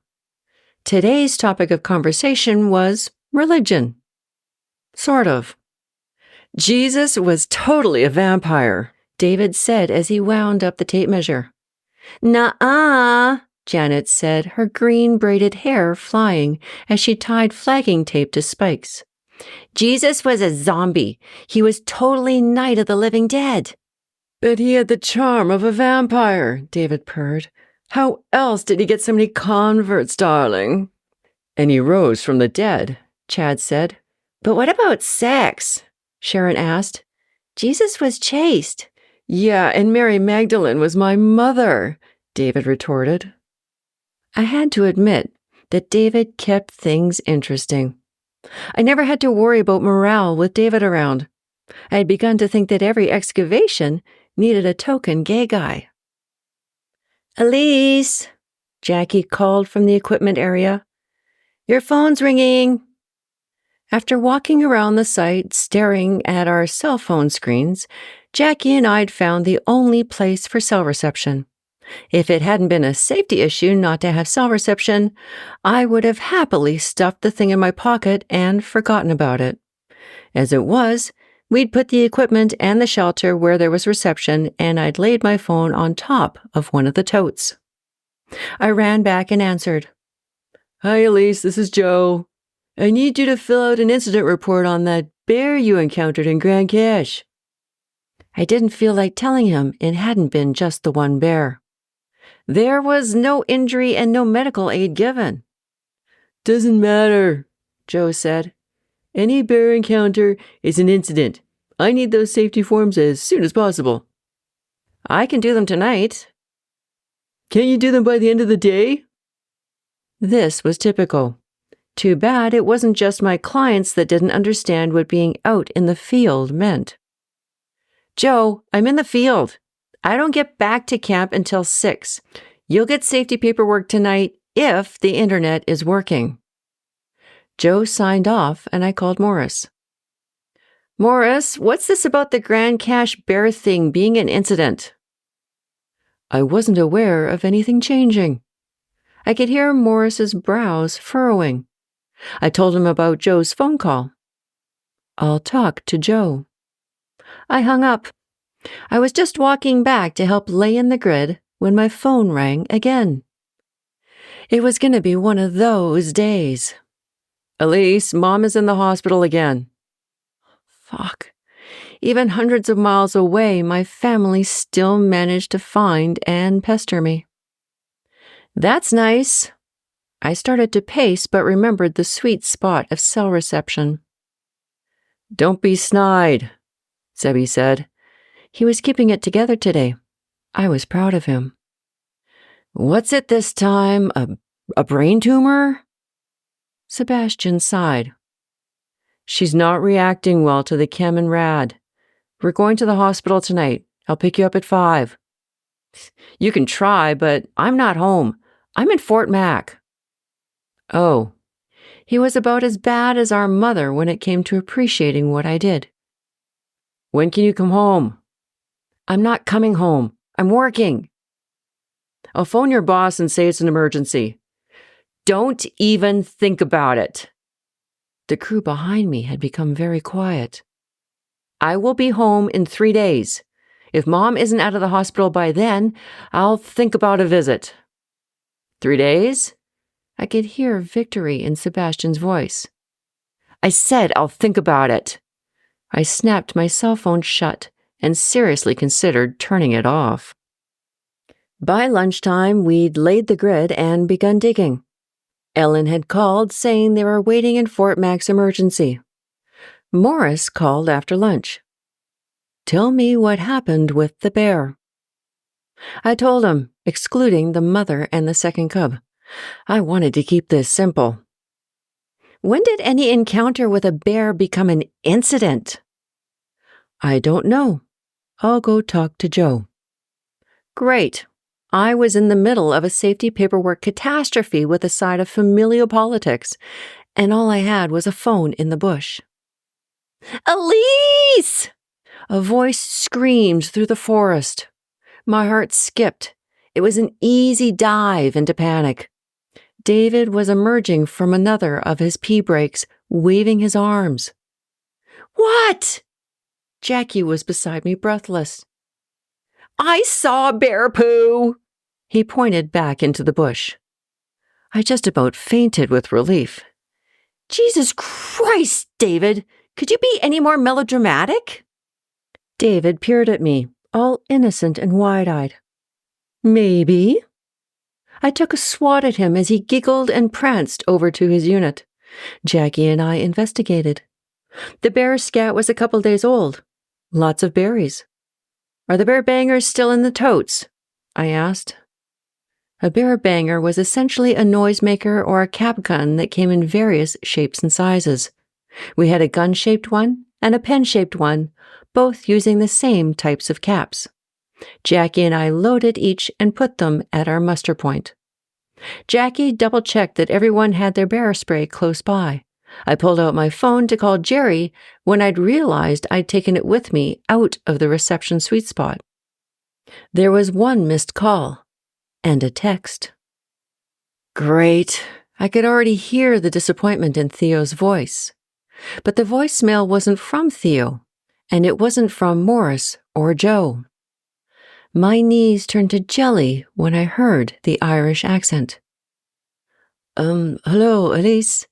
This is Gavin Cleary from Trinity College Dublin. We met a couple of months ago while you were in Dublin. I don't know if you remember, we went to the Body Worlds exhibition. I offered to show you the burn. Anyway, I was hoping to talk to you. I hope this is a good number to reach you. I got it from the signature on your email. Could you please ring me back at 095 633 421? Thanks. Paper! Paper! I need paper! Shit! I spun around looking for my notebook and pen. Jackie dropped the kit bags she was organizing and flipped open a new notebook. I replayed the message and wrote down the number. I began to dial, but then I couldn't remember the country code for Ireland. Shit! And by the time we get to camp at night, it'd be too late to call. Shit! My phone rang again. Oh, now what? I answered. Elise? Elise Marquette. Great. Maybe I should just shoot myself now and save stuffing my other foot in my mouth. Sorry, yes, this is Elise. Hi, Elise. This is Mark Van Gooten from the Historic Branch. I got your report on the Arctic-powered transmission line through the Peace River Valley. I remembered asking him about this report a couple of months ago, before I went to Grand Cache. It was a big report. I had recommended that the proposed development could proceed because it was far enough away not to impact the nearby historic resources. No further assessment was recommended. I had wanted to give my client an update on when the government clearance paperwork would be issued. I'm going to want backhoe testing along the transmission line. When can you do it? My mind tripped. More assessment. I stumbled over the fact that Mark didn't agree with my recommendations and instead saw the benefits of the situation. This was another reason to keep me from coming back up here. I'm currently in the field, but I'll be back in Calgary next week. Can you do revisions on this report instead of writing a new one? Mark asked. Sure. Can you extend my permit from last year, or do you need a new one? I'll need a new one. Again, more paperwork was needed, and I was out in the middle of the bush with only a phone. But I'll let the director know it's coming and we'll push it through. How are things going out there? I stumbled. How did he know where I was and what I was doing? This area was west, not north. It's going all right? Make sure you dig big blocks of units instead of just single units all around the place. I agreed. Keep me updated, Elise. I'd really like to hear what you find. Don't let the mosquitoes or the strange immigrant riggers get to you. I hung up and looked at my phone, bewildered. I'd only met Mark once at the Historic Branch.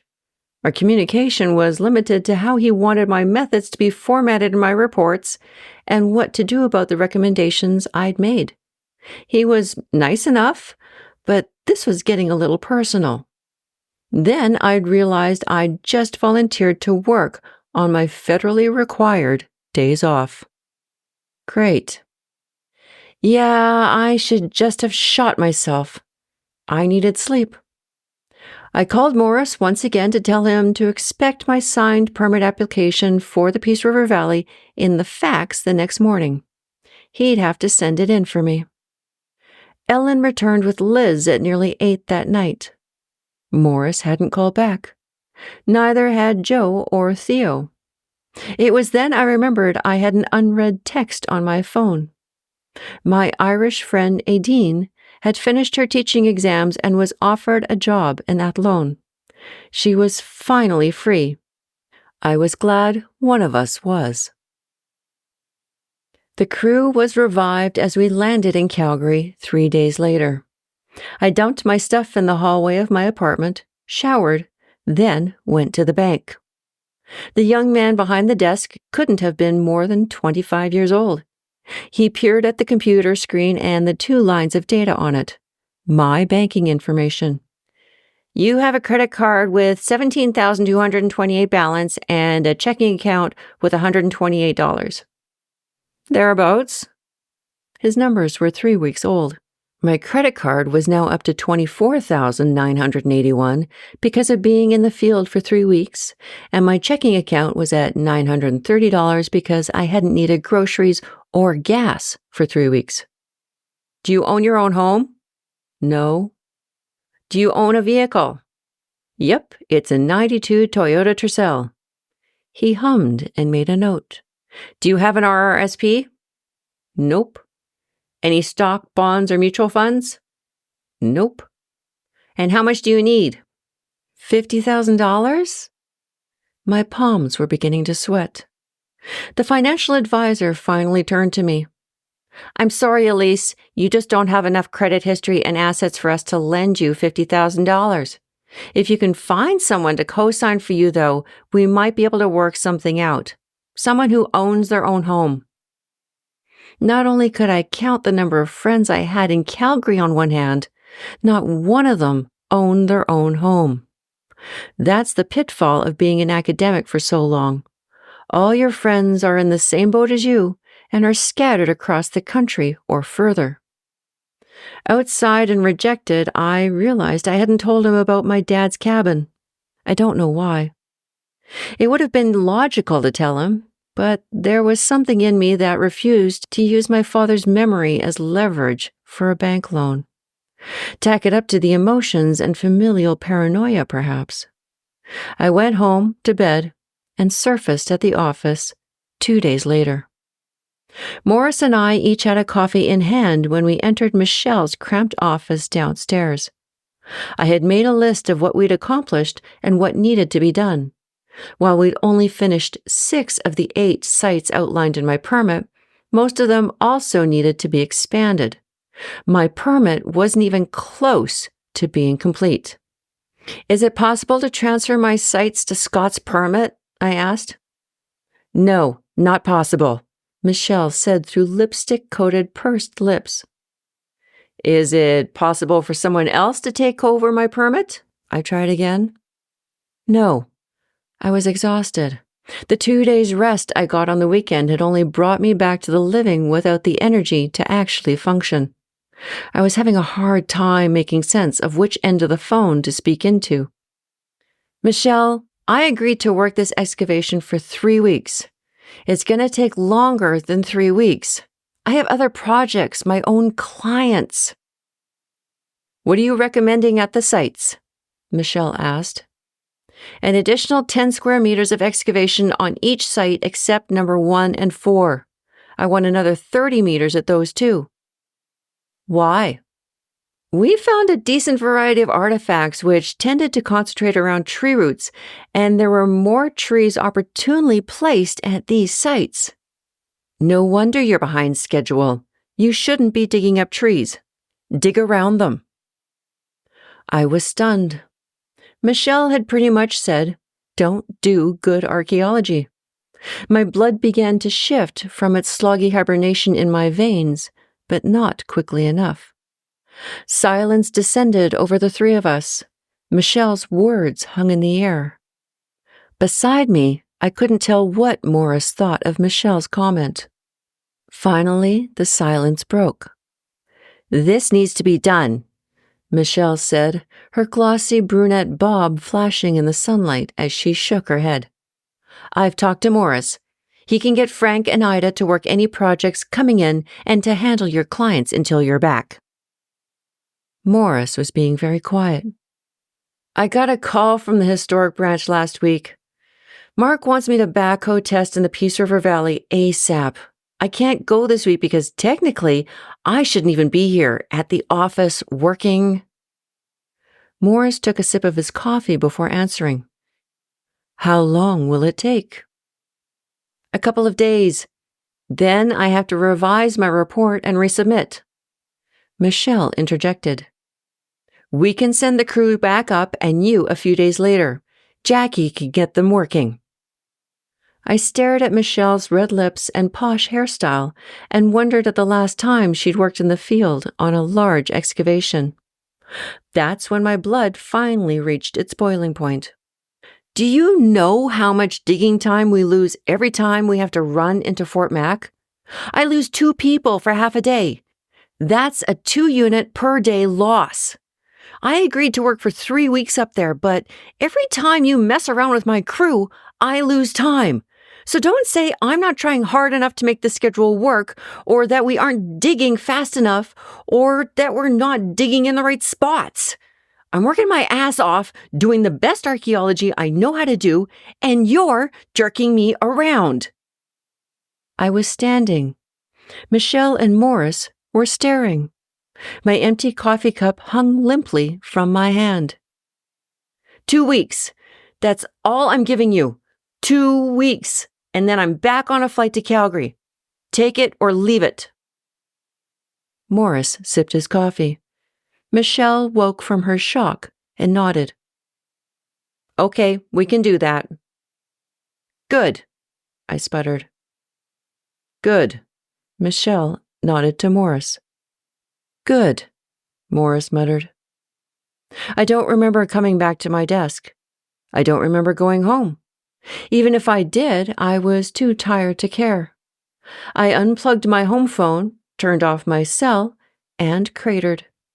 I have no doubt my family was pissed at me, but they didn't show up at my door and neither did the cops, so it couldn't have been that bad. I flew to Grand Prairie 4 days later. I had a backhoe operator meeting me that afternoon in the Peace River Valley. Arctic Power was putting in a transmission line through the valley linking the town of Peace River to the north and Grand Prairie to the south. Apparently, Peace River routinely experienced brown and blackouts, so a new source of electricity was needed. Mark and the historic branch of the government were making a fuss because the Peace River Valley contains some of the oldest fur trade period posts in the province. Of course, Arctic Power wanted to put their transmission line right through prime historical territory. It was Murphy's Law. This was big-time Canadian history at my fingertips. Too bad I was too tired to care. Too bad there were no bones involved. I drove from Grand Prairie to the Peace River in about an hour. This was good time considering they were still doing construction on the Dunvegan Bridge.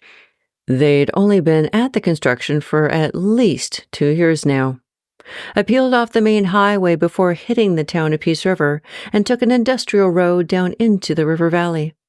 The Peace River Valley was steep, deep, and wide.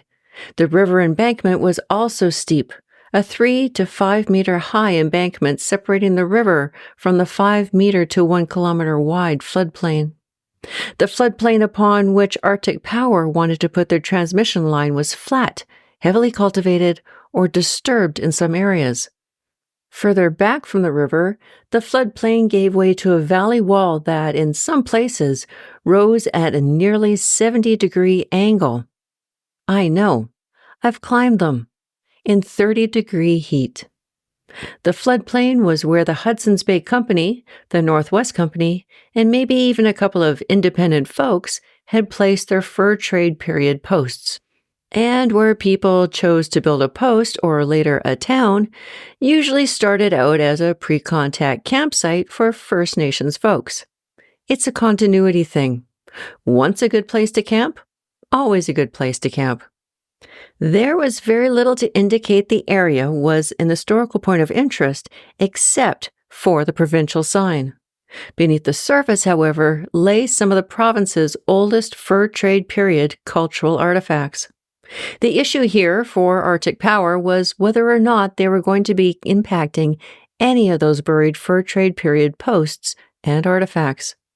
They'd attempted to placate the government and the historians and First Nations folks by moving the transmission line closer to the river and as far from where the posts were recorded as possible. However, the government wanted proof that nothing would be impacted. I needed to give them that proof. My backhoe operator was waiting at the end of the road. He was a young 20-something guy named John, dressed in jeans, Superman t-shirt, and a red ball cap. John walked with me down to the embankment of the Peace River, and I told him what I wanted. You see those survey stakes? I pointed to the wooden stakes painted with neon orange paint. That's where they're going to put the transmission line. I need you to dig me trenches along this embankment and up to those stakes so that I can see if there's any archaeological stuff embedded in the floodplain. I'm looking for bones, stone tools, charcoal, anything from the fur trade like old lumber and metal cans. John unloaded the small backhoe and, after a bit of difficulty getting the backhoe positioned along the uneven and steep embankment, we began. 25 backhoe tests and a day later, I was satisfied that the historical branch of the government would be satisfied. I had found nothing except for a few metal cans and glass bottles on the surface of the embankment. Nothing suggesting that a fur trade or archaeological site would be impacted by Arctic Power's development. I was confident that I could easily get Arctic Power the clearance they needed to build the transmission line. I wasn't so confident I would have time to write the report to recommend clearance. I had tried to convince Morris to let me fly home, but Michelle had already booked me on a flight across the province from Grand Prairie to Fort Mac. Unfortunately, it went through Edmonton and took 6 hours. So much for saving time. I didn't think I could be more exhausted when Chad picked me up at the Fort Mac airport. "Can we please stop for chocolate and coffee?" I asked. Chad nodded meekly and peered at me. I must have looked bad.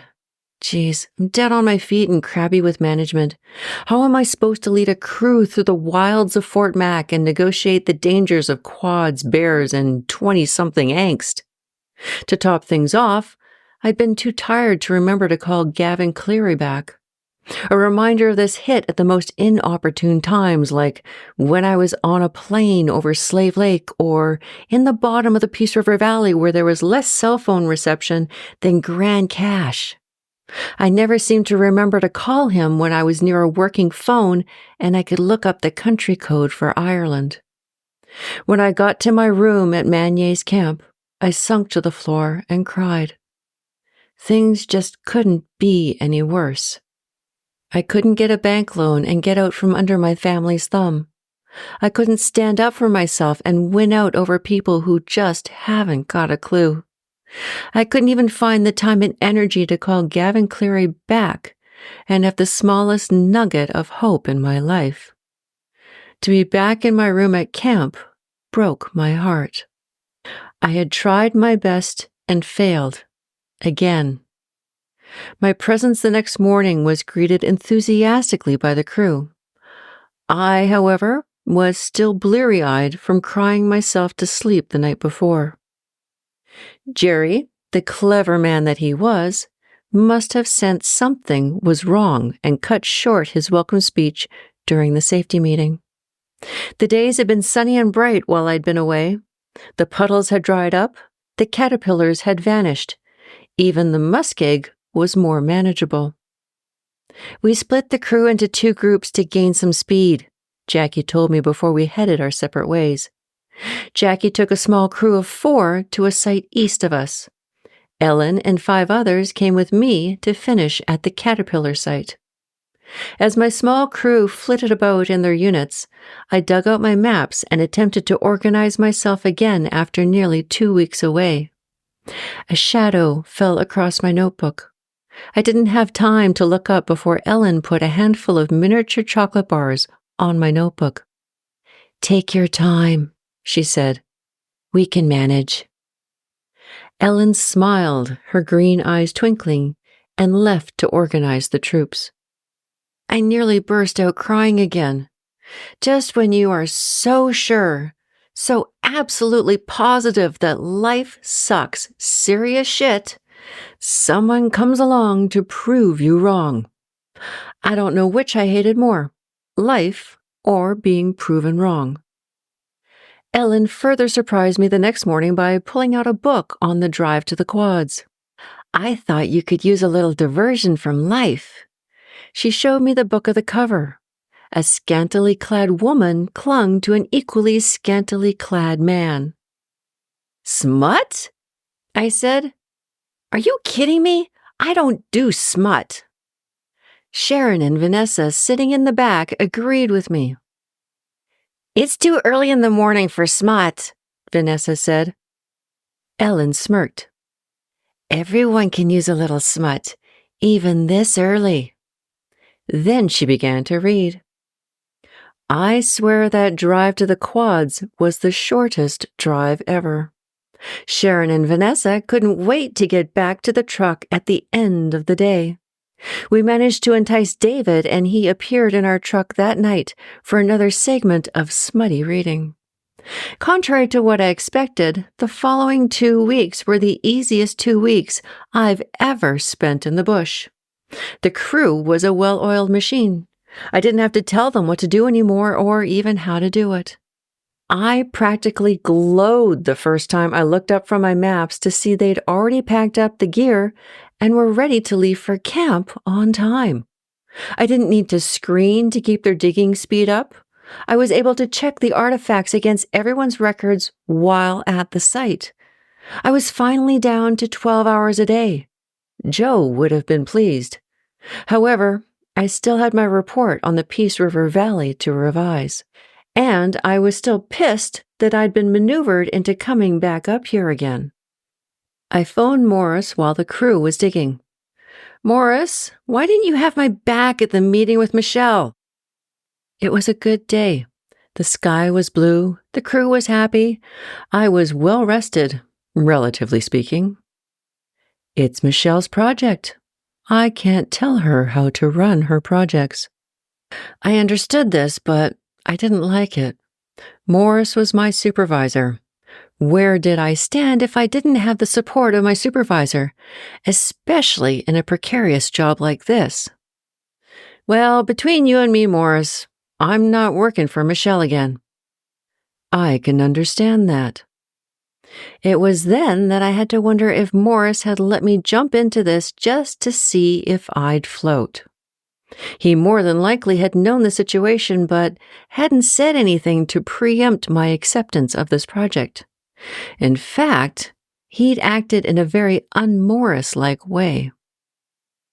"Morris, why am I on this project?" "Because Russell's behind on his reporting and can't hold any permits." I rubbed my forehead and tucked errant strands of hair behind my ear. No. Why was I approached? Again, there was no hesitation from Morris. You said during your evaluation you wanted to try large excavations. Am I just some big social experiment to you? Throw me into these situations to see if I sink or swim? Morris chuckled, his veneer finally cracking. It'll be nice to have someone upstairs with excavation experience. Thank you for finally telling me the truth. I slipped a mini chocolate bar into my mouth and picked up my clipboard of maps again. I'm going to need a week off after I get back. Maybe, eventually. Michelle wants an interim report for the excavations sent to the government to recommend more excavation. The interim report needs to be approved by the government ASAP so that any additional excavation can be completed this fall and on your permit. Suddenly, the chocolate bar didn't taste so good. And Michelle couldn't tell me this because... That's her department. I had yet to figure out if my phone call to Morris was a good idea. Well, I guess I'm going to need 2 weeks off then. I'll see what I can do. The next week it rained. Archaeology in the rain isn't nice. Archaeologists in the rain are even worse. The dirt turned to mud. The mud was the consistency and color of baby shit. It was gross, and I was frustrated. The crew was frustrated. Despite Jackie's unrelenting duty to get the job done at any cost, I pulled rank and brought the crew in. We cleaned artifacts for 2 days. I even managed to revise my Peace River report. When the skies cleared, we only had a day left before we headed back to Calgary. Jackie and I decided that instead of digging, we'd use the day for housework. Half the crew had been about to start a new site. Starting a new site just to leave it for a week wasn't a good idea. The other site would be too wet to dig. We had half the equipment at camp. Now was a good time to take stock of what we had, what we needed, and what needed replacing. A check of the working order of the trucks, quads, and trailers was in order too. Jerry would be pleased. I assigned people to trucks, quads, trailers, and equipment and armed them with checklists and clipboards. We laid out all the equipment and supplies out on the double-axle trailers in the camp parking lot. Pens, baggies, hammers, spikes, string, levels, trowels, clipboards, etc. were sorted neatly into piles and counted. Crew members walked around the trucks and quads, checking tire pressure, oil, and general maintenance. That's when we discovered that a couple fire extinguishers had exploded in their boxes. That's also when we discovered that the bear spray had done the same. "Water! We need some water! Quick!" Ellen came running. I pulled my jug from my back pocket of my survey vest. Ellen grabbed it and ran to the far end of the trailer. I followed. Bear spray is the same as mace or pepper spray. It contains capsicum, a derivative of cayenne pepper. It hurts when you get it in your eyes. Really, really hurts. Liz was in the fetal position. She was struggling against David and Janet, holding her hands behind her back.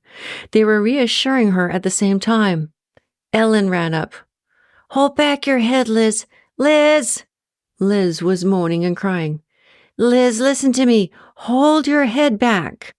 David and Janet coaxed Liz's head back, and Ellen drenched Liz's eyes. "What happened?" I asked. "Bear spray," Ellen said. "David, Janet, get her into camp and under a shower, and don't let her touch anything." I turned to Ellen, who handed back my empty water jug. "Where's it from?"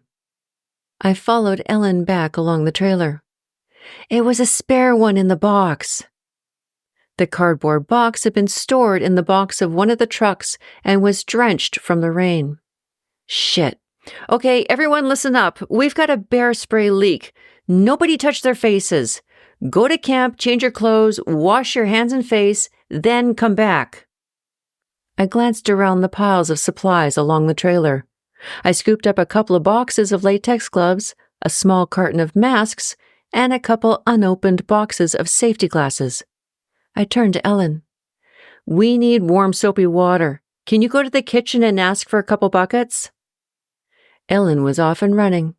The crew slowly returned, and Jackie was bringing some more gloves and glasses she'd stashed in her room. It took the rest of the day and a couple more minor incidences of bear spray contamination before we got the supplies cleaned, sorted, and organized. The crew would be returning to camp in a week to start digging on the sites under Scott's permit. Mine were finished. While Morris was doing his best to keep me from going insane, I was now under no delusions that I could wriggle out of my permit duties. Michelle had effectively stapled 8 sites to my butt, and now 6 of those sites needed further excavation. It was my responsibility to make sure those sites were excavated properly. I would be coming back before the field season was out. The length of time, however, was something I was hoping to negotiate. I was hoping that the crew and the way I trained them over the past 2 months would save me a lot of hassle. Chapter 8. Here Be Dragons. Oyen? Where the hell was Oyen anyway? Oh shit. It was all I could say when I'd looked at the wall map in the office and discovered I was being sent to the ends of the earth. That was what the Saskatchewan border was to forest-dwelling me. Little did I know that dragons still existed. "Geez, Elise," Cam said, sipping his coffee from behind me. "Sucks to be you." I pulled my eyes from the wall map and took what I thought may be my last look at Cam, the office, and civilization. "Yeah, it does. Think nice thoughts of me when I'm gone." Cam smiled that side smirk of his, making his freckles condense on the one side of his face. "Only if you do the same for me. I'm helping Frank with the Archie portion." He nodded at Frank's messy and vacant desk. Frank had been gone since early June. It had taken me a week of 10 to 12-hour days of solid writing, but I managed to finish the interim report on the excavation of my 8 sites. Then I'd taken a couple of days off while it went through Michelle's audit process. It had been submitted to the historic branch this morning. I still hadn't finished up the report from the fieldwork Cam and I did in May, or Aronson Power's Cold Lake report. It was mid-July.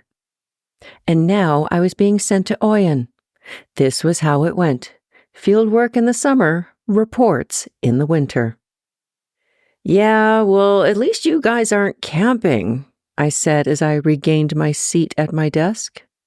Cam leaned against the wall. What do you mean? Camping? I sighed again. Yep, tent and all. Cool, Cam beamed. Just like in the old days. I growled. You camp? Cam continued to sip his coffee. He was one of those irritating outdoorsy types. Probably used a Coleman stove on his balcony every weekend just to keep his skills fresh. Nope. I tapped at various keys on my keyboard, hoping the letters were forming into words that would help the Cold Lake report make sense. Out of the corner of my eye, I could see Cam's eyebrow crease. Then why did you sign up for this gig? I looked at the gobbledygook I'd just written and tried to figure out what the hell I was trying to write. Believe it or not, I didn't have a choice on this one. Is HSAC supplying tents? Nope. I'm camping because I can't stand the thought of being cooped up in an RV with 4 of my colleagues for 2 weeks. The tent was my idea. Are you sure it isn't the other way around, Elise? Oh, yuck, and slammed the backspace button with verve until the line was clear again. RVs, huh? Yep. Cam straightened and gulped the last of his coffee. I got a great 4-man tent you can use. That would be really great, Cam. I didn't know if I was relieved or not. I was kind of planning on buying a $200 tent and billing it back to the company. But maybe that would be pushing things. I can bring it in tomorrow. If you need any camping equipment, let me know. I've got lots. Thanks, Cam. Thankfully, we had someone else cooking for us. I couldn't remember how to work a Coleman stove. Cam left, and I tried for the rest of the day to write a report and not think of my life coming to a tortured halt at the ends of the earth. I decided I didn't like Oyen. Frankly, there wasn't much to like. It was 2 Chinese restaurants, a Super 8, and a gas station. The gas station had the best food. Safety training was in the pipeline construction camp next to the Super 8. You know you've got a big pipeline operation going on when the construction camp is larger than the town. Our first day was going to be safety training with the First Nations participants. I'd forgotten I worked on this very same pipeline the year before in Manitoba. They were actually constructing out there. The construction wasn't due to start in Alberta until next year. When I arrived at the construction site in Manitoba, I was surprised to find that most of the guys were from Alberta. We struck up easy conversation while the pipeline was trenched through an archaeological site. My previous experience on the project meant I didn't have to do the training again. This is why I'd been volunteered for this gig. Once our training was over, I couldn't help but ask the safety coordinator, "Hey, I worked in Manitoba last year. Are any of the guys from there here?" "Oh yeah," the safety coordinator said. She was bleach blonde with too much makeup and long fake nails. "They're over on mile 52. You guys are going to be working on mile 32 and down." I was disappointed. No small talk with the Alberta riggers. That would have been the closest I'd get to decent from-the-hip conversation. Now I was stuck with the cultural facilitators. No archaeologists out here. Other than my safety training, I was still having problems figuring out why I pulled cultural facilitator duty. "You said you wanted to try new things," Morris said when I asked him. "But not in Saskatchewan!" It was a poor rebuttal, I admit. Oyen wasn't quite Saskatchewan. I felt I was getting pretty good at the archaeology game over the past few years. Reading survey plans instead of academic journal articles, looking at the landscapes instead of crime scenes, looking for stone artifacts instead of bone. I'd never worked on a traditional land use study. From what I'd heard, it was just following around First Nations participants and recording whatever they said was important. Okay, I could do that. Frankly, I thought it would be a nice change from archaeology. Sometimes all those stone artifacts could be a bit much. I stepped out of the safety trailer and was face to face with Joanna, the lead cultural facilitator, in all her blonde, push-up bra glory. Anything that I should know about? No, just asking about some of the guys I met last year, that's all. Joanna jammed a pencil into her notebook. We're here to work, Elise, not socialize. She walked off to round up the rest of our teammates. I frowned and shook my head. Morris had sent me on this project with the explicit direction, be good. I can do that, I countered. Prove it, he said. That night we slept in the Super 8. It would be the last good night's sleep I would have for 2 weeks. It was July 20th. The field season was in full swing, but here I was on the plains instead of the forest. So there's the Saskatchewan border, I thought as sweat began to trickle down my back. Christ, could my job put me in a place more desolate? Why on earth would there be artifacts out here? It's all hills, grass, gophers, and barbed wire. It all looked the same. I was in the middle of bald-ass nowhere. Heat waves flickered off the baked hills while clouds began to accumulate in the overly ripe sky. It was only 10 a.m. Would my sunblock last until lunch? To make matters worse, Hayden Oil had some seriously strict safety policies. We had to wear hard hats, safety glasses, and vests, and steel-toed boots while on the project. Yep, gets pretty damn dangerous on the prairies. I put the finishing touches on my sketch map, put the UTM coordinate at the top of the page with the participants' names and the date. Medicine. That was all I could call the plants that they told me to record. They wouldn't tell me what it was or what it was for. Just record it. The previous pipeline was about 50 meters to the east. These medicine plants would be impacted by the new pipeline that would parallel the old. The participants wanted to come back in the fall and harvest these plants before the new pipeline was constructed. I recorded it all and slipped my notebook into the back pocket of my survey vest. I scratched under my hard hat and took stock of where the First Nations participants were. They hadn't moved from the clump of plants. They were huddled together and talking amongst themselves in Cree. Maggie, the hyper-forestry dropout who had been stolen from my Fort Mac excavation, was now my co-worker. She looked on from the sidelines. It was obvious we were the outsiders here. I decided I had time to apply another layer of chemical refuge on the skin not protected by what would soon be sweat-drenched clothing. I slipped off my vest and retrieved the bottle of 50 SPF from the back pocket. I had just pulled up the flap of the pocket when my eyes drifted to something white to my right. It was a bone. My heart skipped a beat. The sunblock was completely forgotten as I scrambled to get it into my hands. I knelt over it, running my fingers over its porous structure. It was weathered, dark on the underside and bleached and feathered on the top. I spun it, looking at the features. That it wasn't human didn't matter.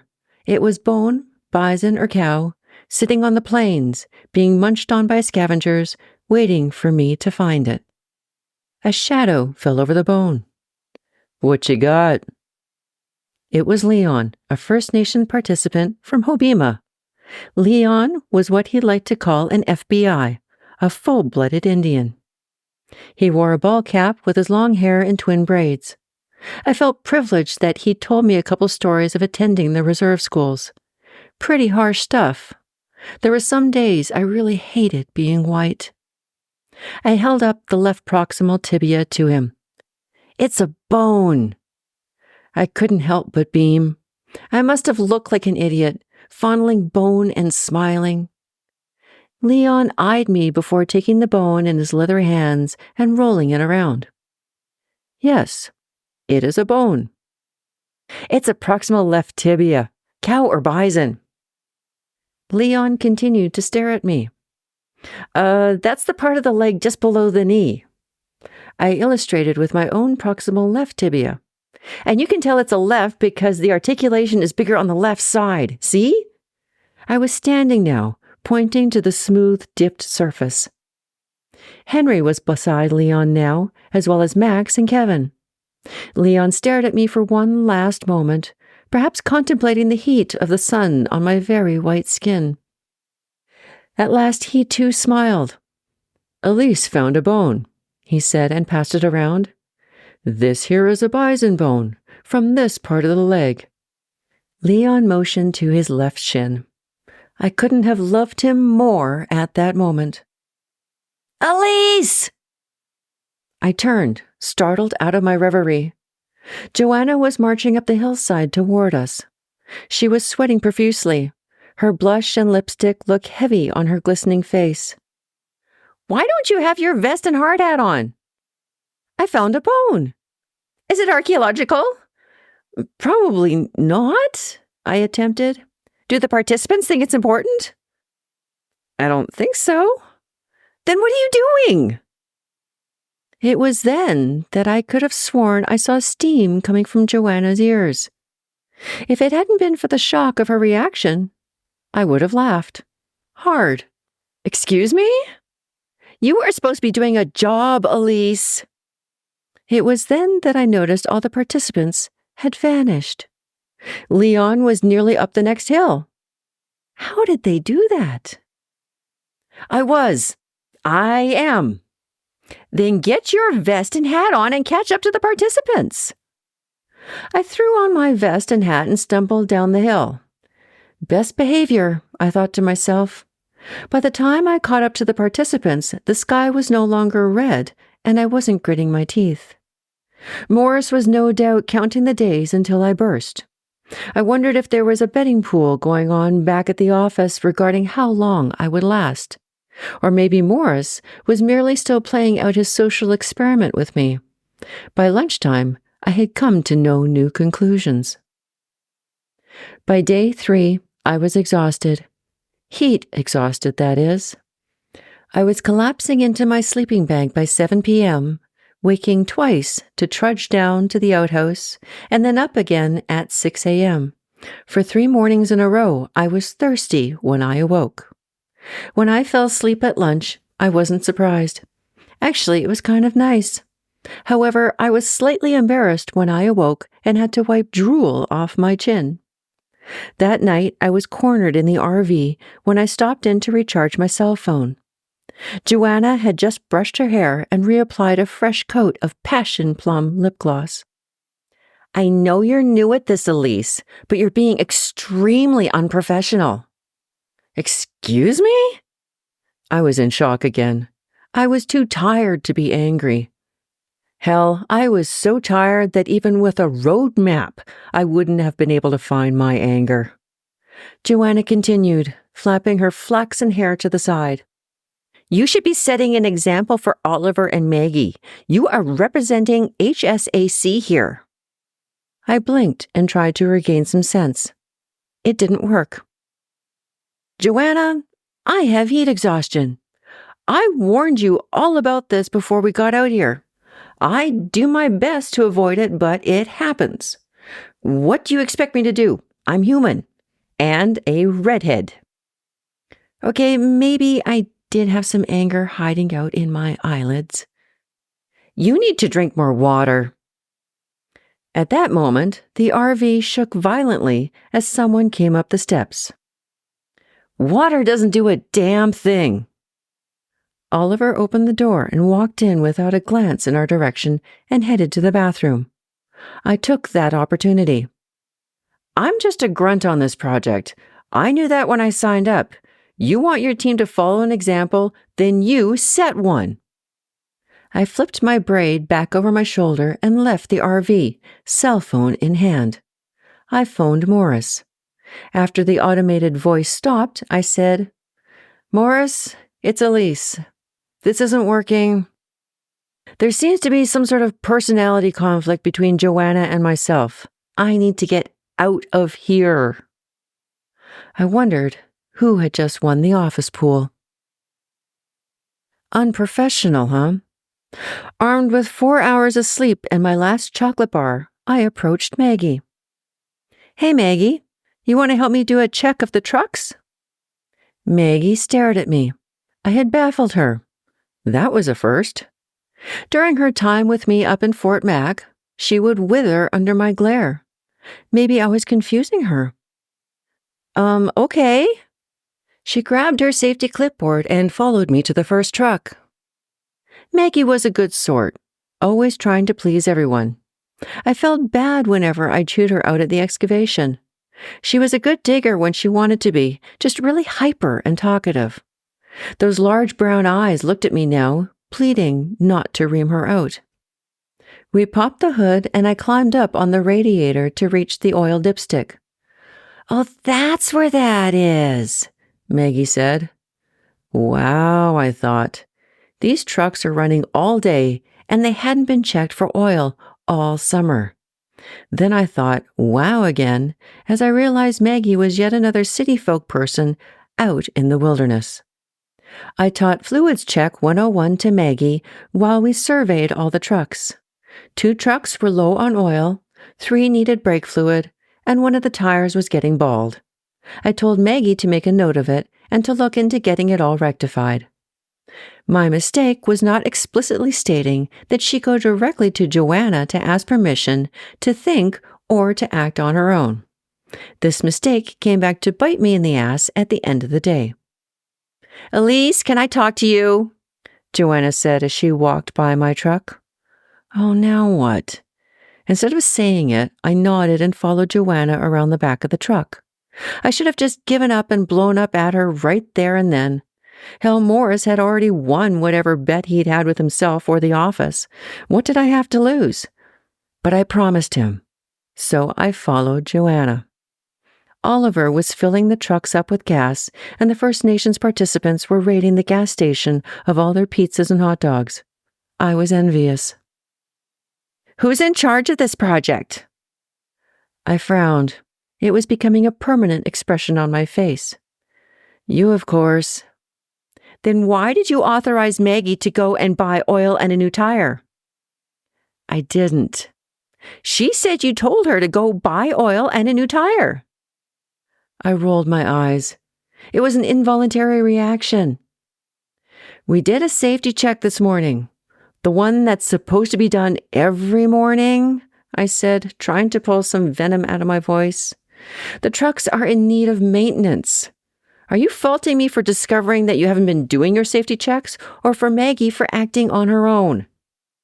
"I am the supervisor for this project. Don't forget it." She walked off, and I was left swearing at the tailgate of the truck. That night, Morris called me from home. "What's going on, Elise?" "Are you betting on me to lose my temper and throttling her? Is this another one of your social experiments?"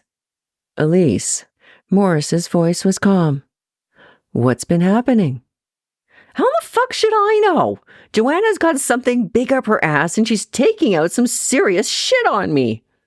At that moment, I didn't care how lucky I was that I could talk to my supervisor like that. "Okay, explain to me what's going on." I did my best to recap the major events in my heat-exhausted and stress-laden life in the past few days. I could hear Morris pulling at what hair was left around his ears. "Yeah, that sounds like a personality conflict. There's not much you can do." "Can you get me out of here?" "Not really.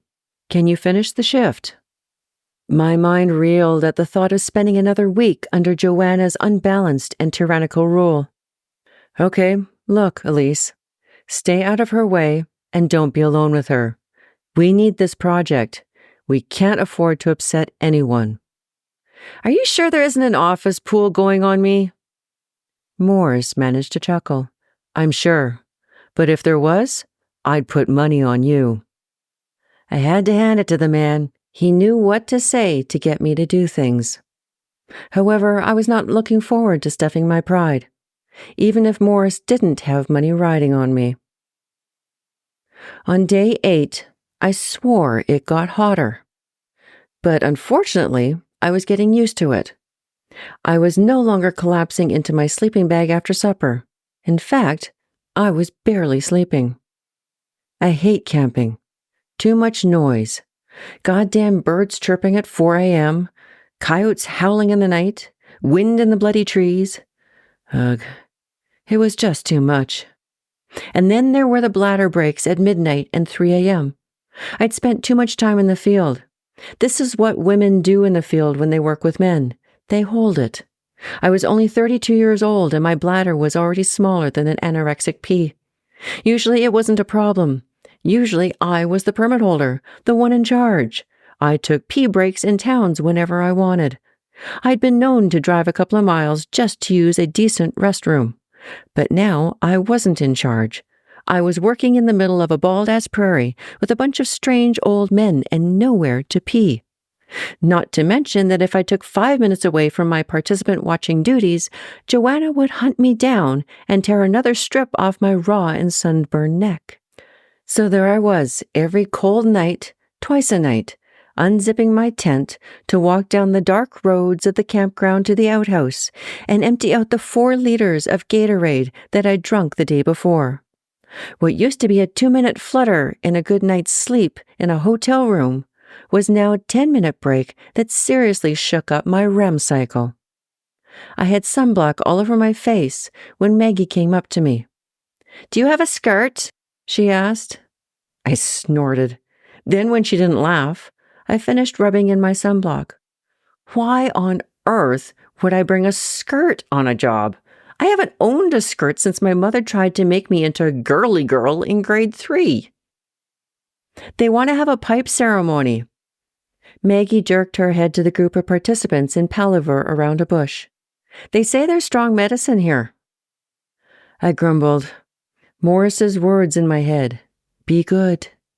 Why didn't I go to the University of Toronto to study Old World archaeology? I could have been in Turkey right now, looking at bones and coins, instead of at the ends of the earth looking for rocks and medicinal plants. Hell, I'd even take pottery at this point. Maybe a nice burial urn. Do I have to be present? It would be disrespectful not to attend. I grumbled again.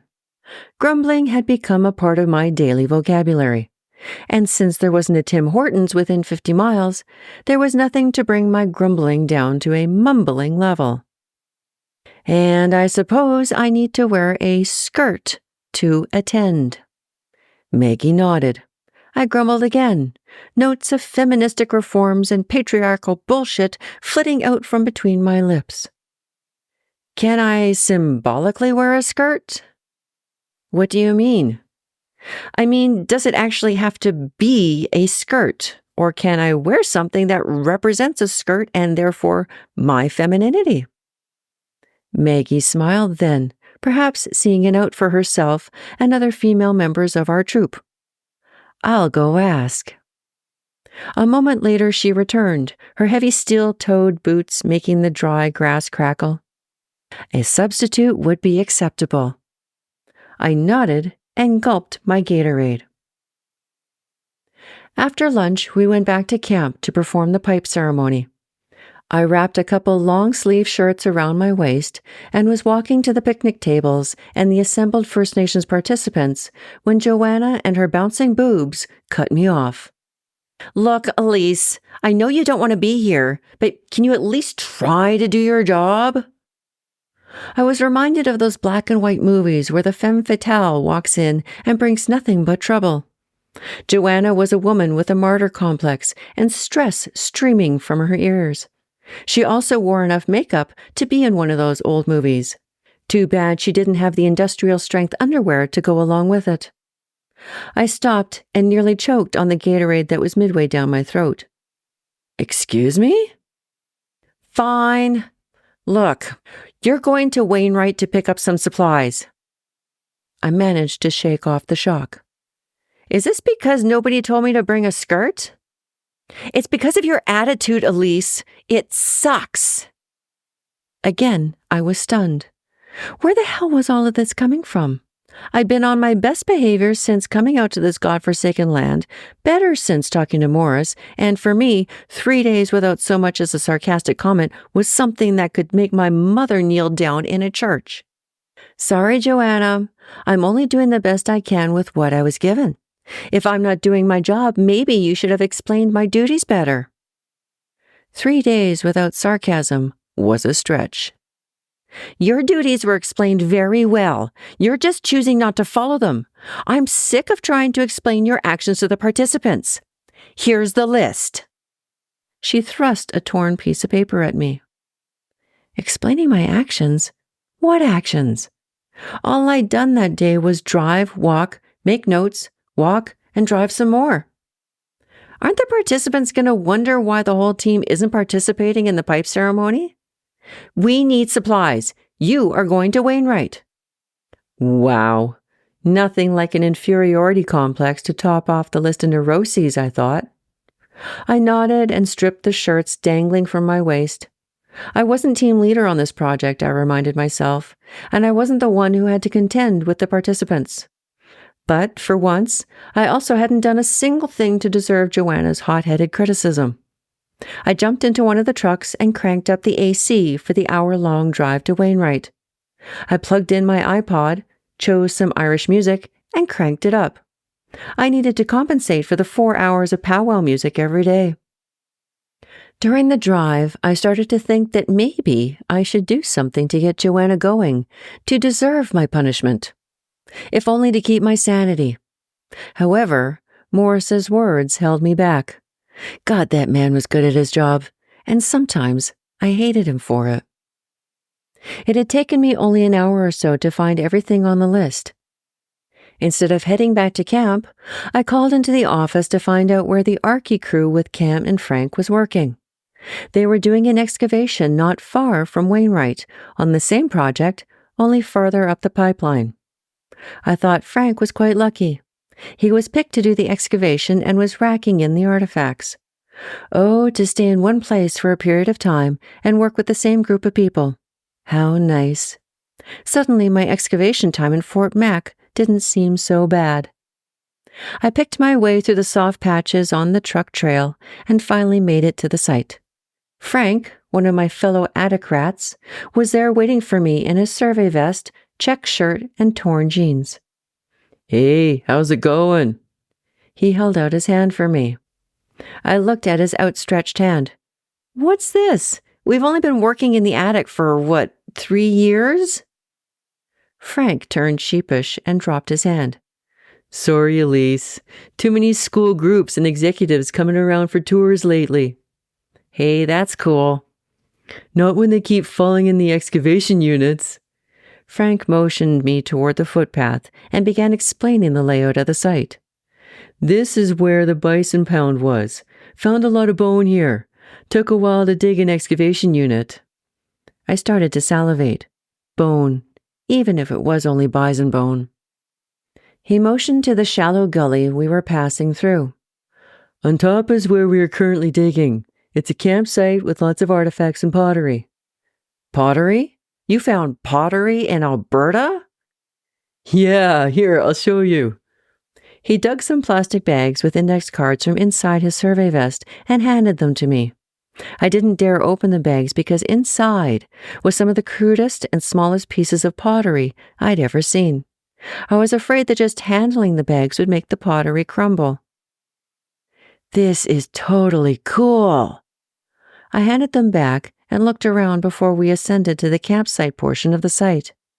He was digging just west of an area where there were pipeline scars and signs for no less than 4 pipelines. There's an awful lot of development around here. Tell me about it. We had to go through a lot of red tape to dig below 30 centimeters out here. Did you tell them you were using trowels? Didn't matter. They still wanted the paperwork. And I had to personally explain what we were doing to 5 engineers and a couple of project managers in a conference call one day. They just didn't seem to get that doing an archaeological excavation we had to dig. Atop the campsite, the excavation was in full swing. Power screens and back dirt piles dotted the periphery while people stood in or around their units. It was a nice spot, all in all. An open aspen stand overlooking the shallow gully to the west and the river floodplain to the east. Hey, Elise! I heard my name yelled and I turned. Cam was striding up the path in all his plaid and freckled glory. "So what are you finding?" I walked off with Cam as Frank attended to a question from one of the excavation units. "Oh, you know, the usual out here. We got some really nice projectile points. Lots of them. Did Frank tell you about the pottery?" I nodded.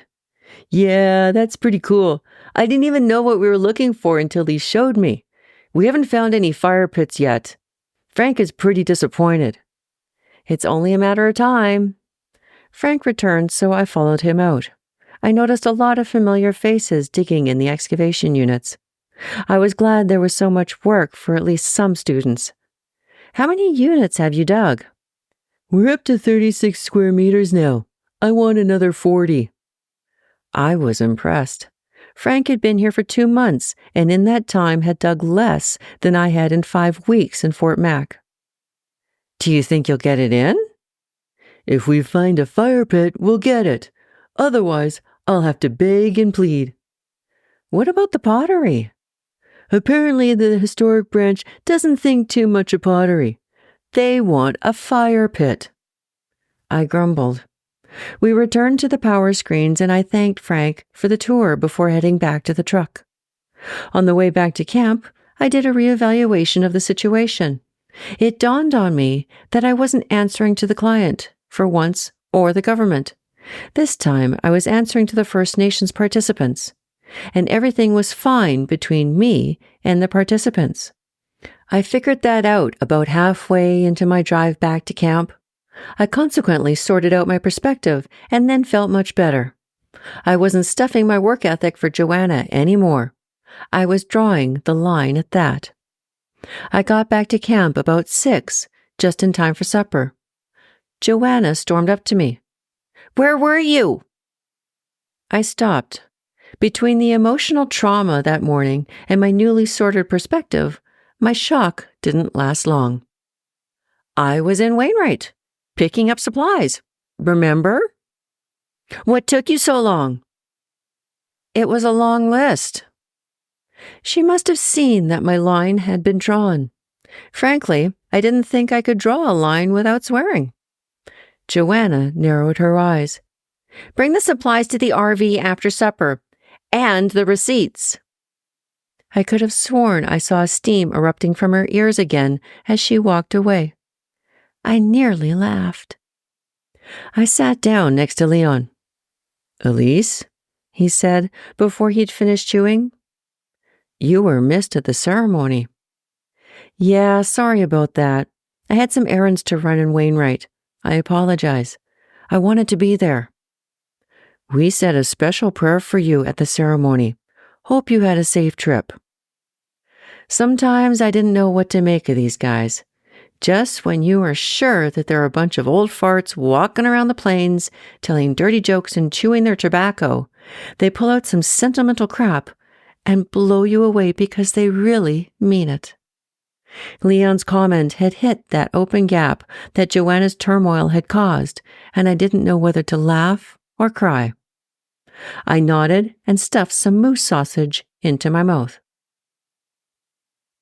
Put the plastic bags full of supplies on the RV floor. "Can I have the receipts, please?" Joanna held out her hand, lacquered nails waving at me. Jenny sat, glasses pushed up her nose, in her pajamas, and stared at her laptop. Maggie sat at another laptop, but her eyes flickered between me and Joanna, and her fingers fidgeted with a lock of hair. Oliver sat at his laptop, oblivious, head bobbing along to the music in his headphones. Cords and paperwork were strewn over every available piece of counter and floor space, and management wondered why I didn't want to room in the RV. Why? I knew the real reason she wanted them. She wanted to see if I'd bought anything illicit, which I would then submit for reimbursement under the project name. God forbid I would buy a Tim Hortons double-double while working on her precious project. She sighed dramatically. "So they can be submitted." "Thanks," I said. "I'll do it myself." "Don't you want your money back?" "Like I said, I'll do it myself when I get back to the office." Joanna rose then. Elise, can I talk to you a minute?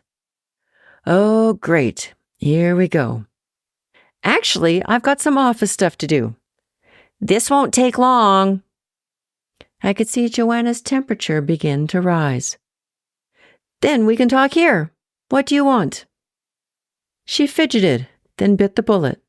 I didn't know if my respect for her rose because she actually had the guts or stupidity to say it in front of the others, or if my respect dropped off the scale because of what she said.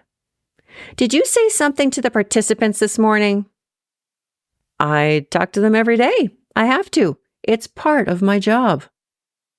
Joanna rolled her eyes. That's not what I mean. They seem to be under the impression that this is your project. I laughed then. I couldn't help it. I don't know where they got that idea. Well, I just want to make sure that you understand this is my project, not yours. Don't undermine me. No, Joanna, you're already doing a good enough job at that already, I nearly said. I really wanted to say it. Instead, I merely said, Right-ho, Capitan.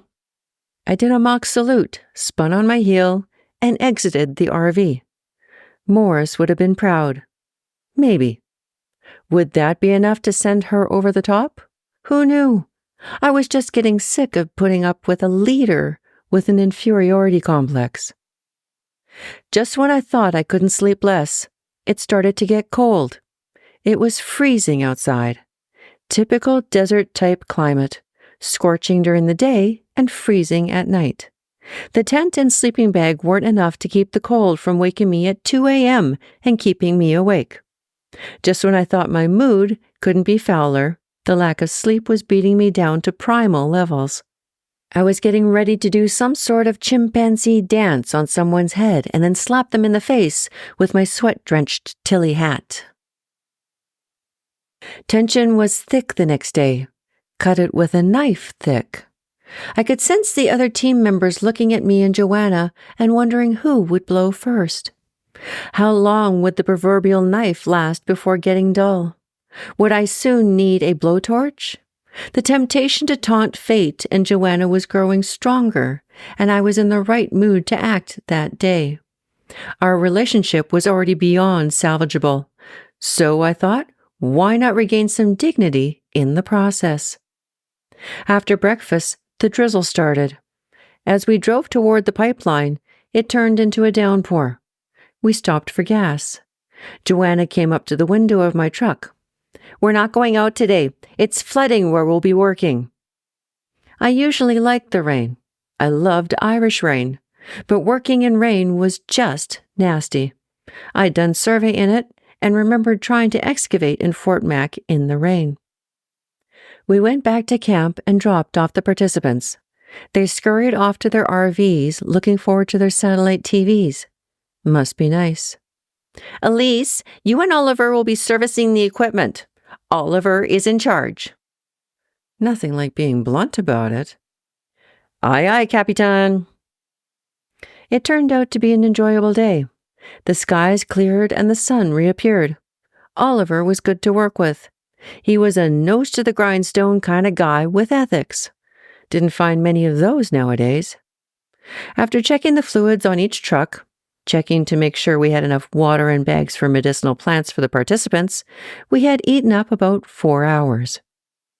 Thanks for helping me out, Elise. Usually this would take me all day to do. Would you be doing this all by yourself? Now Joanna was just irking me. He nodded, his mop of dark hair bobbing down over his eyes. It's great that you know so much about trucks, too. That really helps. Your dad a mechanic or something? No, I just had to work my way out of some tight spots while working up north. But I did learn some things from my dad. Hey, we should watch a movie tonight. We'll hook up my laptop. We never get a chance to talk and have some fun. I snickered at that. Are you sure Joanna would allow that? He didn't shudder or hesitate. What surprised me was that he took my comment in stride. We'll watch it after supper. I think we still have some whiskey in the cupboard, too. That'll be good. We wiped the oil and grease off our hands and walked back to the RV. I managed to stay out of Joanna's way for the rest of the day, citing other project obligations. I took my laptop to my tent and pittered away the afternoon trying to write reports. Oliver had apparently spread the word before supper. Movie night. The air in the RV had changed considerably. Maggie was already into the whiskey when I made my appearance. "Hurry up and shower, Elise. I want to watch the movie." I glanced at the far end of the RV. Joanna was nowhere in sight. I took my shower, and when I re-entered, Jenny held out a tin cup with whiskey. To yet another shift on the pipeline. We knocked our cups together. Maggie was dancing to some music blaring over the RV speakers. "Start up the movie, Ollie. Let's get this party started." It was the best time I'd had on the project. It didn't take much whiskey to get my head spinning. Thankfully, I didn't have to go anywhere and was looking forward to sleeping well that night. Maggie's hearing apparently became impaired while drinking. Watching the movie was difficult. "What did he say? Why is he doing that?" "Maggie," Oliver said, "he just said he needs to go protect her. Listen to the movie for Pete's sake." "I am listening." She was beginning to slur. I was beginning to like Maggie. "Hey, did you guys hear what happened to Bill at powwow last night?" Suddenly, Maggie had Jenny's complete attention. "Bill went to powwow last night? No wonder he looked so tired today. Where was it?" I was having a hard enough time following the movie plot. Now I was completely lost. And drunk. "North Battleford. He stubbed his toe while he was dancing. It turned black and blue. He showed me. It was really gross." It took about halfway through the movie before Joanna showed up, took a seat, and settled in like it was the most natural thing in the world. In all honesty, I was glad she caved in. While I was all for pushing for a goal, sometimes you just had to go with the flow. How long could someone be a bitch? I don't know, but Joanna was going for gold. The next day, it was clear and sunny. I'd slept a sound, whiskey-induced sleep and had a supply of candy in my survey vest. Things were looking okay. Then Joanna pulled me aside. "I know you haven't wanted to be here. You won't be coming back next shift. I've talked to management." Oh boy, she was lucky I was in a good mood. "Look, Joanna, it's no secret that I prefer bones to rocks and dead people to living, but I chose to be out here. You're the one with her knickers in a knot. Besides, you're not kicking me off this project. I spoke to management on day 2. You've done nothing but treat me like crap. Since you want this project so much, you can have it all to yourself. I choose not to come back." Joanna was the one to look stunned this time. I'd taken away her final glory, dumping me, and I finally felt like I'd done something right on this project. She left me alone then. Hell, if I'd known she'd have done that, I would have told her off on day 2. Suddenly, she was asking for my opinion on maps and access into areas. It was a real shocker. However, it didn't gain her any respect from me. She'd already blown it in my books. The next few days were practically blissful.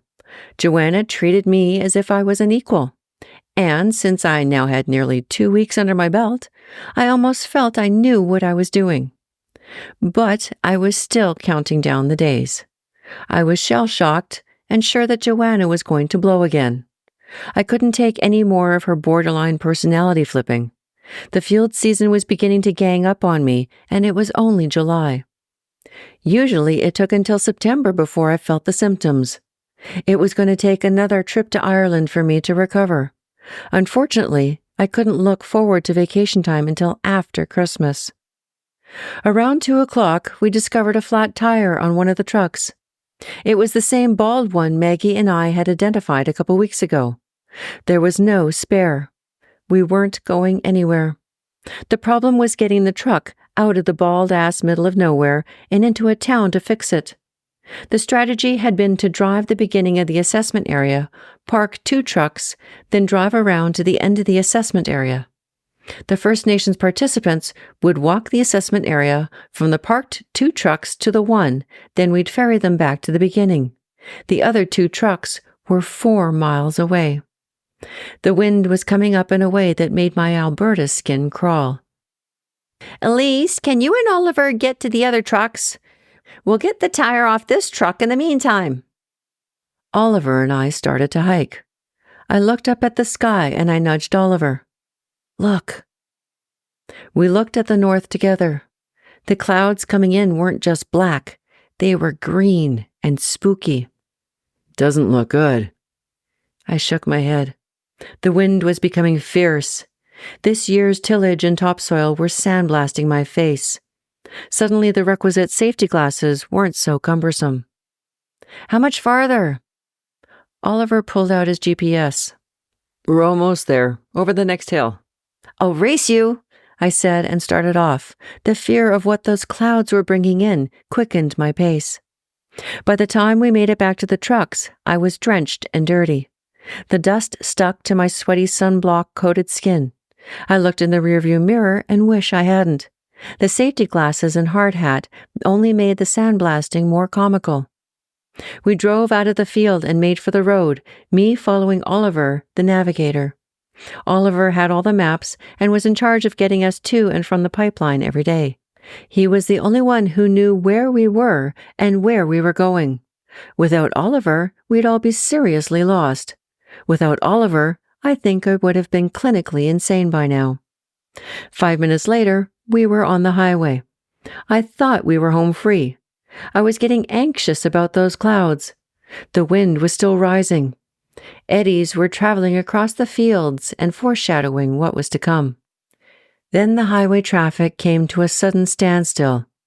There were cars, trucks, tractors, and semis as far as I could see down the highway. Oliver got out of his truck and walked up the shoulder to see what was going on. I pulled out my cell phone and took another look at those clouds. The wind was now howling. The call went to voicemail. They can't hear the phone, I thought. "Joanna, it's Elise. We're at the highway, but I think there's been an accident. The traffic's backed up. We're going to be a while." I phoned Maggie. She picked up. "I can't hear you," she yelled back. "It's Elise. We're going to be late. Traffic accident." "It's getting lots of... Hurry!" Shit. I had people stranded and an incoming tornado. I started scanning the shoulder for a way around the traffic. There were cultivated fields all around us. Barbed wire fence went on for miles. My phone rang. "Hello, this is Gavin Cleary. We met at Trinity College in Dublin a few months ago." Fuck. "Hi, Gavin." Wind howled around the truck and found me out. I tried to curve my body around my 3-inch phone. "It's really good to hear from you. Unfortunately, this isn't a good time." "Why, back from while..." Then my phone went dead. "No!" I screamed into the wind. I was in motion to throw my phone onto the yellow center line of the highway when Oliver appeared. "Yeah, it's an accident. Semi's in the ditch. We're just gonna have to wait." Double shit. "Is there any way around?" Oliver shook his head and dove back into his truck. He returned with a folded map. It must have been several feet across when unfolded because, when folded, it was a couple inches thick. It was an airphoto composite with the pipeline plan overlaid. Phone numbers and coordinates were scribbled all over it. "This is where we parked this morning, and this is where Joanna and the gang are." I noted the highlighted road we'd taken in this morning and taken out just now. We'd already walked about 5 miles that day. "This is where we're heading to pick them up." Oliver's finger pointed to a well site near Joanna's present location. The access road to the well site was just up ahead. "We can't make the participants walk back the way they came. We have to go in and pick them up." Shit. I took another look at the sky. A tumbleweed bounced across the field. Traffic's starting to move. Relief swept over me. We passed the semi. No accident damage. Looked like it was blown off the road. Shit, I thought again. I peeled off the highway following Oliver onto the gravel road. By the time we saw our group, the sun was behind the clouds and things were getting dark really fast. I can honestly say I've never seen a tire changed as quickly. Leave it to an impending tornado to speed things up. We loaded the participants and all our gear from the other truck and peeled out of there. Holy cow, Elise, you could use a bath. Leon snickered as we got back on the highway. You have no idea, Leon. Bubbles and all. We stopped for gas at our usual station in Oyen. Joanna walked over to Oliver and I. The campground just called. They just rescued your tent. Trees are falling down everywhere. I think we should stay here and see if we can wait it out. For once, I had to agree with Joanna. The restaurant attached to the gas station seemed like civilized heaven after spending a week in a tent. They had a TV, too. I couldn't keep my eyes off it. There was a news flash ribbon streaming across the bottom of the screen. Tornado touched down in Provost. Provost was 15 minutes away from us. Yep, Joanna had made a good call. Maybe it was a good thing the tire had blown. It was definitely a good thing that I was going home the next day. Chapter 9. Burned. Cows don't like orange snow fencing. However, they do like big white pickup trucks. Hey, Ida, I called across the excavation site. You might want to get some pictures of this for insurance purposes, just so they know that we didn't do it. I remembered my own fight with the rental company over covering the shot-out windshield of my truck a couple months back. We'd been informed that there'd be a bull in the mix. We, however, hadn't been told of the bull's apparent predilections. The truck continued to rock and gyrate as the bull rubbed himself on it. I heard the side view mirror snap back into place. Ida moved around to a strategic position and snapped a couple pictures on her phone. There's bull snot all over the side of the truck, she said. But he seems docile enough. The cows and the bull moved on as the heat rolled in. The day before it had risen to 30 degrees. It would easily reach that today. At 1:30, waves of heat were rolling off the grazed land next to our site.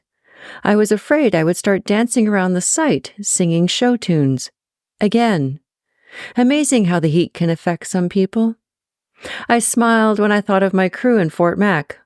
They were a good bunch, if talkative. Edmonton was a far cry from Fort McMurray, and thankfully a jump and a half away from the bald-ass prairie of Oyen. The accommodation was better, too. The first night out, my face was sore from grinning. Nothing like 2 TVs and a hotel suite to cure a person of any past woes. But that was 2 days ago. Now it was just hot. I was Canadian born and bred, and proudly so. I found winter much easier to take. I discovered a long time ago that pretty much anything above 22 degrees Celsius, and I was a continuous mess of sweat. I still don't think I was recovered from Oyen. Waking up in the morning with sweat-soaked sheets and no one beside me really wasn't the best way to start the day. Speaking of waking up with no one beside me, I had finally managed to call Dr. Gavin Cleary when I was last in Calgary. I had left a message with his secretary, or the secretary at the department office. From the experience, I didn't trust secretaries, so I followed up with an email to no avail. My Irish friends were notorious for not returning emails, or, if they did, it was several months after the fact. I didn't know why I was expecting anything different from Gavin Cleary. Morris had made good on his desire to have more attic rats with excavation experience. Ida, a fellow attic rat, had a small but good crew. 2 First Nations participants, Clive and Cecilia, and 1 seasoned digger, George. I was pleasantly surprised by them all. At first. Clive could dig like he was born to it, and George's records were like mini novels on each unit. Despite the heat, that made me smile. One less thing to worry about. Now, if we could just keep the cows from falling into the excavation pits. And despite the amazing effort it took to lug the steel menagerie of the power screen into the truck and then out into the field, it wasn't that loud. Not really. It released my back from the effort of digging. As Indiana Jones said, it's not the age, it's the mileage. Besides, I was out here primarily to teach Ida how to lead an excavation. It astounded me how valuable 5 weeks of hard-won experience can be to others. We'd erected the orange snow fence late yesterday afternoon to keep out the cows. It only had to last a couple of days while we were digging. We had 10 units to dig. This would be a piece of cake. The crew had made jokes while erecting the snow fence. We should get some hot dogs, stick 'em on the rebar, and they'll cook from the inside. Yup, hot. Between Oyen and this Edmonton stint, I had managed to pound out both the report from May and the Cold Lake report. Thankfully, I hadn't found any archaeological sites while in Cold Lake. That was an easy report to write. But finding the right words to delicately and diplomatically skirt the fact that I'd found a dead guy off the pipeline in May, especially when I was still heat-exhausted, sleep-deprived, and bitchy with my family, well, that took a bit of skill I was not too sure I had. It's not that the government needed to know about the dead guy. They just needed to know why I hadn't yet finished the historical assessment. I wrote the report anyway and threw it on Morris's desk with a post-it note stating, "Review if you dare." Diplomacy was Morris's forte, and admittedly, I had begun to rely upon his talents. Perhaps a bit too much. After that, Morris had managed to secure me a whopping 4 days of downtime, during which I did 3 weeks of laundry, shopped for items that could no longer be washed or otherwise salvaged, and went to another bank and got the same response regarding my need for a $50,000 loan, then scoured my address book for anyone I could think of who would either lend me the money or co-sign a loan. Of the 3 names I came up with, only one was in the province. My friend Kara in Edmonton. So it may have been fortuitous that the next job I pulled was in Edmonton. On my 5th day off, Morris called at 9:21 a.m. Ida needs some help. I'm sure he'd been itching for 2 hours to call me. This was Ida's project, but she'd never run an excavation. I was freshly sprung from Oyen and the pipeline circus. I was happy to help, but out in the field again, with my brain only loosely tied on, I had to wonder if I should be there. I stood at that noisy power screen, pounding dirt through the mesh, looking for artifacts, and I had flashes of what life should be, could be. By 2 in the afternoon, my legs were sore, and my feet ached, and I wonder how long I could last. At the screen, at the job, at this fight with my family, at this fight to find happiness. I didn't know anything but the fight. I'd been doing it for so long. I didn't know anything else. Was I creating my own fight? Could I be happy with my job, with my family, with my life, if I stopped fighting? Not bloody likely. Besides, this Edmonton gig was an easy one. It wasn't mine, I was only screening, and we lived in civilized comfort. I had next to nothing to worry about. Next to nothing except my fried brain. I had another handful of days off in sight and a ticket to the Calgary Folk Festival tucked securely in my wallet. I just had to make it until then. On day 3, a pack of visiting First Nation elders, client representatives, and project managers descended upon the site. The elders wanted to have a pipe ceremony. Nothing like management and a pipe ceremony to put a crimp in the digging schedule.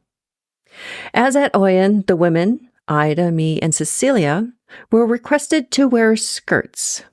We peeled off our long-sleeve shirts, lathered the sunscreen onto our now bare shoulders, and made symbolic skirts. We women were not offered the pipe.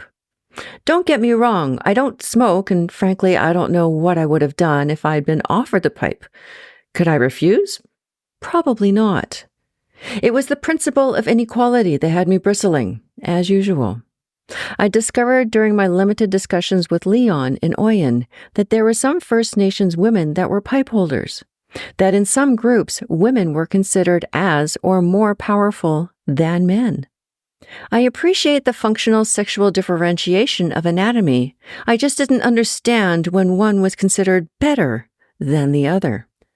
I understood when this inherent differentiation was manifested as complementary structures within cultures. For example, because hunting is a little more difficult with a kid strapped to your back, women instead gathered the food while the men hunted. One wasn't better than the other, both activities were essential. I got that.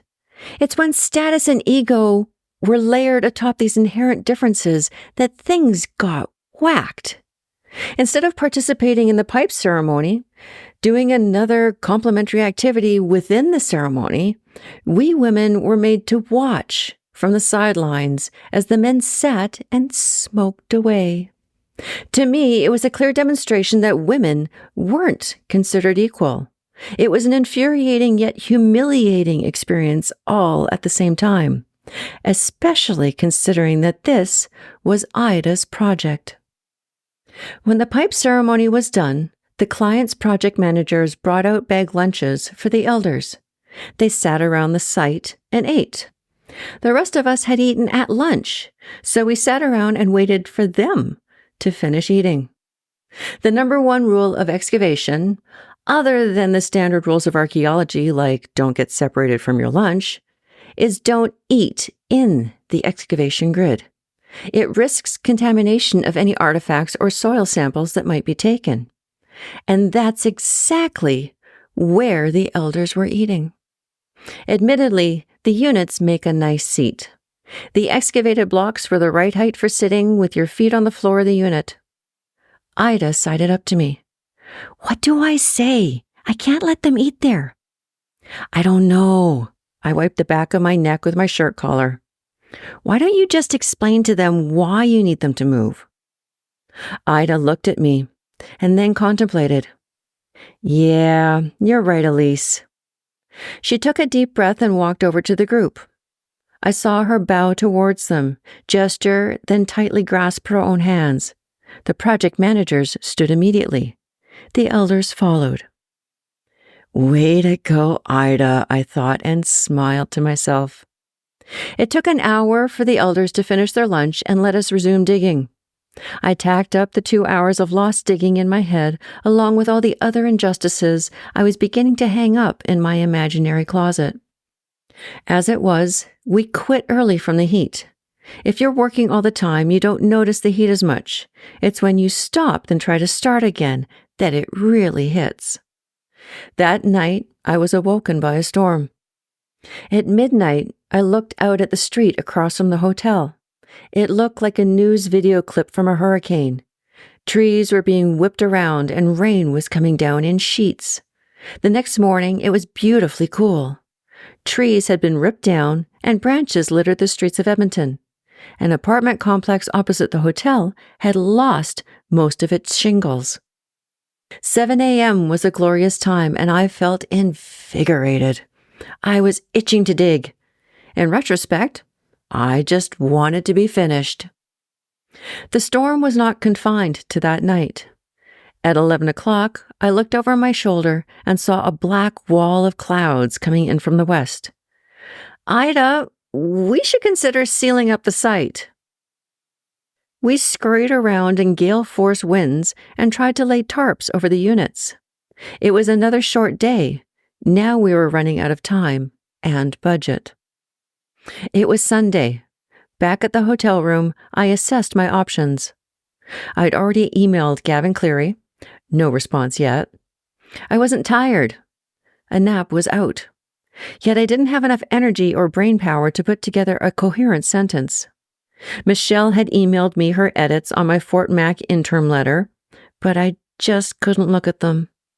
I also didn't have a requisite punching bag upon which to take out my frustrations as I attended to the edits. Oh, to be restless and brain-dead. That's when I called Kara. "I'm in Edmonton. What are you doing?" "I was on my way to do some shopping. Want to come?" I was showered and out the door in 10 minutes. Kara and I had roomed together while she was doing her undergrad in environmental science and I was in my MA in anthropology at Simon Fraser University.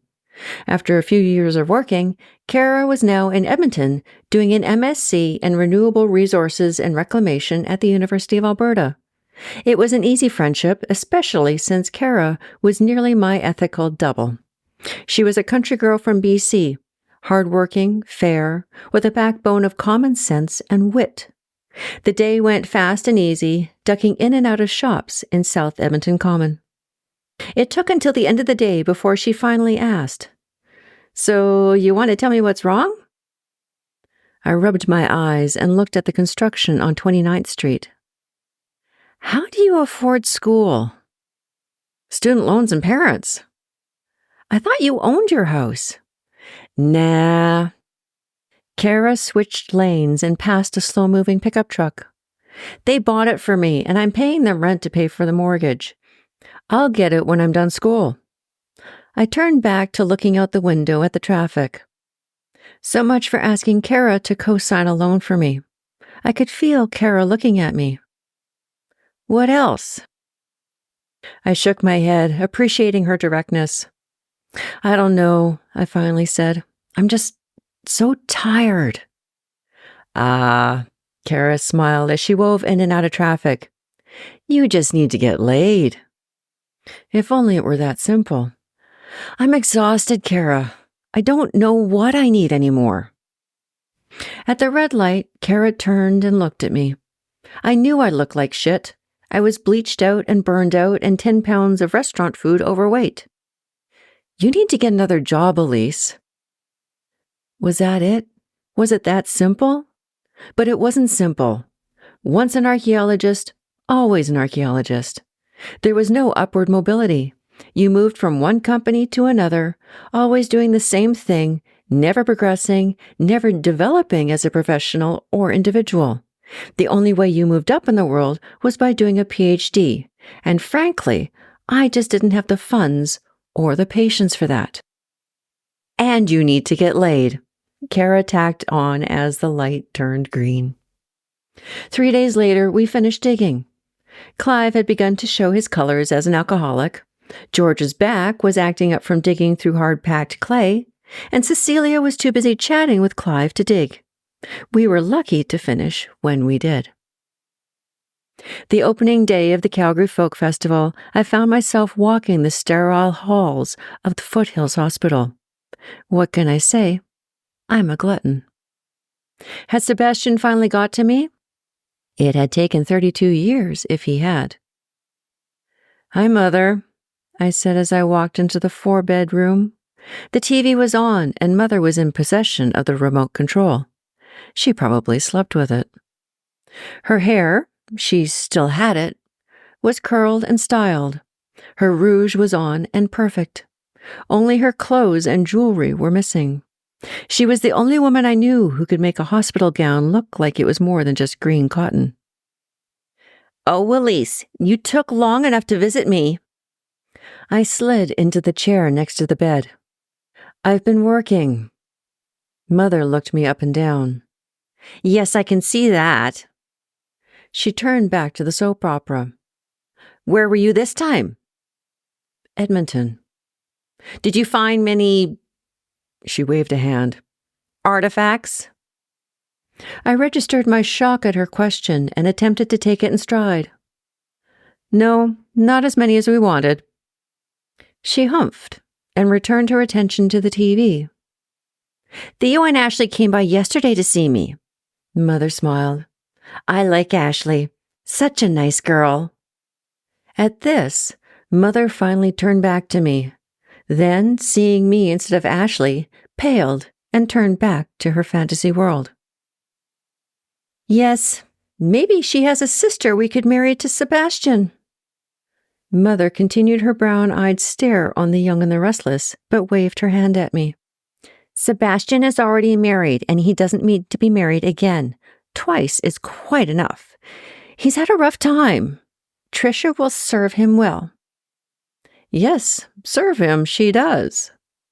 Now I got an index finger. Don't start, Elise. Fate has not been kind to Sebastian. He doesn't have Theo's luck with women. Yes, poor Sebastian. Lucky Theo. Mother's shoulders sunk. Why do you even bother coming around, Elise, if you're going to be like this? She finally turned to meet my eye, and for an instant, I felt guilty. I saw the tubes coming out of her arm, and I winced. I swallowed, then shrugged.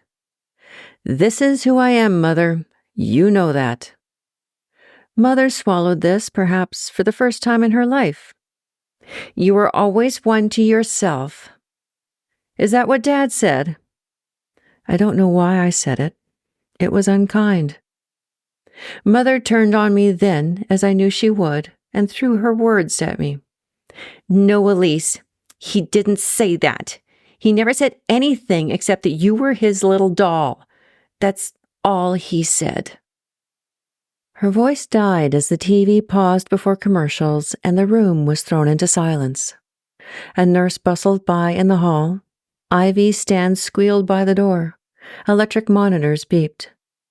I finally rose from the chair. I hope they're treating you well, Mother. Then I left. I found myself on a road I'd nearly forgotten. I had only ever been a passenger on this road, and until now hadn't fully appreciated the challenge of the drive, especially in my little Tercel. It didn't matter, though. I could get stuck out here and not care. Not now. It had taken me nearly 4 hours. I wasn't really thinking, just driving. I hadn't realized where I was until I recognized the little general store. It was the last stop before the real forest began. It was nearly 8 by the time I turned onto the road to the cabin. It was overgrown. I was relieved. I was even more relieved when I saw the cabin had been unmolested. It was well hidden under the years of growth. After Dad died, the lawyer had taken me aside and told me the cabin was mine. I hadn't been out there since I was last out with Dad. It just hadn't occurred to me to come out here without him. It was our place. I fiddled with my keys and finally recovered the one that fit the cabin door. I beat a path through the brush to the door, and with a bit of effort and shoulder, I managed to open it. It was beyond musty, and mice had found a way in a long time ago. I opened the patio door and the windows, then surveyed the interns. There was rodent dung in the corners of the one-room cabin, and boxes of cereal had been pulled from the cupboards and torn to shreds on the floor. Dad's sleeping bag had been reduced to tatters on the threadbare cot. A half-filled can of Mountain Dew sat on the counter where he'd set it 19 years ago. I dug around the sink and found a bottle of bleach and a bucket. I started the stove and boiled some water from the pond. After I was done, I stepped back to take in the cleaned and repaired room. Something wasn't right. I had thrown out my dad's cot and sleeping bag, emptied out the majority of the cupboards, and patched up the hole in the floor with some spare wood and nails from the shed. I spied the Mountain Dew can sitting on the old laminate table. I'd moved it during my cleaning spree, but not thrown it out. I emptied it outside, then set it back on the counter where I'd first found it. Better. I retreated back to my car. I dug around in my trunk and pulled my trusty winter driving survival kit and sleeping bag. I was putting my feet up on the deck, nursing a cup of hot chocolate made from pond water and 19-year-old canned hot chocolate, when the sun began to set. A loon called out as the moon rose, glowing on the pond water. Never in a million years would I sell this place, nor would I tell Theo about it. And I was still conflicted about telling the bank about it, if only to save my own neck. I drove back on Saturday morning, well aware that I'd given up the better part of the weekend at the folk festival. Instead of mulling over the waste of $100 ticket, my mind was otherwise occupied. Was this all my father's fault, instilling this jealousy of me in my mother? Or was it his fault that he'd instilled the pursuit of happiness in me? Was it his fault at all? Maybe it was just me and my personality and had nothing at all to do with my father. I didn't really know anymore. No matter which way I tried to make sense of it, it never did. 32 years of history rehashed in my brain during that 5-hour drive back to Calgary. I went to bed that night with no answers. I called Kara the next day. Okay, how do I go about getting a life? It was Sunday. I had one day of the folk festival left. I'd woken early to secure a good, shaded seat down at the park. Kara's voice was muffled by sleep. I didn't say you needed a life. I said you needed to get laid. Yeah, well, that's not going to happen. I heard Kara shuffle, then the cupboard bang shut. She was up and making coffee. Fine, then go out. I thought you didn't have time for a life. I don't. Then why are you asking how to do it? Because I have to do something. My life sucks. Maybe if I had something to do outside of work, maybe I'd be happier. Kara mulled this over as she ran the water, turned on the pot, and unloaded the dishwasher. I knew her morning routine well. Okay, I see your argument. So, how do I do it? Now I was starting my kitchen cleaning routine. What do you mean, how do you do it? You go out. I heard the garbage can lid shut.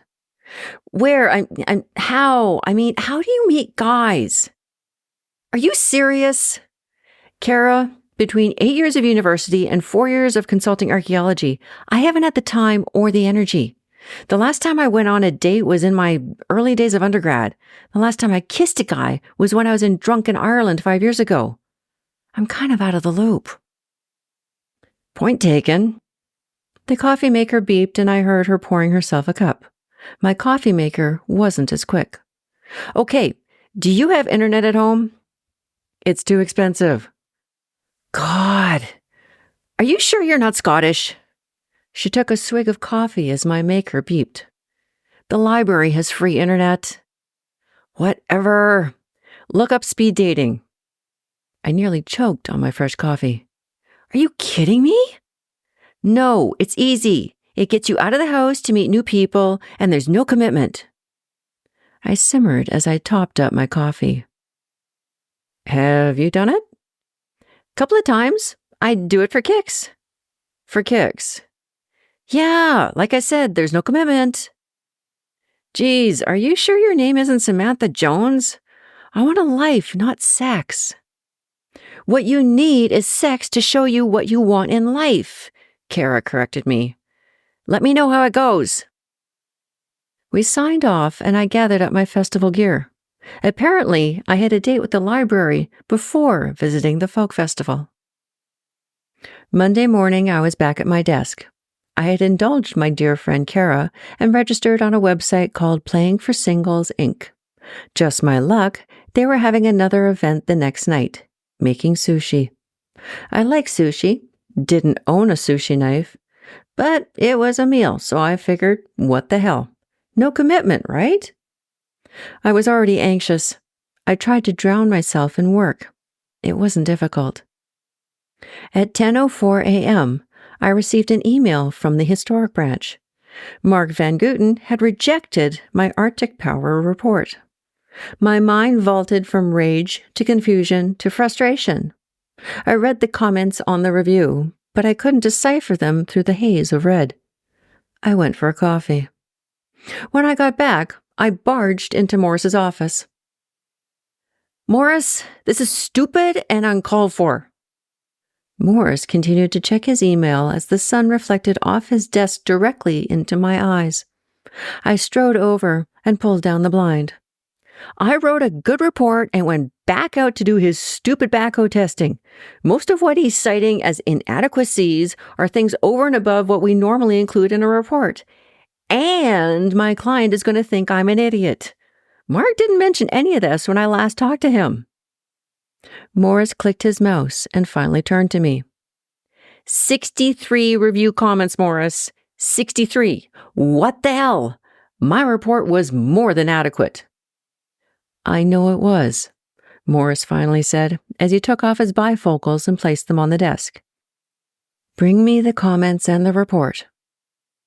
I ran across the top floor to my desk and pulled the report and comments, already printed, off my desk. Ida looked up from writing her excavation report to raise her eyebrows at me. I slapped the paperwork onto Morris's desk, then returned to the revisions of my Fort Mac interim letter. I had to wait until after 2 that afternoon before Morris appeared at my desk. He pulled up a chair and took off his bifocals. This wasn't good. There are a number of typos that Mark picked up that I didn't. I'm sorry. However, there are a large number of things that he was requiring that aren't reported as a normal standard of practice. Did he mention any of this to you prior to submitting this report? I shook my head. No, Morris, I was really good on this one. I was thorough and I was in constant communication with Mark. I also printed off everything that I got from both the client and Mark. I put it all in the file. I know this is a big project. I wanted everything on paper. Morris nodded and returned his bifocals to his face. Then I suggest calling Mark and clarifying each of these comments. I began to object. I didn't think I could hold my temper that long, and I didn't think it would get me anywhere. But Morris continued. I suggest a phone call for 2 reasons. I think you should try talking because there may be a breakdown in communication between you two on paper. And I think having a witness to the phone call would be a good idea. Witness? You can do the phone call in my office on speakerphone. In that moment, Morris redeemed himself. We went over each of the 63 comments and figured out how to address each. For the most part, the comments centered around just a couple major points. Barring a clarification phone call, I could submit a revision of the report.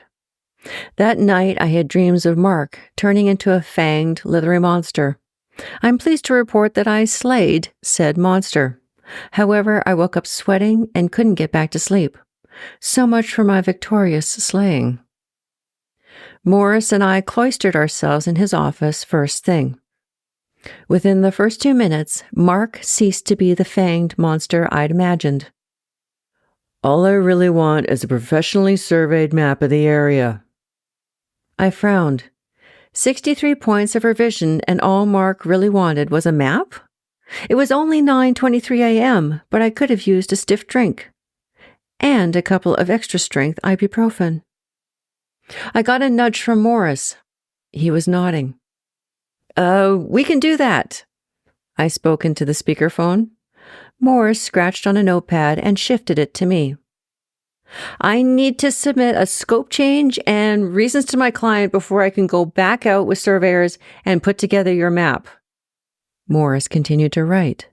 I read it out loud before comprehending what Morris was asking. It might be useful for you and your client to accompany me to make sure that everything you need is on the map and accurate. Mark's voice sounded like he was smiling. I can do that. Let me know what your schedule is and we can meet out there with the Arctic Power representative. I think he lives in Peace River. We signed off and reality sunk in. You want me to meet up with Mark out there? Morris regained his chair behind his desk. This way you can avoid any further miscommunication. You can talk to him face to face and get exactly what he wants. Then the client can also witness why they need to pay the extra costs and that you're not an idiot. I'm doing you a favor, Elise. Yeah, some favor. The sushi restaurant was identified by a red dragon. No sign, just a dragon. I should have known right then and there. No, wait, I should have known before I left my apartment. My evening had started with me trying on everything in my closet. Not because I was trying to find the right outfit. I was just trying to find an outfit that fit. I had gained weight since starting archaeology. And because I'd been so stressed lately, I'd gained even more. The gym workout of my school years had been dumped for overtime at work. My work clothes fit, but I didn't think wearing torn cargo pants and a stained t-shirt was conducive to first dates, despite what Kara had to say about men. I was stuck with a pair of black track pants and a secondhand men's collared shirt I'd planned to take out on my next field project. At least I was clean. The event was to take place in a sectioned-off area of the sparsely populated Red Dragon restaurant. We were organized around 4 tables under the pretext of learning how to make sushi. There were no knives. A sushi chef stood at the front of the room. I was one of 8 women. There were 8 men. This was definitely planned. I struggled to decide which was worse, pissing off my family or being here. First came the sake. Thankfully. However, it was only a thimbleful. Then came a box of questions. What's your worst memory of childhood? Darren held up a strip of paper as he read it out to our table. Darren was a 20-something exec with his own golf cart and a natural gas fireplace. I learned this within 30 seconds of meeting him. Thankfully, he was squat and balding with acne scars. Not that I was into golf carts. The woman sitting next to me wore a fitted black dress. She had streaks in her blonde hair, and her nails had a French manicure. She would have reminded me of Ashley if she hadn't been trying so hard. I picked at the dirt beneath my fingernails as Denise addressed the question. My worst memory of childhood was when my mom made me wear this hideous sequins dress to my grade 6 piano recital. She read that all the girls my age love sequins. I hated it. The audience thought I was going to play show tunes instead of Chopin. The table laughed. I put a smile on my face. Louis, sitting across from me, was tall and wore a white shirt. I couldn't see anything more because the women were strategically placed in the light, the men in the dark. Louis had a nose, hair, and a nice voice. He asked, So, did you blow the socks off the audience with your performance instead? Denise shook her head, white teeth shining in the lamplight. No, I'd stun them into silence with my sequence. Again, the table laughed. I wanted more sake. Elise, how about you? Fuck. How could I tell them that my life had turned to shit once my father died? I was 13 and suddenly alone in the family of 4. My brothers were obsessed with school, my mother with her charity groups. They found camaraderie over their obsessions. I was just mad Dad died and left me with a bunch of people who cared more about money and networking than asking about how my day was. Nothing, I said. I have no bad memories of childhood. All was great. The table was in awe. Then the men stood and switched with another table. The night of musical chair sushi was in progress. I was glad to finally have some sushi to stuff in my mouth. I was also glad that everyone else's mouths were stuffed. I looked at the clock. 5 after 8. I was starving, and 1 roll of sushi wouldn't be enough. Neither was the 1 thimble of sake they were serving us every hour. Louis had been replaced by an 18-year-old sales rep from Canon named Carl. He was nice enough, but I was beginning to feel really old. I couldn't keep up with his sports talk. Apparently, Carl and another guy at the table, Terry, were in the same soccer league. For singles. Yeah, I was really out of the loop. Kara would have words with me later. At long last, the final switch took place and Carl and Terry were replaced with Brian and Patrick. Patrick, to my relief, was older than 22. In fact, he was older than 30. And in the dim light, that made him look pretty good. With sushi eaten, 3 thimblefuls of sake drunk, and no men reliably observed, I was more than ready to leave. I had managed to avoid telling anyone I was an archaeologist, and I was very proud of that.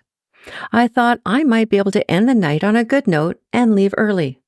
However, we had one more task to do. Our host, Maxine of Playing for Singles Inc., stood and grinned. Under your placemats, you'll find a list of guys if you are girls and girls if you are guys. Write yes or no beside the 3 names you'd like to contact. We'll do the rest. She smiled as if she just granted us the very gracious gift of dreams on high. I cringed. Whatever happened to the no commitment thing Kara promised? Patrick and Brian were the last names I remembered, so I wrote yes beside their names, and Terry of the soccer league for singles. Then I bolted. On the way home, I picked up a burger and fries. Then I had a long bath. The next day at work, I made the mistake of checking my email. I had 3 new messages. Terry said I sounded cool and thought I might like to come out for a soccer game. I deleted his message. Brian's message was full of spelling mistakes and didn't even address me. It was probably a form email sent from his BlackBerry. I deleted his message too. Patrick's message was formal and invited me out to coffee at Chapters.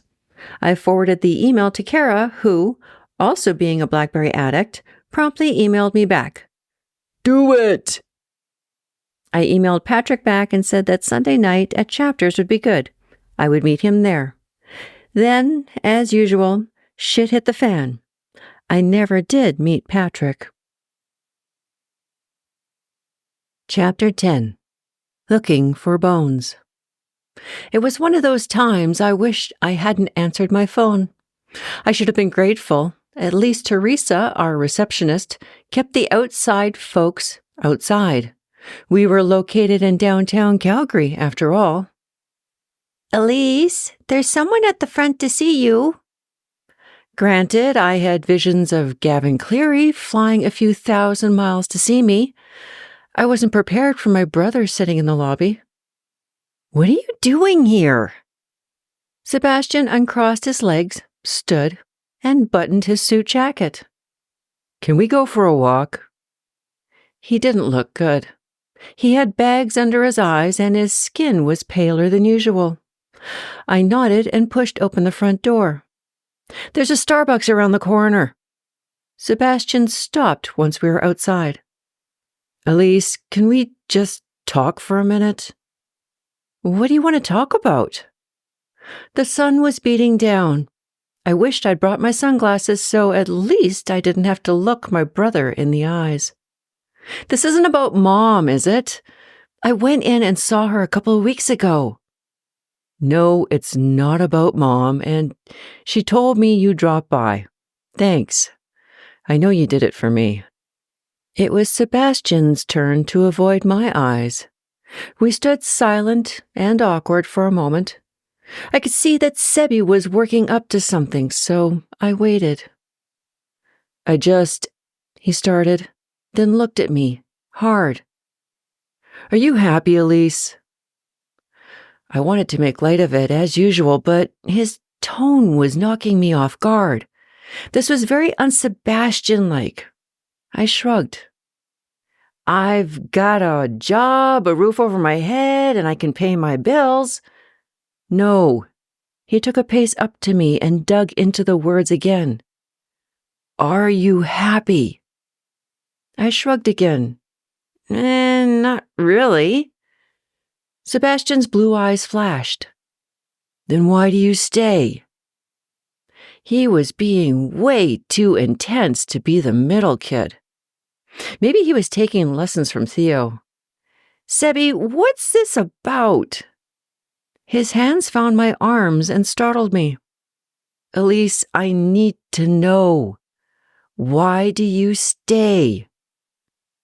I don't know. I don't think I've really got a choice. It's either this or Starbucks. Not much else someone with my education can do. Sebastian let go of my arms and ran a hand through his hair. For the first time in my life, Sebastian was scaring me. There was a look about him, desperation. He was pacing when I caught his arm. What's this all about? What's going on? Trisha's having an affair. I could see the terror in his eyes. Elise, why didn't she tell me she doesn't love me? Why does she stay if she's not happy? Oh God, this is so not my forte. It is possible for someone to love more than one person, Sebi. She probably still loves you, but maybe she's going through a stressful period or something. He was shaking his head and pacing again. Have you talked to her about it? No, I just found out. You told Theo? Again, he shook his head. Do you still love Trisha? He rubbed the back of his neck. Yeah, I think so. I don't know. Why is this happening again? You should talk to her. But I don't understand. You're a woman, Sebastian pleaded. I grabbed his arms and held him in front of me. Sebastian, you need to talk to Trisha. Now. He was losing it and fast. This has nothing to do with being a woman, Sebastian. She's a person like anyone else. Like his first wife, Laura. If you want to continue to love Trisha and save your marriage, you need to get a hold of yourself and talk to Trisha ASAP. Understand? Sebastian nodded. How's Mom?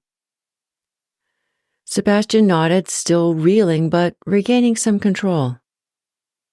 She's okay. They're trying a different approach. Doc says she's doing well. Well, yeah, that's Mom. She won't die until she's good and ready. This made Sebastian chuckle, and I was glad. Go drag Trisha from work, take her home and talk. Talk until you get stuff sorted out. Sebastian breathed in a deep breath and nodded. Okay. As he started to walk away, I called back to him. How did you know I was in the office today? I called the front desk. Great. My family was stalking me. I made it back to my desk, coffee in hand, just in time for our resident paleontologist, Winston Bernst, to pounce. My assistant just broke her arm. I need a replacement. Morris suggested I ask you. Are you available to go out to the South Saskatchewan River this weekend? Morris's definition of available differed from mine. I was trying to find time to rewrite my Peace River report, go back to Peace River to meet Mark Van Guten and Arctic Power, and to go back up north to finish the additional excavation on my sites. To Morris, that meant I was available. Bastard! An amazing thing happened. I'd finally made it to Saskatchewan. Barely. Oyen was a few kilometers west of the Saskatchewan border, still in Alberta. Burstall is a few kilometers east. And just this side of the border, another amazing thing happened. I saw a rancher, under 40 years old, on a horse. He was hot. He waved. Besides the grill your own steak in the steak pit in small town Patricia, gorgeous ranchers were definitely a reason to revisit this desolate landscape. That's when I remembered I'd forgotten to email Patrick to cancel our coffee at Chapters on Sunday night. Shit. I was once again going to the land of no internet, and I didn't have his phone number. I don't know why I bothered to try. The couple of phone calls from Gavin Cleary this summer had sparked something in me. It was something I hadn't felt probably since undergrad, because since then, I had given up. Every time I tried to get out, meet people, do something with my life, it took so much effort and usually blew up in my face. With Gavin, it had just been so easy. And Kara, admittedly, had me thinking about my life all over again. She had that effect. Maybe she was right. Maybe I should quit trying, quit closing off, start grabbing opportunities when they appeared. And then, with Sebastian's recent soap opera, It all had me wondering. If I wasn't happy, why wasn't I doing something about it?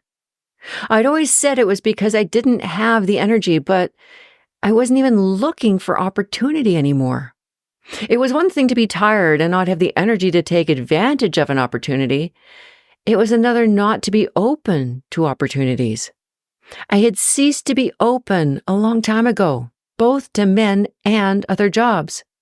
I'd given up. I'd succumbed to my unhappiness. It was all pretty sad. Gavin was an opportunity that had been smack in my face. I'd seen it, but was too stunned to do anything about it. It was then on that drive to Saskatchewan that I figured maybe I should do something about not being happy. Maybe I should at least look for an opportunity to be happy. After all, I hadn't given up all hope, had I? During this little excursion to Saskatchewan, I was a paleontology assistant, devoid of all my usual permit-holding responsibility and loving it. That was, of course, after filling out all the safety paperwork back at the office. This excursion was for the pipeline I'd worked on in Oyen, and they knew safety like nobody. But it was all good because since I'd left the office, I'd had nothing to worry about. Nothing. To be able to walk erect around the countryside without 40 pounds of safety equipment and several tons of responsibility weighing me down. I'd even forgotten my cell phone at home. The best part was we were looking for dinosaur bones. At last, a job looking for bones. Maybe Morris wasn't such a bastard after all. Wilson and I had a good chat on the 6-hour drive to Birstall and continued our bonding experience that started 3 years ago on one of my first projects. I could drive a quad, and he couldn't. I don't mind driving a 3/4 ton with a trailer load of quads on the back, and he did. I had immediately earned his respect. Wilson was 46 and lived alone save for his pet iguana, Lucas, and a few other assorted reptile and amphibious friends. I was still trying to keep up with all their names despite repeated stories around the lunch table at work. He was strange and eccentric, but in a good way. His only real quirk was that he lived for his job. I managed to resist for an hour. Then I finally caved in and told him about my previous year's visit to the Creation Science Museum in Big Valley, in the heart of Alberta's own Bible Belt. I knew that the driving conversation would be set once I'd started the topic, and Wilson didn't fail to disappoint. The only person more adamant about the theory of evolution than a physical anthropologist, and possibly a biologist, was a paleontologist. It's really not worth seeing, Will. They've no argument. All they do is slam evolution, thinking that if they debunk it, people will automatically defer to creationism. How far is Big Valley from here? The SUV swerved as Wilson fumbled around, looking for the roadmap. Will, hands on the wheel. I'll look for it, but I know for a fact it's a long way from here. Wilson pushed his wire-framed glasses back up his nose. Maybe we can catch it on the way back. I sighed as I pulled out the roadmap from the stack of paperwork on the dashboard. I told you it's not worth it. It's $6 just to look at a Greek relief of a dinosaur and Henry VIII's descent from Adam and Eve. They've got a picture of a dinosaur? The SUV swerved again. Wilson, geez, you're making me dizzy. I flipped open the road map and counted off the kilometers. It's about 45 minutes north of Drumheller. Wilson beamed and cranked the AC. Oh, heck, Elise, we can do that. If I hadn't seen it, I wouldn't have believed it. There was a town smaller and flatter than Oyen. Birstall had 2 restaurants and 1 gas station. The post office doubled as the Sears catalog office. The gas station was the local coffee shop, and it came complete with fishing gear, hunting supplies, pet food, and fireworks. The houses surrounding the gas station and post office, cum Sears catalog office, were surrounded by cultivated fields. It was like Burstall got caught up in a Wizard of Oz-like tornado and was plunked down in a field in the middle of nowhere. Maybe it was the same tornado that hit Provost a few weeks ago. Wilson and I started our rotation between the two restaurants that night. With a choice between burgers, pizza, and steak, I chose pierogies. It's no wonder I couldn't fit into my nice clothes anymore. Over the course of my 4 field days with Wilson, I discovered something I didn't know about him. Paleontologists like hills. However, unlike archaeologists who like the tops of hills, paleontologists instead like the sides of hills. Wilson was part goat. I was struggling to climb up the hill while looking for dinosaur bone eroding out of the stratigraphy when I began to see the pros of being an archaeologist. I looked at the top of hills. I had a shovel, aka balancing stick, weapon, machete. I generally wasn't concerned with steep river valleys, but rather the tops of them. After those 3 points, I couldn't think of any more positive aspects about my job. Paleontologists had it pretty good. They didn't work in the rain or snow. It was too slick. Remember the sides of the hill thing. They didn't have to work with First Nations participants, and they were always looking for bone. All the things you learn after 8 years of university education. I finally got to the top of the hill, and the screaming wind threw my tilly hat off my head and my eyelashes into my eyeballs. I flung myself against the hillside to avoid being thrown off the hill altogether and managed to land on a clump of cacti. I didn't care. I was too terrified of being blown off the hill. Caring about the cacti spines up and down my legs came later in the bathtub. Wilson, meanwhile, was jogging along the top of the hill. Wilson stopped abruptly after I hauled my wind-blown ass and punctured legs atop the high hill. I then saw his boots in front of me. When I looked, Wilson was holding out his cell phone to me. Phone call. Shit, my family had found me. I reluctantly put the phone to my ear. Hey, Elise, it's Maggie. How you doing? I began to breathe again. I'm okay. Where are you? I tugged at my hat string, tightening like a garrote around my throat. The other side of the river. I turned around and looked at the west side of the South Saskatchewan River. A group of high-vis-vest clad people were mulling about. I waved. Several waved back. Apparently, Joanna and the Traditional Land Use Study Group had found me. Thankfully, the South Saskatchewan River separated us. When did you get here? I asked. Just now, Maggie said, giggling and trying to carry on half a conversation beside the phone. We watched you and Wilson climb up that small mountain. Leon and Henry had binoculars. Elise, I think there might be a few marriage proposals coming your way. Oh, God. I had ungracefully displayed my butt to the river valley and a bunch of old FBIs. Yeah, that's probably why Wilson climbed up so fast. He's amazing. Yeah, and part goat. Stay cool, Maggie. I handed the phone back to Wilson, who inquired after a paleontological site on the other side of the river. He was fiercely protective of the sites and didn't want anyone pillaging them before he got a decent sample for the Tyrrell Museum.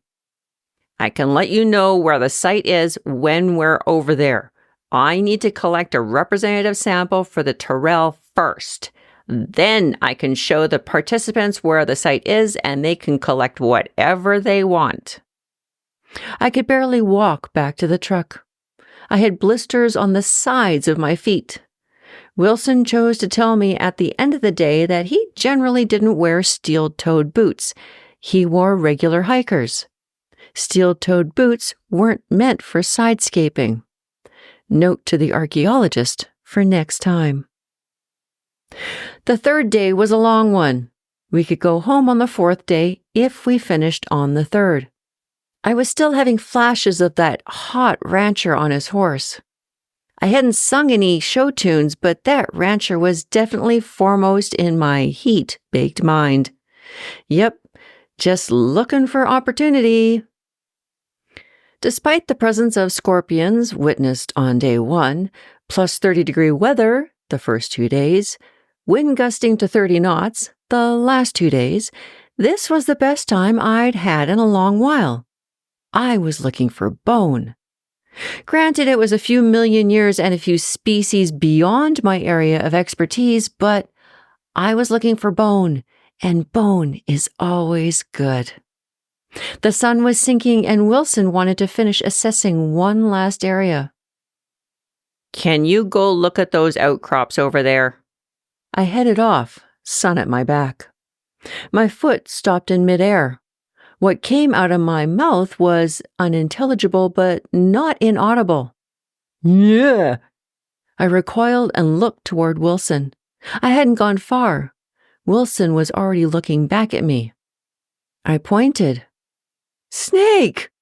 Then pulled my hands close and shrunk away. Is it a rattler? Wilson asked. Despite my rising fear, I could see the excitement dancing in his eyes. I held my hands up about a foot apart. It's about this big. Is it a baby rattler? It's a snake. My hands shot into my pockets. The blood was slowly beginning to come back to my head from my legs. Wilson arrived, camera in hand. Oh, it's just a baby. It's a bull snake. What does that mean? I was a forest girl, not a prairie girl. Wilson started to snap shots of the motionless snake. It doesn't have a rattler. Do they bite? I found some courage and stepped closer. They're not venomous. Wilson laid his rock hammer next to the snake and snapped more shots. Then he stroked the snake's tail. The snake moved. I retreated, thanking my steel-toed boots. After Wilson tormented the baby snake some more, we moved on and continued to survey the eroding bedrock for fossils and dinosaur bones. A few minutes later, Wilson let loose an unintelligible yelp. Elise, come here! Too many times that summer, a yelp meant pain or I need help before I sink into the muskeg forever. I began to run. Wilson was motionless. I got within about 20 feet, then called, What's up? I found a baby rattler. I skidded to a halt. I would take David's bear poo squeal over this any day. I approached cautiously. Wilson had stopped a good 4 feet from the snake. The snake was clearly visible against the bedrock. My bull snake had been mere inches away from his foot in the grass. This snake, however, began to move. Wilson fumbled to pull his camera out of its case. The scale bar flew out. I reached for it. Don't move. You'll scare it, Wilson said. Wilson crept up to the snake while I stayed behind and secured the scale bar. The snake began to rattle. It was a hissing sound. I knew that sound would haunt me. Wilson took his shots, then returned to pick up the scale bar. It wouldn't be nice to be bitten by a baby one. They don't know how to control their venom. When they bite, they give it their all instead of just enough to kill a mouse. Wilson put his camera away. I'll be okay. You can go look at that outcrop over there. I glanced across the grassy hillside and took a deep breath. Right. I prayed my steel-toed boots would finally prove useful on this trip, but I really hoped not to test them. When I returned to Calgary, windburned and parched, Morris announced that I had 1 week to schedule a trip to Peace River to meet Mark Van Gooten and the Arctic Power representative before I was to head back to Fort Mac to finish my excavations. He also tacked on an oil sands job for good measure. Thank you, Morris. Things managed to work out that both Mark and my client were available to meet me in Peace River. I didn't know if that was good or bad. It was kind of eerie, really. I wasn't looking forward to this meeting. I viewed it as going into the lion's den, and having the schedule line up so well with both Mark and my client, well, that just got me all geared up for another shitstorm. Despite appearing confrontational, especially with my family, I generally didn't go looking for conflicts. They just always seemed to find me. And there were always signs. For instance, when Sebastian showed up at the office a week ago, I didn't know I wasn't supposed to talk to my own brother. When I arrived home and turned on my cell phone, it had 2 messages. The first was from Sebastian. Trisha wanted a divorce. The second was from Theo. Apparently, I was not supposed to give out marital advice. I called Theo at home and left a message on his home phone just because I knew he wasn't home and that I'd be able to spout my 2 cents in peace. My luck didn't hold out. Theo called me at work the next day. Thankfully, both Ida and Frank weren't in the office. I hope that Morris didn't think any worse of me for what I yelled into the phone that day. You shouldn't have told him to talk her out of it, Theo began. I didn't. I told him to talk to her. Period. Communication is a good thing. You should have stayed out of it. Now we won't have a strong case. Sebi was distraught. It would have been better to hire a private investigator and get some evidence against her. Could you stop being a lawyer? This is your brother. And they're married. She's entitled to half unless she's deemed unfit. You're such an asshole. She's a person. So is Sebi, and all you can think about is money. Get off your moral high horse, Elise. Stop giving out advice on things you know nothing about and stay out of Sebastian's business. Then stay out of mine, butt-kissing cocksucker. I slammed the phone down and headed down the street for my consolation fluffy $5 coffee. I was very happy to be leaving for Grand Prairie and working in a river valley with no cell phone reception. I wasn't looking forward to defending myself against Mark. Driving there, I envisioned every possible scenario in my confrontation. I couldn't have possibly foreseen what actually happened. It had to happen sooner or later. Being out in the bush with anyone brings up strange topics of conversation. Sex, religion, politics, spirituality, you name it. I'd seen it with my Fort Mac crew. But it wasn't too often I did field work with a couple of single men close to my age. Usually the men were at least 10 years younger or had wives. Or, if I was very lucky, gay. It was just a matter of time before something happened. The odds were against it, and apparently both Mark and Brandon of Arctic Power knew about those odds. First, it was a competition to see who could keep up with the other as we climbed up and down the embankment, repeatedly. You see this soil here? Mark pointed out, perched a meter above the river and 2 meters below the top of the embankment. This is the layer I'm interested in. This is the layer in which the historic sites are located. You can see it better from down here. Brandon and I descended the embankment to join him. Then Brandon scurried back up to the top. Where is the nearest location of an historic site in relation to that soil layer? Mark and I pulled ourselves up the embankment, me not as quickly. Mark walked away from the embankment along the floodplain and eyeballed a location. About here. I tried to remember where he eyeballed that location. It was all grasses, shrubs, and bush. Then Brandon scurried down the embankment. How do you know this soil is the same as up there? Mark slid down the embankment to join Brandon. I decided I wasn't going to play this game anymore. Besides, I was pretty sure I wasn't the one competing with anyone here. After a bit, the surveyors showed up. 2 more young guys. When it rains, It pours. Then suddenly I was wanted everywhere. "Elise," Mark called from a clump of bushes, "you better come see this depression. It might be a garbage pit." In the bushes, alone with Mark, he seized the opportunity. "So, Elise, have you got a boyfriend?" I belched a laugh. I couldn't help it. I was in shock. I was ready to fight for my professional competency, and here was Mark making a pass at me. I finally found my voice. "I don't have time." Was this an opportunity? Should I take Kara's advice? I didn't think I was up to jumping his bones, but my eyes were open. Mark wasn't all that bad looking. He was tallish with blonde hair and brown eyes. All in all, he was a well-kept, middle-aged divorcee with a son and alimony. He wasn't the hot rancher in Saskatchewan, and he wasn't Dr. Gavin Cleary.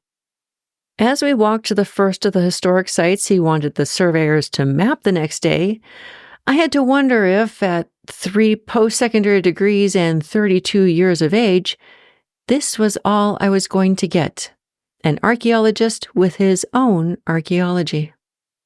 Then Brandon called. "Elise, can you come explain to these guys what you need to see on this map?" I explained to the 2 surveyors that I wanted them to flag the right-of-way at 50-meter intervals and make sure it was accurate according to Brandon's latest maps. I turned to leave when I found Brandon keeping pace. "Are you up to Peace River that much?" I was desperately close to screaming at the sky just then. "I can be up as much as 5 times a year or not at all. Depends on the year." "Keeps it diverse and different." His dark eyebrows rose suggestively under his wide-brimmed hat. "You go down to Drumheller much?" "Oh, great." "Not much to interest me there." "You don't like the big stuff?"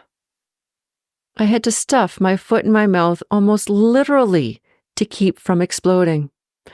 Then I breathed.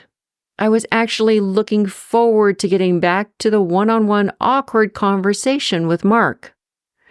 "I'm an archaeologist, Brandon. Think Indiana Jones. Drumheller is for paleontologists. For them, think Jurassic Park." While his brain screwed that one in, I left him standing and broached the bushes where Mark was blundering around. It took Mark maybe 5 minutes and some physical maneuvering through the dense brush toward me to pick up where he left off. "I know what you mean about not having enough time," Mark retorted, continuing to push through the bush, looking for tin cans and bricks in the leaf litter. "I once dated this girl for 5 years. I think the only reason we stayed together that long was because we never saw each other." I pulled my legs over some deadfall. "I understand that having a relationship with an archaeologist would be a good thing. They understand your lifestyle," I said. "But then again, you'd never have anything to talk about besides archaeology because that's all you do." I'd been to enough archaeology parties to meet the spouses of the people I worked with. They were all archaeologists at competing archaeology companies or academic archaeologists, and all they talked about was work. 10 minutes later, Brandon called me back out of the bushes. I was getting more scrapes and bruises from entering and exiting the bush than I was from trolling around inside it with Mark. "I'm done here with the surveyors. They got what they need from me. You around for dinner tonight? We could go over some future plans." Oh, God. Morris would kill me if he found out I'd turned down possible work. But then I would kill myself if I had to withstand any more thinly veiled sexual innuendos. "Sorry, Brandon. Mark wants notes of what we talked about today. I need to draw them up tonight." I felt bad. It would have been nice to have dinner with someone and someone other than an archaeology assistant. And Brandon did look slightly downtrodden. "I'll catch you next time, okay?" I tacked on. He instantly brightened. I really didn't want to know what dreams he was bound to have that night. And once again, I began to wonder if I was ever going to have a life outside my job, outside of archaeology. Even finding time to volunteer with the local search and rescue groups to help look for human remains was difficult.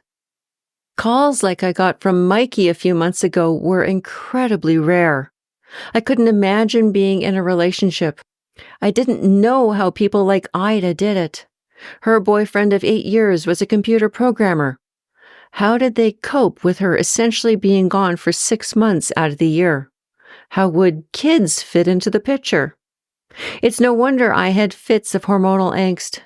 Maybe Kara was right. Maybe I did need to get laid. No commitment. There was opportunity, and then there was opportunity. Brandon left and I returned to Mark to help look for depressions and historic debris for the surveyors to add to their map. Where'd you do your undergrad, Elise?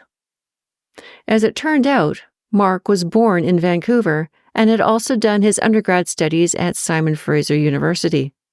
The conversation then turned to comparing notes of our time spent at SFU. We'd both visited the same coffee shop and pub 5 years apart. Mark discovered that campus hadn't changed much in the time since I'd been there. We continued snaking our way under willows and deadfall. I suddenly became very conscious of every move Mark made, every step he took, and every glance he threw my way. At one point, I stumbled over a branch, and he caught my arm. I got butterflies in my stomach. I couldn't believe I was doing this, forget contemplating it. Eventually, we finished our assessment of the bushes and joined the surveyors. There were no additional features to add to the map. I verified with them we'd meet out there again the following morning to map in the site with their equipment. Then they left. Mark and I were standing in the middle of a field beside a raging river. Do you see yourself doing consulting for a long time? Do you enjoy it? He asked. Right then and there, I knew I'd been deluding myself. There was no way this was going to work. Who was I kidding? Other than attending SFU and being consulting archaeologists, Mark and I had nothing in common. In fact, Mark was still in love with field archaeology. He couldn't get out of the office enough. I don't think I'm in a good position to answer that question. I like dead people. He nodded. And dead people don't pay. I get it. We walked through the field and back to the road. I reiterated what Mark wanted to see in my report. You want to see everything in and around the site, including garbage, features, depressions, and any landforms. Then he corrected me. No, I need to see every bit of debris on the map. I just said that. I stuffed down my pride. I'm still going to recommend monitoring on the construction. I think you should recommend avoidance of the sites rather than monitoring. I want them as far away from these fur trade period sites as possible. I stood flabbergasted for a moment. Mark, these are my recommendations. You can't tell me what to recommend. I'm the consulting archaeologist. If you wanted to recommend the work, you should have done the field work. Mark was suddenly very quiet. Then he said, I look forward to reading your report. And left. I was left wandering around the gravel road, bewildered and not slightly belittled. Opportunity, right. Another scenario that blew up in my face. I wondered why I bothered trying. I drove back to Grand Prairie, then sat in the parking lot of my hotel and called Sebastian. How's things? Theo's taking care of things. I could already hear that he hadn't been sleeping, probably hadn't slept since I last talked to him. I'm sorry, Sebi. It's okay. Mom never liked her anyway. I rolled my eyes. Great. It's not that I liked Trisha. She wasn't a bad person, but Trisha didn't stand a chance against Theo. She'd be lucky if she got her own savings back after this, and that wasn't fair. I signed off then. I didn't want to get any more involved in my brother's life than I already was. I had enough shit to handle in my own life, even when I wasn't trying to grab opportunities. Chapter 11. The Land of Acronyms. I spent a whopping 4 days in Calgary doing all the safety paperwork to go back up to Fort McMurray for a new project and to finish digging the sites I'd started back in June. This was the only reason I was home. For once, I wish I hadn't gone home. Speaking of which, I had 3 messages on my home phone. I already knew who they were from. First was Ashley, asking if Sebastian really showed up at my work. The next was Sebastian thanking me for telling him to talk to Tricia. The last, however, was mildly shocking. It was my mother. I would like to have everyone over for dinner one night. I know you are busy, Elise, so please call me and we'll work around your schedule. I didn't know which shocked me more, that she called or that she was acknowledging my schedule. I called each in turn and told my mother that, when I returned in 2 weeks, dinner was feasible. I was to finish my reporting and Mark's precious surveyed map for the Peace River Valley during the winter. It was now September, and everyone was in a rush to get clearance for their oil and gas development. This happened every year. A mad rush in September and October for oil and gas companies to get their historical clearance so they could do their winter construction on their developments. You'd think that winter came once every 5 years. July tended to be slow. In August, oil and gas companies talked a lot. Then suddenly it was like, oh my God, we need clearance now. What did these people do all summer? It was a secret to me. All I know was that winter was predictable. It came the same time every year. Yet oil and gas companies always left historical clearance to the last minute. And that's when I had to remind them that we can't dig in the winter. Well, we could. It's just not pretty. Kinda like the units at the first site my crew excavated this summer. Nothing like chipping away at frozen dirt and freezing your ass off. It's bad archaeology and it's unsafe. Besides the fact that it's really expensive for everyone involved. Fort McMurray. Again. 3 times in 1 year. It was just too much. The flashbacks began assaulting me as soon as I stepped into the Calgary airport. Air Canada Jazz is the only one that frequented Fort Mac. I knew these airport gates well, and there's only one good thing about them. Tim Hortons. The next day I was back among my crew, or at least they looked like my crew. They certainly didn't act like it. Jackie still had the crew split in 2 so that more digging could be done. Scott was back home writing his interim permit report to come back up after me to finish up. "Ellen!" I bellowed, frustrated already. "Where are the other clipboards? We had 1 in each bag." Ellen ran over and breathlessly sang, "I'm so glad to have you back, Elise. I missed you." I was too perturbed at the disorganization and disintegration of the crew to appreciate Ellen's sentiments. Ellen plucked the box from the back of the truck and flipped it open to show me a stash of clipboards. I had to hide the stock. Things started to go missing. Scott was dishing out supplies left and right. He was handing it out to everyone, but everyone kept losing it. What the fuck? An hour quad ride later, I was still stewing. The newcomers, 4 in all, were still getting used to their quads and hadn't had the benefit of our initial day of quad training back in June. It didn't help that I'd noticed Chad standing on his quad pedals again. I took stock of where we'd left the first part of the excavation. Leaves and caterpillar carcasses littered the floor of the square excavation block. I looked at the crew. "Okay, peeps, this is how we're gonna do things. You each get a bag, like before. It's yours. You lose anything in it? Tough shit. You have to do your job without it, and you will be doing your job properly. Otherwise, I send you home." I hadn't appreciated how much of a threat this was until I'd learned that most of these kids depended on their archae jobs to pay their tuition and live through the year. "First, we're going to clean up this site. Then we're going to set up the screens. Equipment goes there." I pointed to a tree. "Screens go there." I pointed again. "We have 2 days to dig.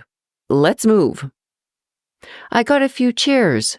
The others, newcomers since I was last up in July, were in shock. "Yes, this is Elise Marquette, Nazi permit holder from hell. Get used to it. If I had to hold this godforsaken permit, it was gonna be done right." After the first day, my half of the crew trained the newcomers, and then everything seemed to fall back into place. My crew and I got back at camp at 4. I didn't realize how exhausted everyone was until my half of the crew showed up for supper with bedhead and sleepy eyes. The other half didn't even show up. I leaned over to Ellen at the salad bar. "Where is everyone?" "Jackie won't get in until after 6. Most go have a nap before coming to supper." "What the hell is going on?" Ellen shrugged as she dished up some grapes and mango. "Jackie insisted on doing 12-hour field days. Scott agreed because he has no backbone. They said we had a schedule to keep." I mumbled. This was insane. I hadn't been up here all summer and doing 12-hour days, and I was exhausted. I could only imagine what my crew had been feeling. Jackie and I needed to have a talk. By the time Jackie walked in to supper, it was past 7. There was practically no one in the dining room.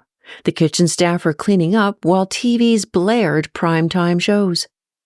Jackie looked like shit. She was barely holding it together. Despite being out in the great outdoors and getting fresh air, Jackie looked like she'd been through the ringer. "Hey!" I decided to try the direct approach when she sat down. "You're looking pretty tired. What kind of hours are you putting in?"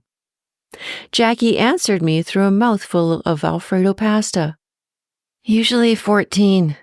Was up till 11 last night because we had a glitch in the numbering of the units." "Great. Everyone was so tired they were making mistakes. Blood and injury would be next." "I'm going to pull rank here, Jackie. I want you guys back in camp by 4. The crew is exhausted, you're exhausted. I need you guys to function for at least another month, and you're going downhill fast." "We can't," Jackie said. "Michelle made it quite clear that all excavation has to be done this summer. We can't slow down." Shit, I was really beginning to hate Michelle. "Well, I don't think Michelle would want you to burn out. Why don't you take it easy, at least while I'm here? I can go full bore while you lay low for a few days." Jackie nodded. The next day, she didn't get her crew in until after 6. Again. I cornered Ellen at the screen the next day. "Why won't she do shorter days?" "Jackie wants to do a good job. She's afraid HSAC won't hire her again next summer unless she's finished her MA." "Well, how many summers has she worked up here with HSAC?" 4. I shook my head. Jackie was so tired, even her logic didn't make sense. "She's doing too much." Ellen nodded and picked up a flake of Beaver River sandstone from the screen and slid it into a plastic bag. "Okay, here's the plan. I'm going to be up here for 2 weeks. I can put you guys back into camp by 4, and over the next week, get you rested. The next week, I start switching Jackie's crew for mine. Got it?" Ellen nodded, beaming. "We're also out of candy." Now that was just nasty. My crew should not be deprived of candy. No wonder they were so tired and out of sorts. Measures had to be taken. Soon. By the end of my 2 weeks, nearly all of my sites were finished and nearly all of the crew had been rotated. Most were again showing up for supper. I couldn't, however, get Jackie into camp any earlier. I also couldn't make her see that, for the longer day, her crew was getting less done than my crew. I trained Ellen in how to double-check the artifacts and records so that at least she could help Jackie get her after-supper work hours down. I left my crew at camp, wishing them luck. Ellen accompanied me on the drive to Fort Mac, reading her smutty romance novel all the way. It was glorious. When Ellen dropped me at the airport to pick up the truck for my next project, she hugged me tightly. I don't want you to leave. I like working with you. This girl had a knack for bringing tears to my eyes. I'll see you at the next company Christmas party. We'll drink, okay? She nodded and drove away, but not before I'd given her strict orders to pick up more candy and chocolate for the crew. When Morris dropped this new project on me, I had one condition. I wanted Cam back. The next day at 5 a.m., my prized assistant was waiting for me in the hotel lobby. Are you ready for this? I asked. Cam smiled, his freckles condensing as he raised his gallon-sized coffee cup. Bring it on. After digging all summer in Oyen, this is a walk in the park. Famous last words. We were due on the lease at 6:45 a.m. to do an on-site safety orientation. This meant we had to leave Fort Mac at 5 a.m. Just when I thought that I'd tacked all the safety paperwork within the 4 days and the 11th hour before leaving Calgary 2 weeks earlier, I found that no, there was more to do. I didn't think it was possible. 2 online courses and a drug and alcohol test weren't enough. The on-site orientation was required and had to be completed before the pre-impact assessment could start. Elise, Cam said, I think he wants you to roll down the window. Driving into the river valley in Fort Mac, I rolled down the window. It was the end of September and it was dark. It was also beyond foggy.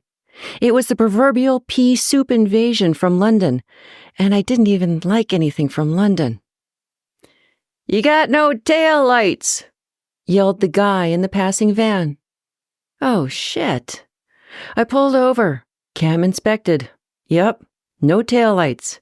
And fog thicker than paint in winter. At 5 a.m. What can I say? I hadn't felt like doing a vehicle inspection in the dark. Okay, I gotta turn around or at least pull off somewhere safe, I said once Cam returned. We pulled off and I phoned the rental company's road assistants. Okay, let me get this straight. I barely managed to bury the growl that had been growing for the past 5 minutes. You can tow us back to the airport where we got the truck, but I can't get another truck until 7 a.m. Yes. I snapped the cell phone shut. Fuck this. So at 7 a.m., after a second breakfast, Cam and I headed to the airport, gathered another truck with working taillights as we discovered during the inspection, and hightailed it to the lease for our orientation training that only took place on Mondays and Wednesdays at 6:45. Thanks to our safe actions, my client bent the rules. 4 hours later, we'd completed our safety orientation training. We were given temporary passes for the lease and were introduced to the bird crew, Jake and Alan. Jake was a small blonde guy with black-rimmed glasses and a lisp that would make Sylvester the cat jealous. Alan was a strapping young lad with dreadlocks. The two could not have been more different from each other and more out of place on a lease. They would be our drivers because we needed someone trained in how to drive on the lease and how to fill out the daily paperwork. Jake and Alan would save us time. Really. After lunch, we had precisely 3 hours to perform as much field work as possible in 90% humidity and 100% mosquitoes. I'd never encountered a September this muggy. On the bright side of things, Jake and Alan were awesome. I was beginning to create a proposal in my mind regarding the need for HSAC to give up archaeology students as assistants and instead hire unskilled laborers. Jake and Alan didn't complain. In fact, they loved working with us. It was something interesting to do. It also got them away from cleaning the air cannon used to scare away birds from the tailings pond. And boy, could they dig. After the initial, here's how you dig a square hole, they were digging so fast, I could hardly keep up. They and Cam were digging the holes while Cam and I looked for artifacts in their back dirt. The three of them could have put my Fort Mac crew to shame. After that first day, I was hopeful that we would actually get done the assessment on time, despite all the time wasted on paperwork and training. The client had a safe work policy, so did HSAC, that stated we couldn't work more than 12 hours in any one day. That included drive time. As the return drive from the lease was 3 hours, we had 9 hours in which to dig. Theoretically. The next day, Cam and I arrived back at the lease at 7:30 a.m., fully expecting to start field work right away and, hopefully, get a good 8 hours in. No such luck. Although our IDs had been created and were ready to go, we could not receive them. We didn't have the all-important MSE general training. The training for which the lease employees only know the acronym was not in the library, already lining our brains and wallets. I was fully convinced that if I had to obtain one more safety or training certificate, I would need another wallet. The next hour was blown. We had to figure out where to take the online MSE general training, find someone to help us find where this place was, find someone to help someone get the computer training started, find where the printer was to retrieve the certificate of completion, and finally pick up the ID passes we had long last earned. I was beginning to wonder how many trees it took to drive a truck across a lease. At 9 a.m., we started fieldwork. At 3:30 p.m., our babysitters, Jake and Alan, had to be back at the main building on the lease to take the bus back to Fort Mac. In total, we achieved a startling 6 hours of fieldwork that second day. By the next day, I was fully prepared to push our pace. Morris had scheduled 3 days for me to do this survey. It was already day 3, and we were only half done. Cam and I arrived at the lease to meet Jake and Alan at 8 a.m. I kept pushing back our start time because Jake said they had other standing paperwork duties to perform outside of babysitting us. Cam and I sat in the coffee room and waited. An hour later, Jake and Alan walked in. They'd been on site since 5 a.m. We had an air cannon disappear into the tailings pond. We had to fish it out and clean it, Jake said, pointing to the spattering of black along his overalls. I understood the black to be bitumen. Alan said, "Now we have to fill out the paperwork. Sorry, guys. Hopefully this won't take too long. Have a coffee." In the meantime, I figured out how to download music on my cell phone. I played several trial tunes for Cam and attempted several games. Outside of my Halo time with Mikey, I don't do computer games. So I got bored pretty quickly. I even dodged phone calls from both Theo and Sebastian. Sebastian had found out about Theo's words to me. I was caught in the middle again. Fantastic news, all in all. At 11 a.m., Jake and Alan were ready to dig some holes. I laid out our map on the coffee room table. "We need to get out here." I pointed to the river that traveled through the far reaches of the lease. "Is there a road we can take to get close?" Jake and Alan conferred and decided on the best route. We ate lunch in the truck as we made our way through the traffic and buildings of the very busy lease. We got to the intersection of the road we picked. "Oh, you've got to be kidding," Alan said. The south road we needed was blocked. Some sort of construction. What about going around the other way? Yeah. And Alan turned the truck back to the east. That way was blocked too. Alan pulled the truck around. "What do you think about the Strawberry Hill Road?" Jake gawked. Are you serious? "It'll take us right there." You used it before? Yeah, I used it last year when the vegetation guys were back in there doing their assessment. Alan drove the truck back into the heart of the lease. Then we drove out of the lease and right into the open pit bitumen mine. Whoa! Cam and I were both plastered against the back truck windows in awe. I'd never seen trucks so big. They were Tonka trucks on serious steroids. No wonder Cam and I needed escorts who knew how to drive on the lease. These trucks wouldn't even feel it if they drove over us. The road was slick from the recent rain. Alan was an excellent driver, but I was beginning to understand why trucks get so beat up on leases. The truck slid sideways, then bumped over ruts and holes. My head hit the ceiling. Cam's head hit the window. I couldn't help it. I started to laugh. This whole thing was ridiculous. I think I may have actually lost my ability to reason at that point.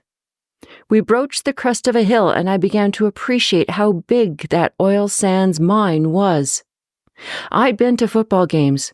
I know what 50 yards looks like. This mine was bigger than that. Much, much bigger. It was a crater.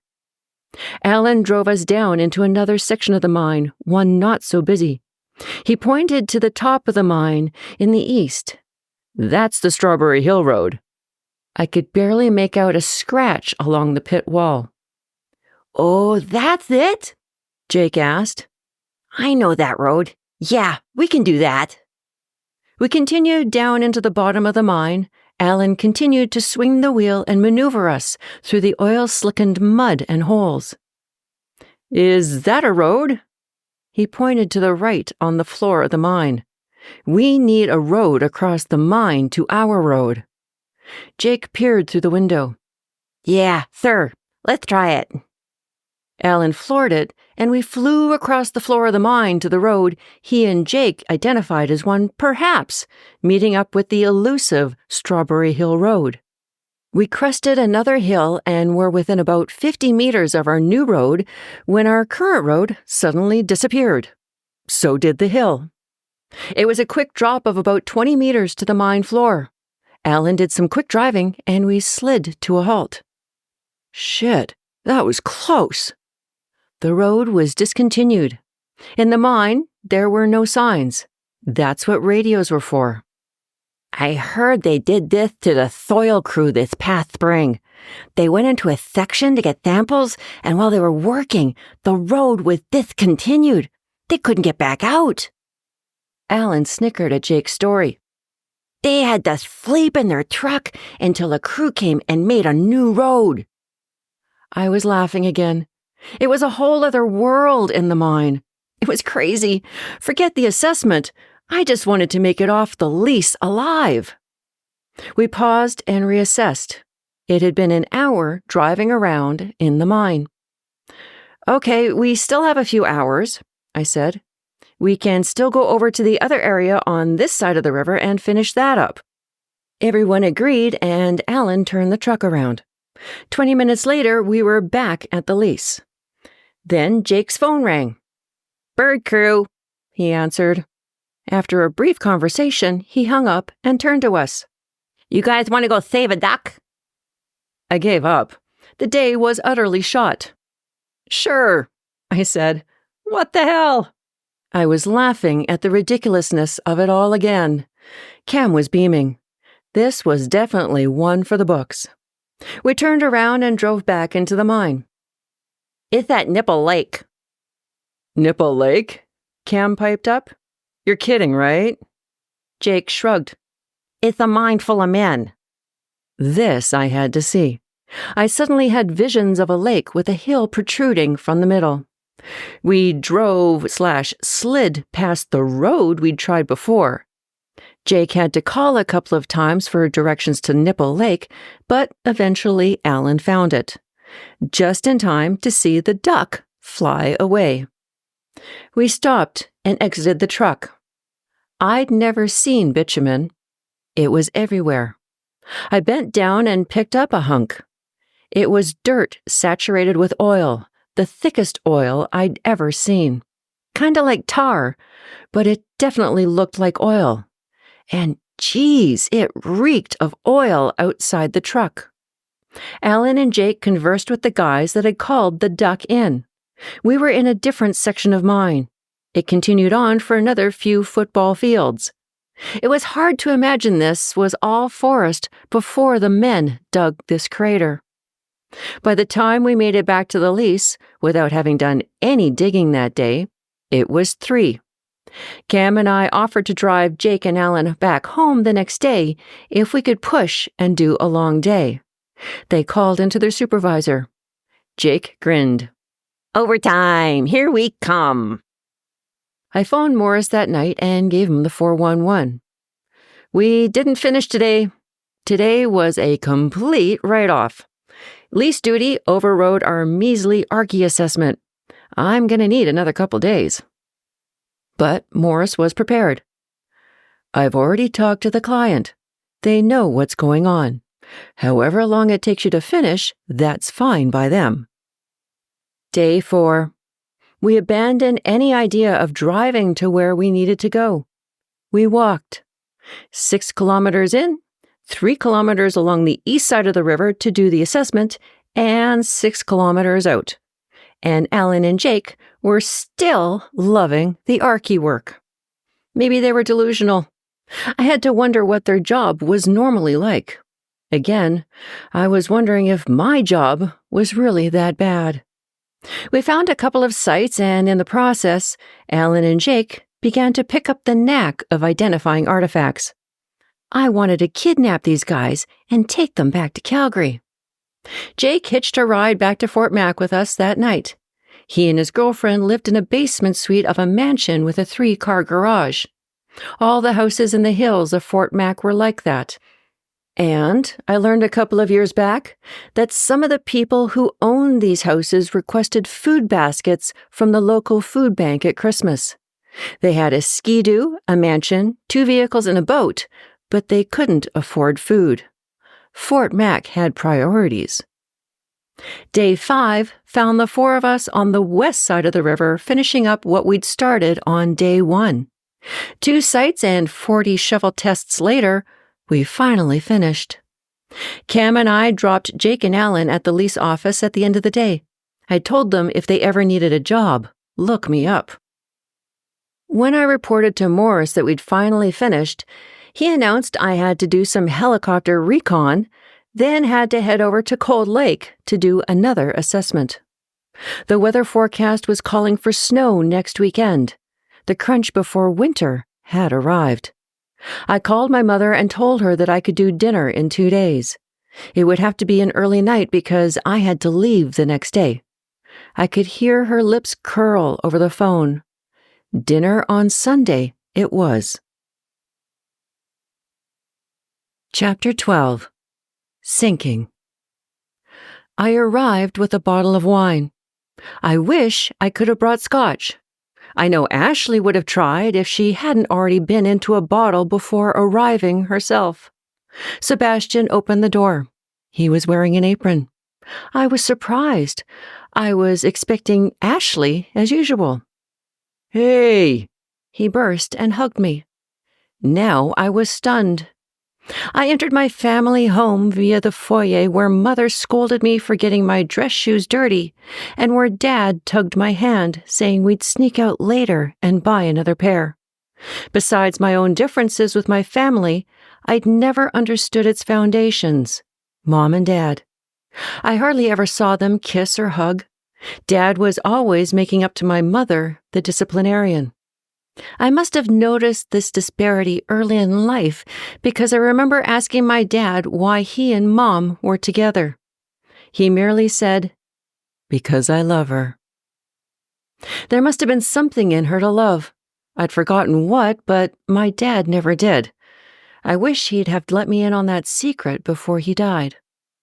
Mother was pulling lamb from the oven as I entered the kitchen. "Mom, let me do that."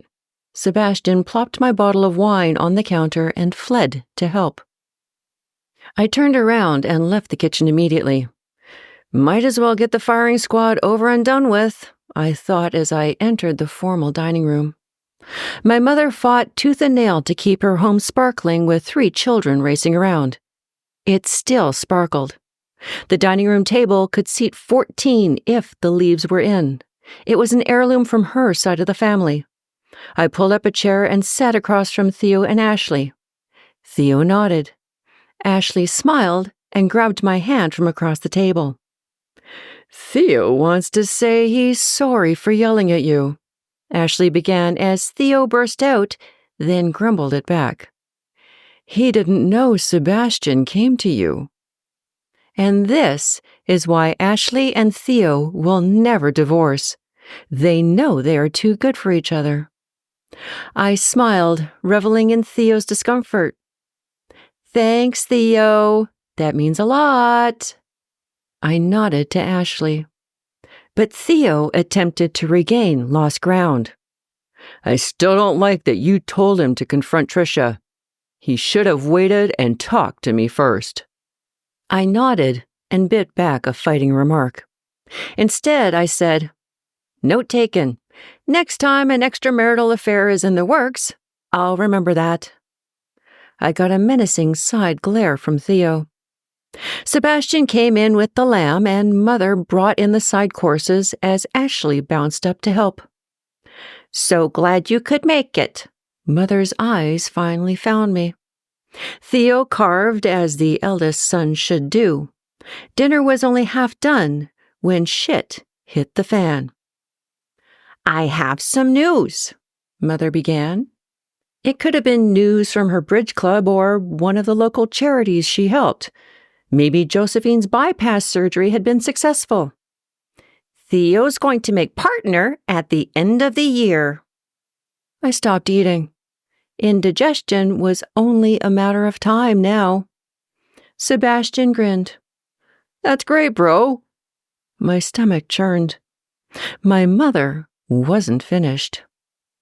"And Theo tells me that Elise is going to be working for him starting in January." At this, Ashley's mouth dropped open. "That's fabulous, Elise." Her head was swiveling between me, my mother, and Theo, looking for the grain of deception. It was Sebastian who was wholly unconvinced. "You're kidding, right?" I nearly threw up. I could feel the blood draining from my face, from my head, from my body. I couldn't say anything, but my head was shaking. "No." Mother continued to revel in her glee. "Theo said Elise was in need of a change of career. Margaret is going to train her to be a legal assistant." My head continued to shake. I had noted how Theo kept silent during Mother's story. My mother helped herself to the sliced lamb as everyone remained riveted to her tale. "It's a wonderful opportunity, and we all know how unhappy Elise has been. It's about time she started a proper career and earned some real money." "No," it came out in a croak. Ashley glanced my way and blanched. "No," I repeated louder and rose from the table. "You're not excused, Elise," my mother said. "I'm leaving." I pointed at Theo. "Fuck you and your partnership. You're not getting 1 cent from me other than what we agreed on and in the way we agreed." My mother put down her knife and fork, the picture of decorum. "Really now, Elise, you don't have to be so dramatic.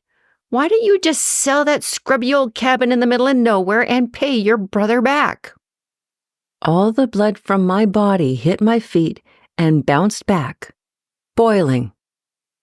Fuck you, Mother. It came out as a whisper. I know Sebastian didn't hear me, maybe not even Ashley, but I know Mother and Theo did. Mother sucked in her breath.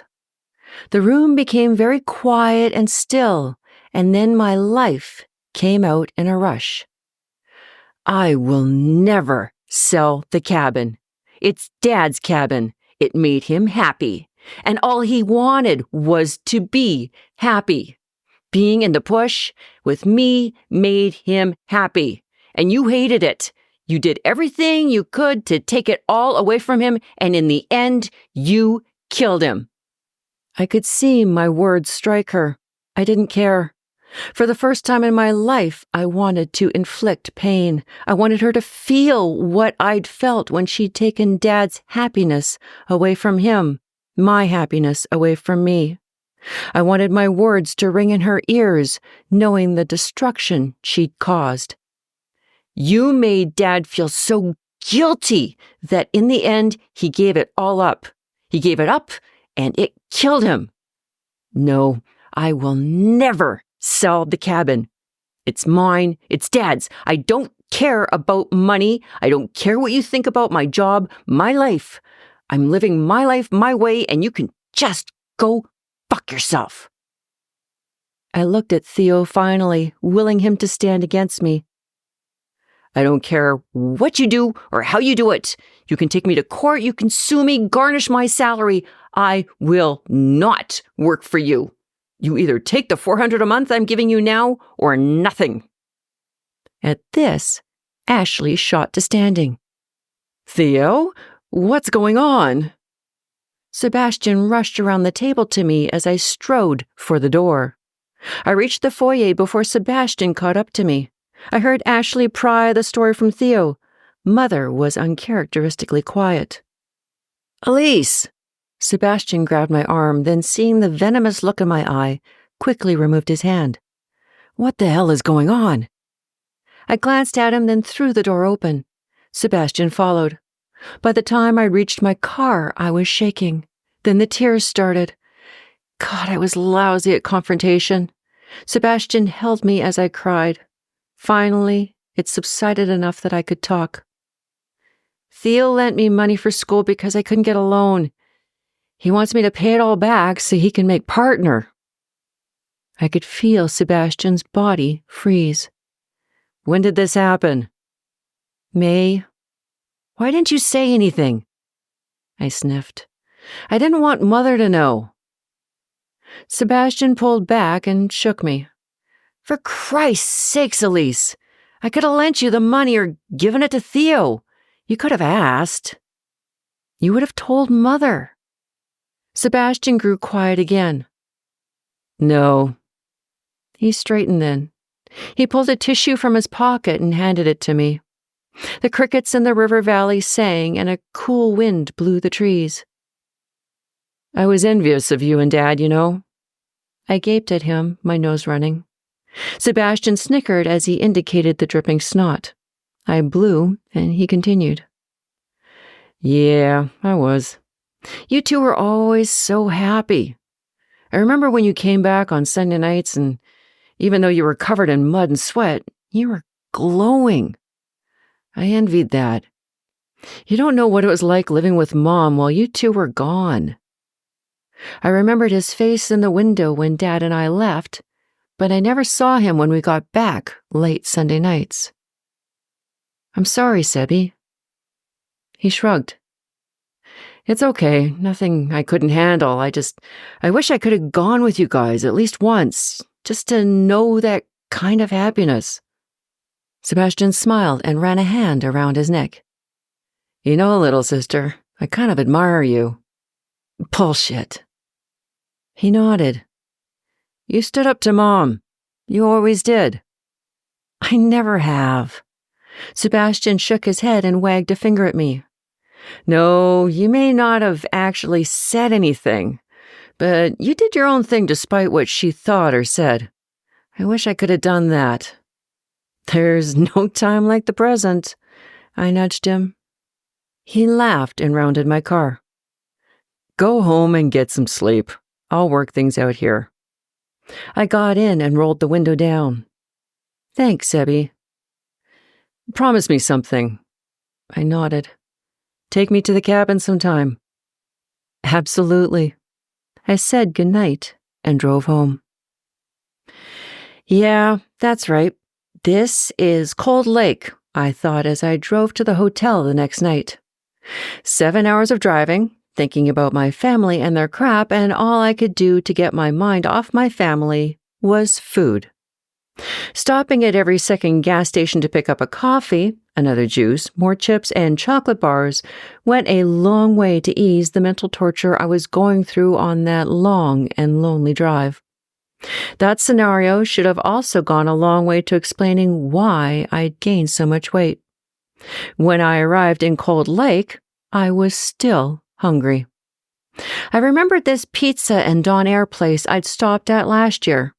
I'd picked one up and eaten it down by the lake. Best damn Donair I'd had in a long time. So, it was settled. I was having Donair and getting an extra one for lunch in the field the next day. But driving through Cold Lake just didn't make any sense. The road construction, of course, didn't help, but nothing looked the same as it did a year ago. The maps I'd looked at, had printed off for the safety paperwork, flickered through my mind. Yep, the hospital was over there on the hill, and the Donair place was down here on Main Street. I kept thinking how I'd just driven into town last time, then drove through town and out of town, just like that. It was one of those drive-through small towns. No, it certainly wasn't. I drove around more, looking for Main Street. Maybe it was down by the lake. The lake had been easy to find last time. Eventually, I got lost and had to backtrack. This should have been my first tip-off that the echoes of stress were taking their toll. What the hell was going on? Not for the first time, but the first time in a long time, I started to contemplate the idea that maybe the Twilight Zone wasn't just an idea. I finally gave up. No Donair tonight. It wasn't until I looped back around to the intersection of Highway 55 and Highway 28 that it suddenly hit me. The Donair place had been in Lac La Biche, not Cold Lake. I had a flashback to laying in bed in a hostel in Barcelona. For a lengthy 30, maybe 40 seconds, I'd been a hair's breadth away from a panic attack. I'd taken a vacation from the pub in Galway and done 8 countries in 2 weeks. I'd done hostels the whole way and consequently wasn't getting much sleep. Whether it was just too much traveling or too little sleep, I don't know. All I know was that for those 30 seconds, I was scared shitless. I couldn't remember where the hell I was. It was a terrifying moment, one that even 10 years later still stuck in my mind. Barcelona was the first time it happened. It hadn't happened when I got back to Ireland, or even in England this past February. It happened again after returning home. Every now and again it would hit, always upon waking, this sudden, horrible anxiety of not knowing where the hell I was. You know you've traveled too much when. Usually now it was just a matter of mixing up stores or restaurants with cities. It had been especially bad when I'd moved to Vancouver after growing up in Calgary, then back to Calgary after living in Vancouver for 3 years. Trying to find Granville Island in Calgary just wasn't going to work, but still, on occasion, I would have a go of it. After I had inserted my brain and heart back into the rightful places, I decided on a safe bet for supper: Boston pizza. They had predictable, decent food, and they were in every small town. It was only a matter of time before those two started to run together. It was October, far too late in the year to be doing field work, in my opinion. It was hard to remember that a week ago I was paranoid about heat exhaustion for the umpteenth time this season. Fuck, I muttered as I pulled my muddied boot out of the snow-capped muskeg. I took a step, shovel in hand, and sank my other foot into the frosty muskeg up to the knee. I was now beyond expletives. It all started by waking up a half an hour before my alarm with a headache. Why my body was waking up a full half hour before my alarm instead of, say, 5 or 2 minutes, I couldn't quite figure out. Then I walked out of the hotel. An inch of fluffy white snow covered everything. Oh, bugger. When you think that things can only get better after having a crappy morning, don't delude yourself. Things can definitely get worse. It was a good thing I'd left the hotel early. It took a full hour to drive from Cold Lake to the range. I was 40 minutes late. The roads shone. Brakes didn't work. And at 6 a.m., it was rush hour in Cold Lake. I did a hesitant 80 kilometers an hour all the way to the Cold Lake Air Weapons Range, pulling a trailer with an ATV. When I arrived, I had to peel my fingers from the steering wheel. It was under these conditions of extreme distress that I managed to forget to check in at the CLAR orientation office. I forgot about the amazingly efficient Francine and the ever-moving bombing zones on the range. I had to use the special radio on the range this time. There was no getting around it. We were back in the booniest of the boonies on the range, and because we were using an ATV to get into the back of beyond, I couldn't use the little portable radio I'd rented last time. No, this time I had to use the 40-pound radio. It's a good thing Canada hasn't had to fight a war in a while. Their technology hasn't improved since World War II. Plug in the antenna to the radio. Plug the radio into the Argo. Call in when you are about to leave high-grade gravel road. Disassemble the radio. Drive the Argo. Reassemble the radio. Call in when you've left high-grade gravel road, 2 feet later, and are going somewhere. Disassemble the radio. Drive the Argo. Reassemble the radio. Call in when you get there, 10 minutes later, etc., etc. The radio is too bulky to leave on while you drive the Argo. You must disassemble and reassemble it each time. Fun! The ATV we were using was an Argo, an amphibious type of all-terrain vehicle that had 8 wheels and drove like a mini tank. It could sit up to 5 people and haul their gear. Sounds good in theory, but the thing was a bitch to drive. It really wasn't all that all-terrain either. We'd done the assessment areas with easiest access first. I didn't like saving the worst or hairiest assessment areas for the last. I like getting the hard stuff done over first. But it was cold and wet, so we chose to do the easy stuff first. I was expecting to have trouble getting into the last of the assessment areas. I was picturing big swamps, muskeg, cut lines that ended suddenly. However, we surprisingly found good access. We drove a cut line straight in and managed to avoid the big swamps. The second to last assessment area was located in Muskeg, a write-off as far as historic resources were concerned, because nobody wants to camp in wetness. I wanted to cut across country to get to the last assessment area. The route on my map looked fairly straightforward. It was only 500 meters west. It should have only taken us 5 minutes of straight cut-line driving to get there. I radioed in, then steered the Argo away from our southern entry route and turned into a westbound cut-line. The Argo plunged seat-deep into the frosty muskeg. Oh, shit! After several minutes of unwinding the winch, finding a suitable tree to hook up the winch, hoping the cable wouldn't break, and finally hoping the winch wouldn't break, Christine and I finally gave up and walked away. Or tried, at least. I stood upon some grasses, my feet slowly sinking through the snow and into the muskeg, and counted to 10. I surveyed the scene and counted to 10 again.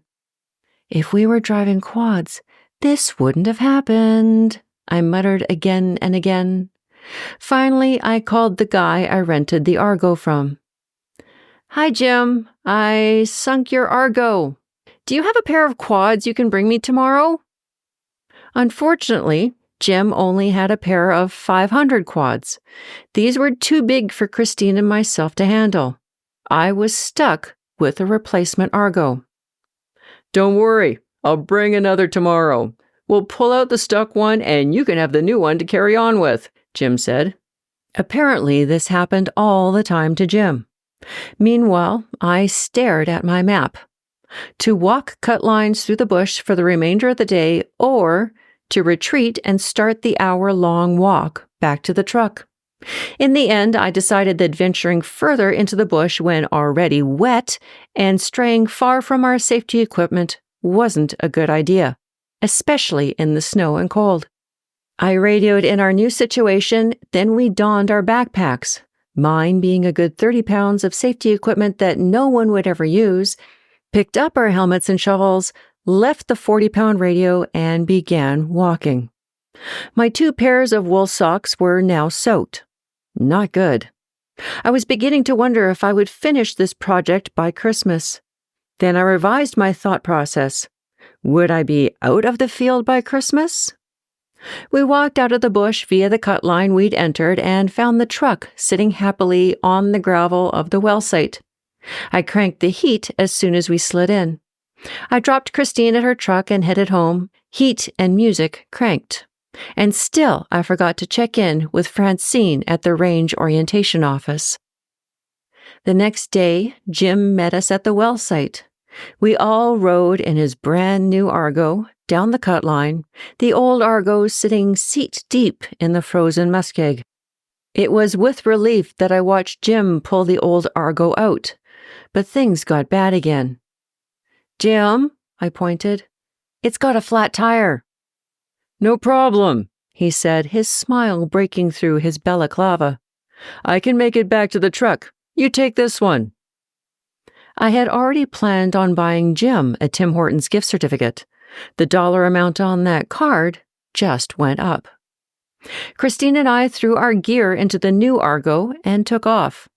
I was bound and determined to finish the project that day, come hell or high water. Then hell came. Oh shit! I forgot to call in. I dug the radio out of the back of the Argo and connected all the wires to the Argo. Christine went into the bush. I assumed she was going for a pee. "Security, this is Heritage 1, over." "Go ahead, Heritage 1, over."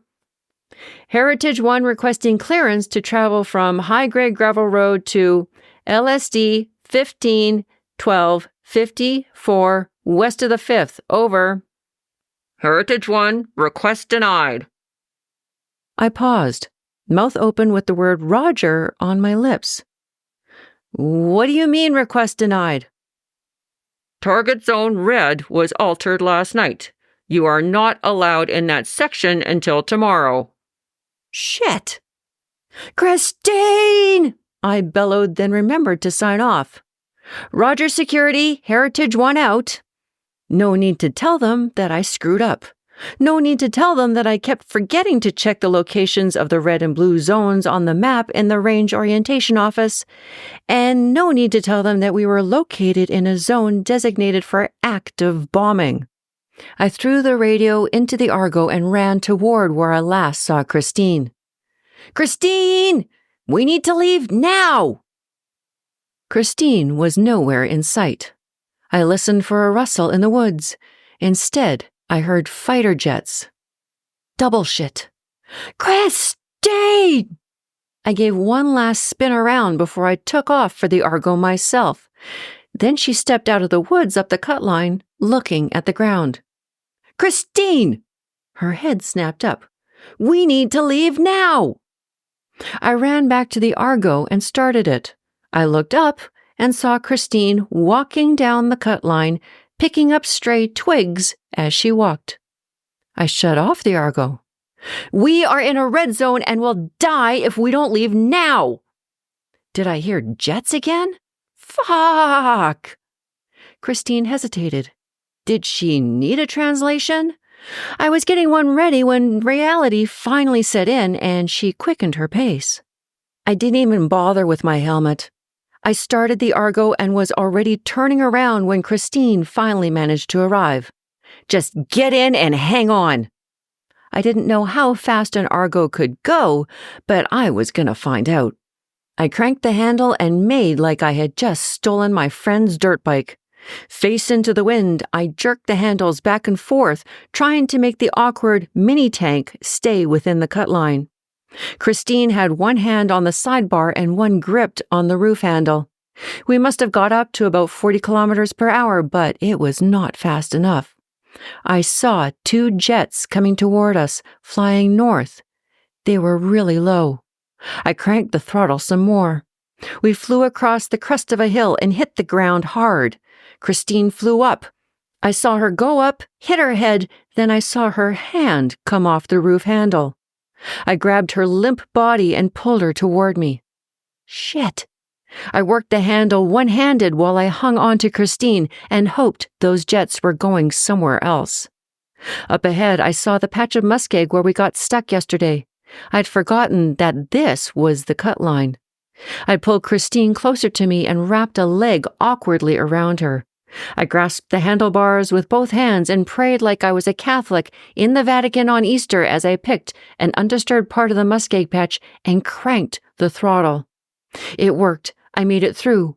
I glanced back, saw my tracks darkening in the snow-covered muskeg, and laughed. I'd barely touched the muskeg. I was going so fast. I'd have to remember that. It was only another few hundred meters to the well site. I hadn't seen any more jets, but that didn't mean they weren't out there. I flew off the cut line and had to jerk on the handles hard to turn. The Argo nearly flipped. I'd forgotten about the ditch around the well site. When I had all 8 wheels back on the ground, I dipped the Argo into the ditch and climbed out the other side. I skidded to a halt beside the truck and jumped out before the engine stopped. "Christine!" I slapped her face. No response. I repeated. No response. I scanned the skies again. I didn't see anything, but I definitely heard them. Thankfully, Christine wasn't a big woman. And thankfully, it was winter and she was wearing plenty of clothing. I hauled her out of the Argo by the collar of her overalls and drug her around to the passenger side of the truck. I've heard stories of people lifting vehicles to save their injured loved ones from the scene of an accident. It was all adrenaline. Frankly, if it hadn't been for the adrenaline, I probably wouldn't have been able to lift Christine into the truck. I didn't even bother with the Argo. It seemed like it had taken me an hour to get out of the bush. By the time I hit high grade, it had probably only been 5 minutes. Time really does slow down when you're in a hurry. I raced through every speed limit sign and gave no thought to the icy road. I didn't stop until I got to the hospital in Cold Lake, 60 miles away. Once Christine was on a gurney and inside, I popped my phone from my jacket pocket. The screen read, "One voicemail message." Great, I thought. I called Range Patrol without checking my voicemail. "This is Heritage 1. I'm off-site and at the Cold Lake Hospital. My assistant had a concussion. I had no time to call in. Sorry. Please tell Jim I'll get the Argo back to him tomorrow." They reamed me out a bit. I was ready for it. I had a good excuse. They still didn't know I had been in the red zone. I called my voicemail. It was Gavin Cleary. Since last time, I'd looked up the country code for Ireland. I dialed his number. "Hello?" His Irish accent resonated in my ear. "Hi, Gavin. This is Elise. We've been playing telephone tag all summer." "Ah, Elise." I could hear his smile from across the Atlantic. "I was just composing an email to what I hope was your email address. I must admit, I was getting desperate to contact you and did some internet searching yesterday. I came across your email at Human Strata Archaeological. Is that correct?" I'd forgotten I'd given him my old card from Simon Fraser University and not my archaeology one. "Yeah, that's fine. I'll get whatever you send me." "Well, while I have you on the phone, I might as well ask you." "Okay." I was all afluster. I may have actually been blushing. Even a 40-kilometer-per-hour Argo ride through the bush with fighter jets on my tail couldn't do this. "I have received funding for the Dakla Oasis project." I couldn't help it. I burst in. You got the funding? That's fantastic. Ah, you remember. How could I forget? My mind flashed back to the cafe where we'd eaten lunch that afternoon. God, that'd been the best day of my life. It sounds amazing. Congratulations. Thanks. Well, actually, I'm in dire need of a physical anthropologist with excavation experience. My heart skipped a beat. Everyone I know is either lab-bound or doesn't know a bone from a Roman coin. My proposal's got approval and I can offer you a paid position.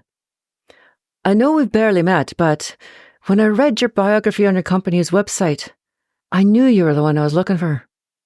It was a no-brainer. I just died and gone to heaven. But that was okay because my family couldn't reach me in heaven. I hope you'll say yes, Elise. I'm really hoping to see you again. I definitely died and gone to heaven. My family was so wrong about my happiness. I signed off with Gavin and stood with my cell phone in my hand for a moment, contemplating the wonders and turns of life. I debated calling Morris and giving him my 2 weeks' notice right then and there, but after all he'd done for me, I owed him an in-person resignation at the very least. I called Sebastian. I'm going to Ireland. For how long? I've been offered a 3-year contract.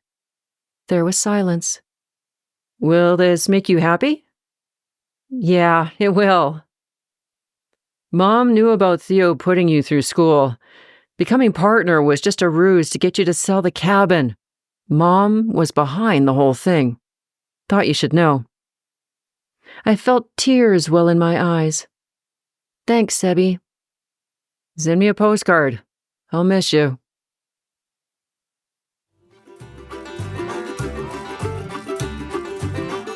This is Yvonne Chorlin. Thank you for listening to Memoirs of a Reluctant Archaeologist. This was a fictionalized work using true events as inspiration. The characters are products of my imagination and are used fictitiously. If you want to learn more about my books and who I am, visit YvonneChorlin.com.